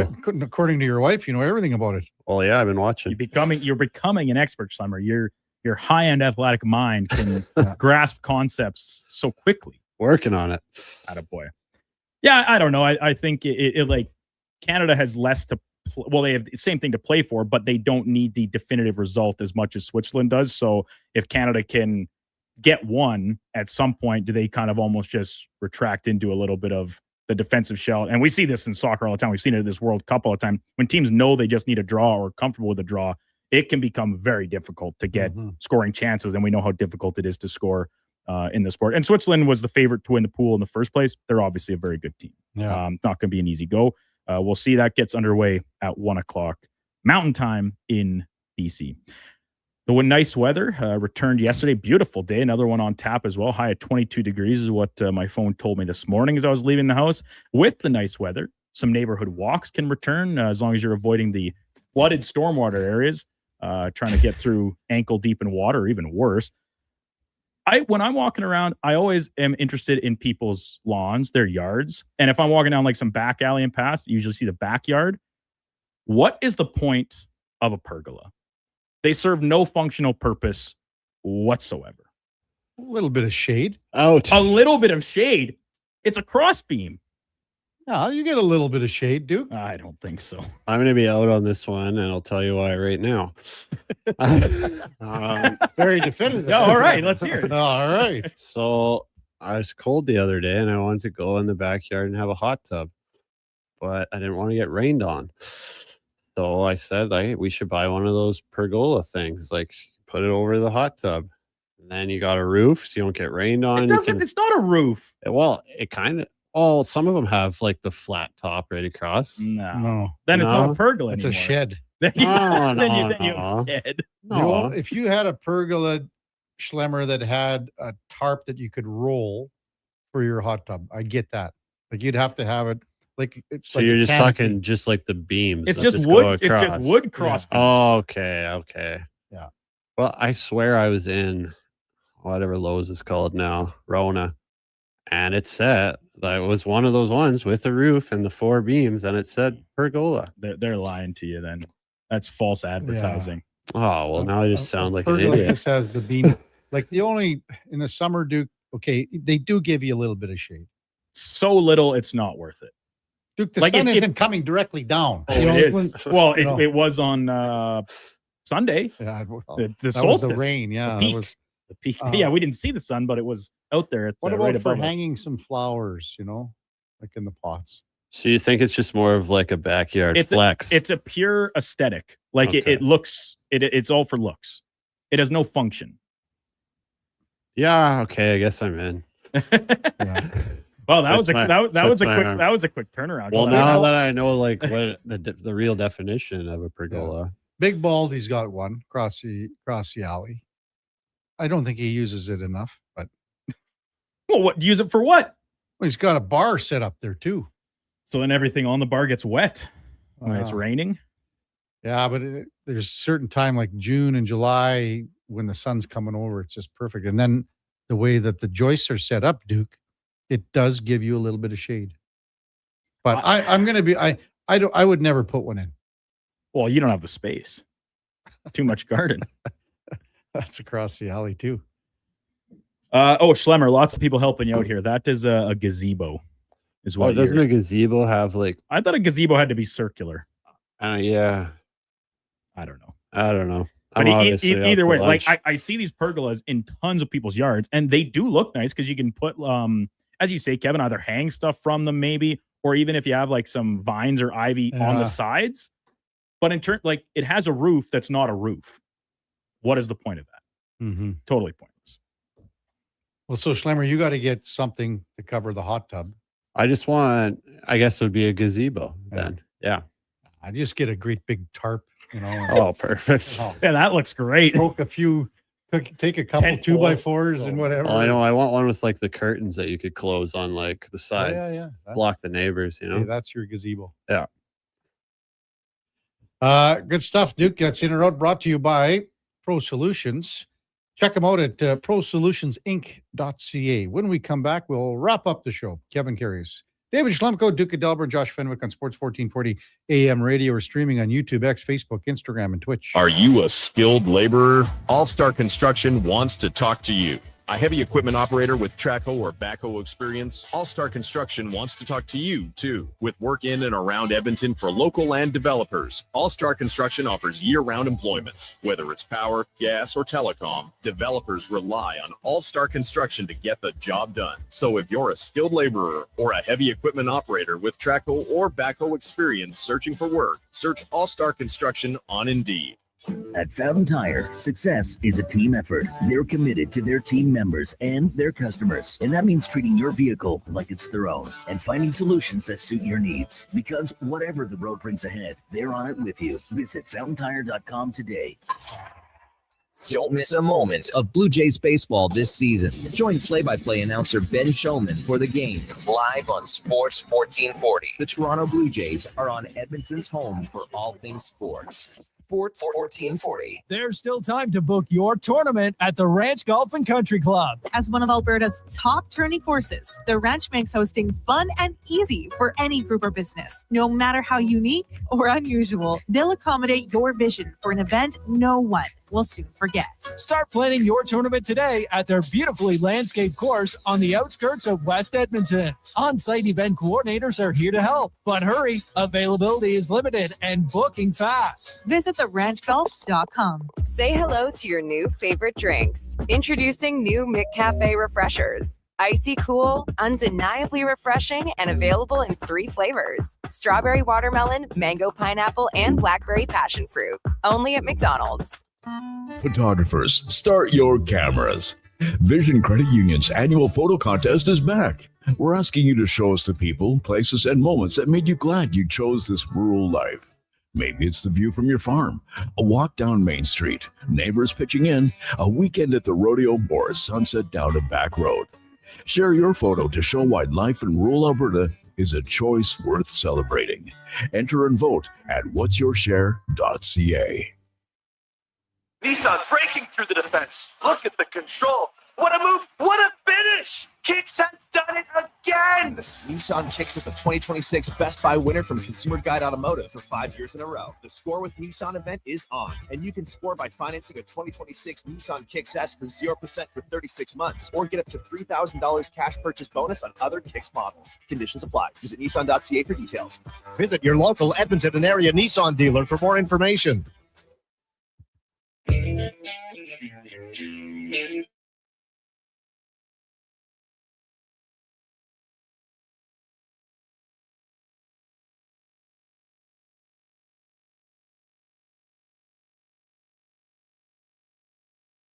You're listening to Sports 1440 and watch us on YouTube, Facebook, and X. Sports 24/7. We are Sports 1440.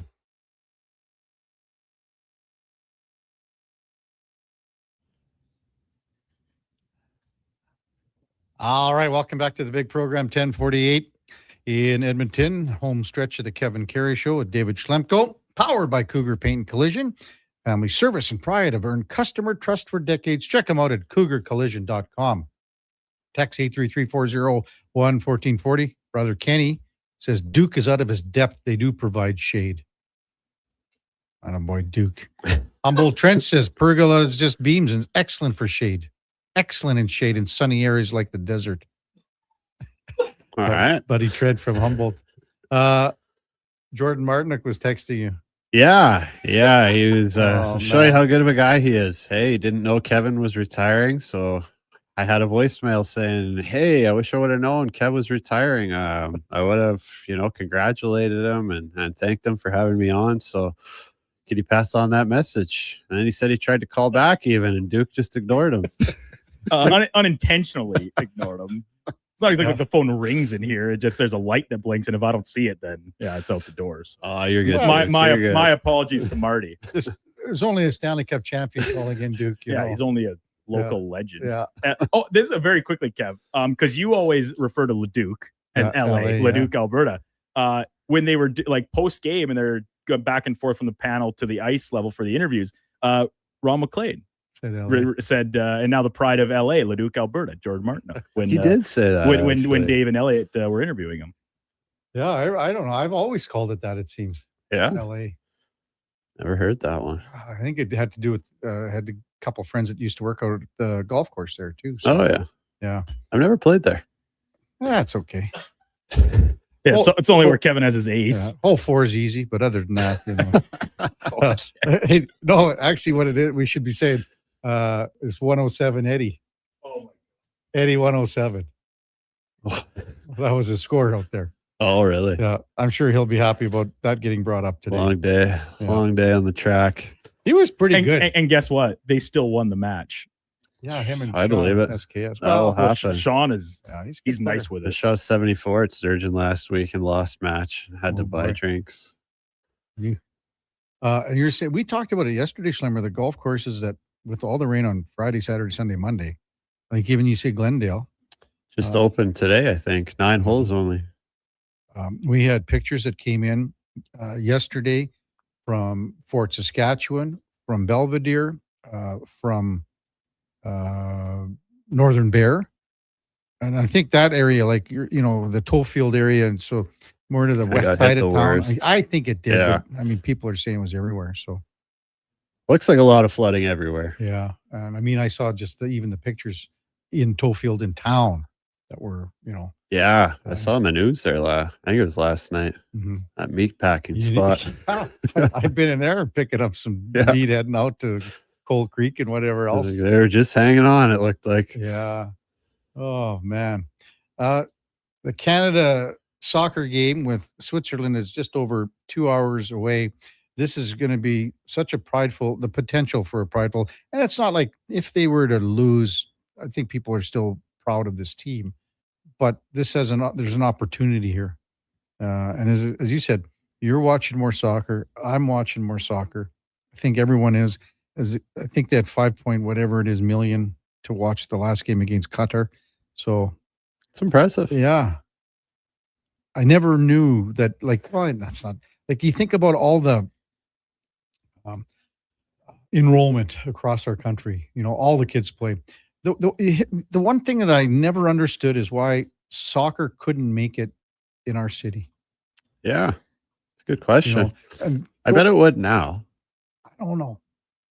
Like, you go back, like the drillers were popular. It used to be the North American Soccer League. It was outdoors. Like, this is a long time ago. Yeah. You know who used to do the soccer games? Randy Hahn. Really? Yeah, when Randy was working here, he did the soccer back for the NASL. We're talking 30 some years ago, maybe. I don't even know. Oh, that's cool. Yeah. Anyway. Randy. Yeah. And then, when FC Edmonton, and it just, the Foth brothers lost millions of dollars trying to have a team. And it just never, ever came to fruition. I wish I had an answer. I don't know. I remember going to the Drillers games when I was a kid. Drillers. I don't really remember the FC Edmonton that well. Yeah. Triple C says soccer never made it in Edmonton due to the greediness of the people running it. So from what I understood, Triple C, that the Foth brothers and whoever else lost a pile of money, tons of money. So I don't know where that is, but I don't know. Briggs says soccer's not an exciting sport to watch. Well, I mean, that's hard to argue with, but at times it is. I saw someone say it's like babysitting. Yeah. The first time you look away, something's going to happen. One of the kids is going to get in trouble. So better not look away. You better not look away. That's a good analogy. Yeah. But I don't know. Hey, I can sit on the couch and watch like 6 hours of golf. And I understand that that's got to be like watching paint dry for people. So to each their own. Hey, Schlemmer, I can't thank you enough for being a part of this show for upwards of 3 years. I can't thank you enough. Yeah, no, man. We had lots of good conversations and great insight. I like, that when we bust down defensemen and play and stuff like that, that's what I enjoy, because the guys that when you're sitting on this side, not on that side as a player, former player, you see things a little differently. And that's a common fact. That is a fact. Yeah. You cannot tell me the people that have never played, you cannot tell me that you know what it's like, because you don't. So I always appreciated your insight on that, big guy. Thanks, buddy. It's been an absolute pleasure. And wishing you all the best. Thanks, big guy. And again, I'm going to get to all of the texts that I've received here and calls and stuff. I'll respond to each of you personally. The good thing here, we're going to see you in about an hour and a half at the Szechuan Castle. Okay. Yeah, can I buy you lunch? Buy lunch for everyone. I'll take you out for lunch. Okay, I think SKS is the number one eater. Eddie will be 2. I'll be 3. Duke will be 4. Schlemmer will be 5. I'll probably be 5. Yeah. Josh, what would you be if you were there? Wouldn't that be something? Number 1. Yeah. Next number time. 1. Again, thanks for all the well wishes. This has been an amazing morning. for sure.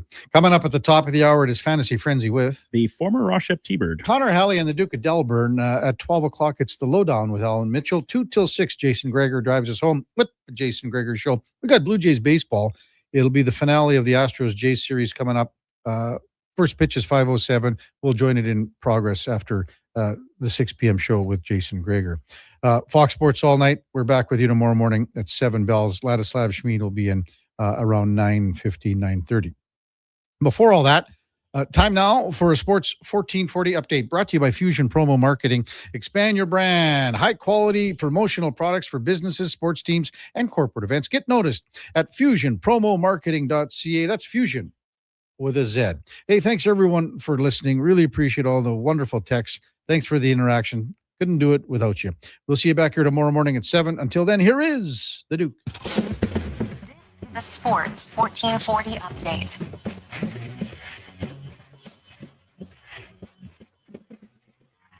At the World Cup, Team Canada will conclude their group play against Switzerland coming up at 1 o'clock in Vancouver at BC Place. First place in the group on the line, Canada with a draw or a win will secure it and remaining in Vancouver through the elimination round.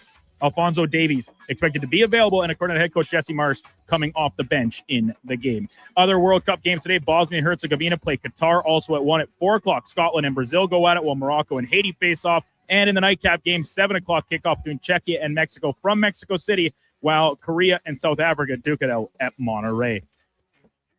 NBA offseason news this morning. The LA Lakers and star Austin Reeves have come to terms on a 4-year, $185 million max deal to stay with the team in SoCal. Player option expected for the final season in 2029-2030 of the contract. Full set of games in the majors today, including the Toronto Blue Jays wrapping up their set at home against the Houston Astros.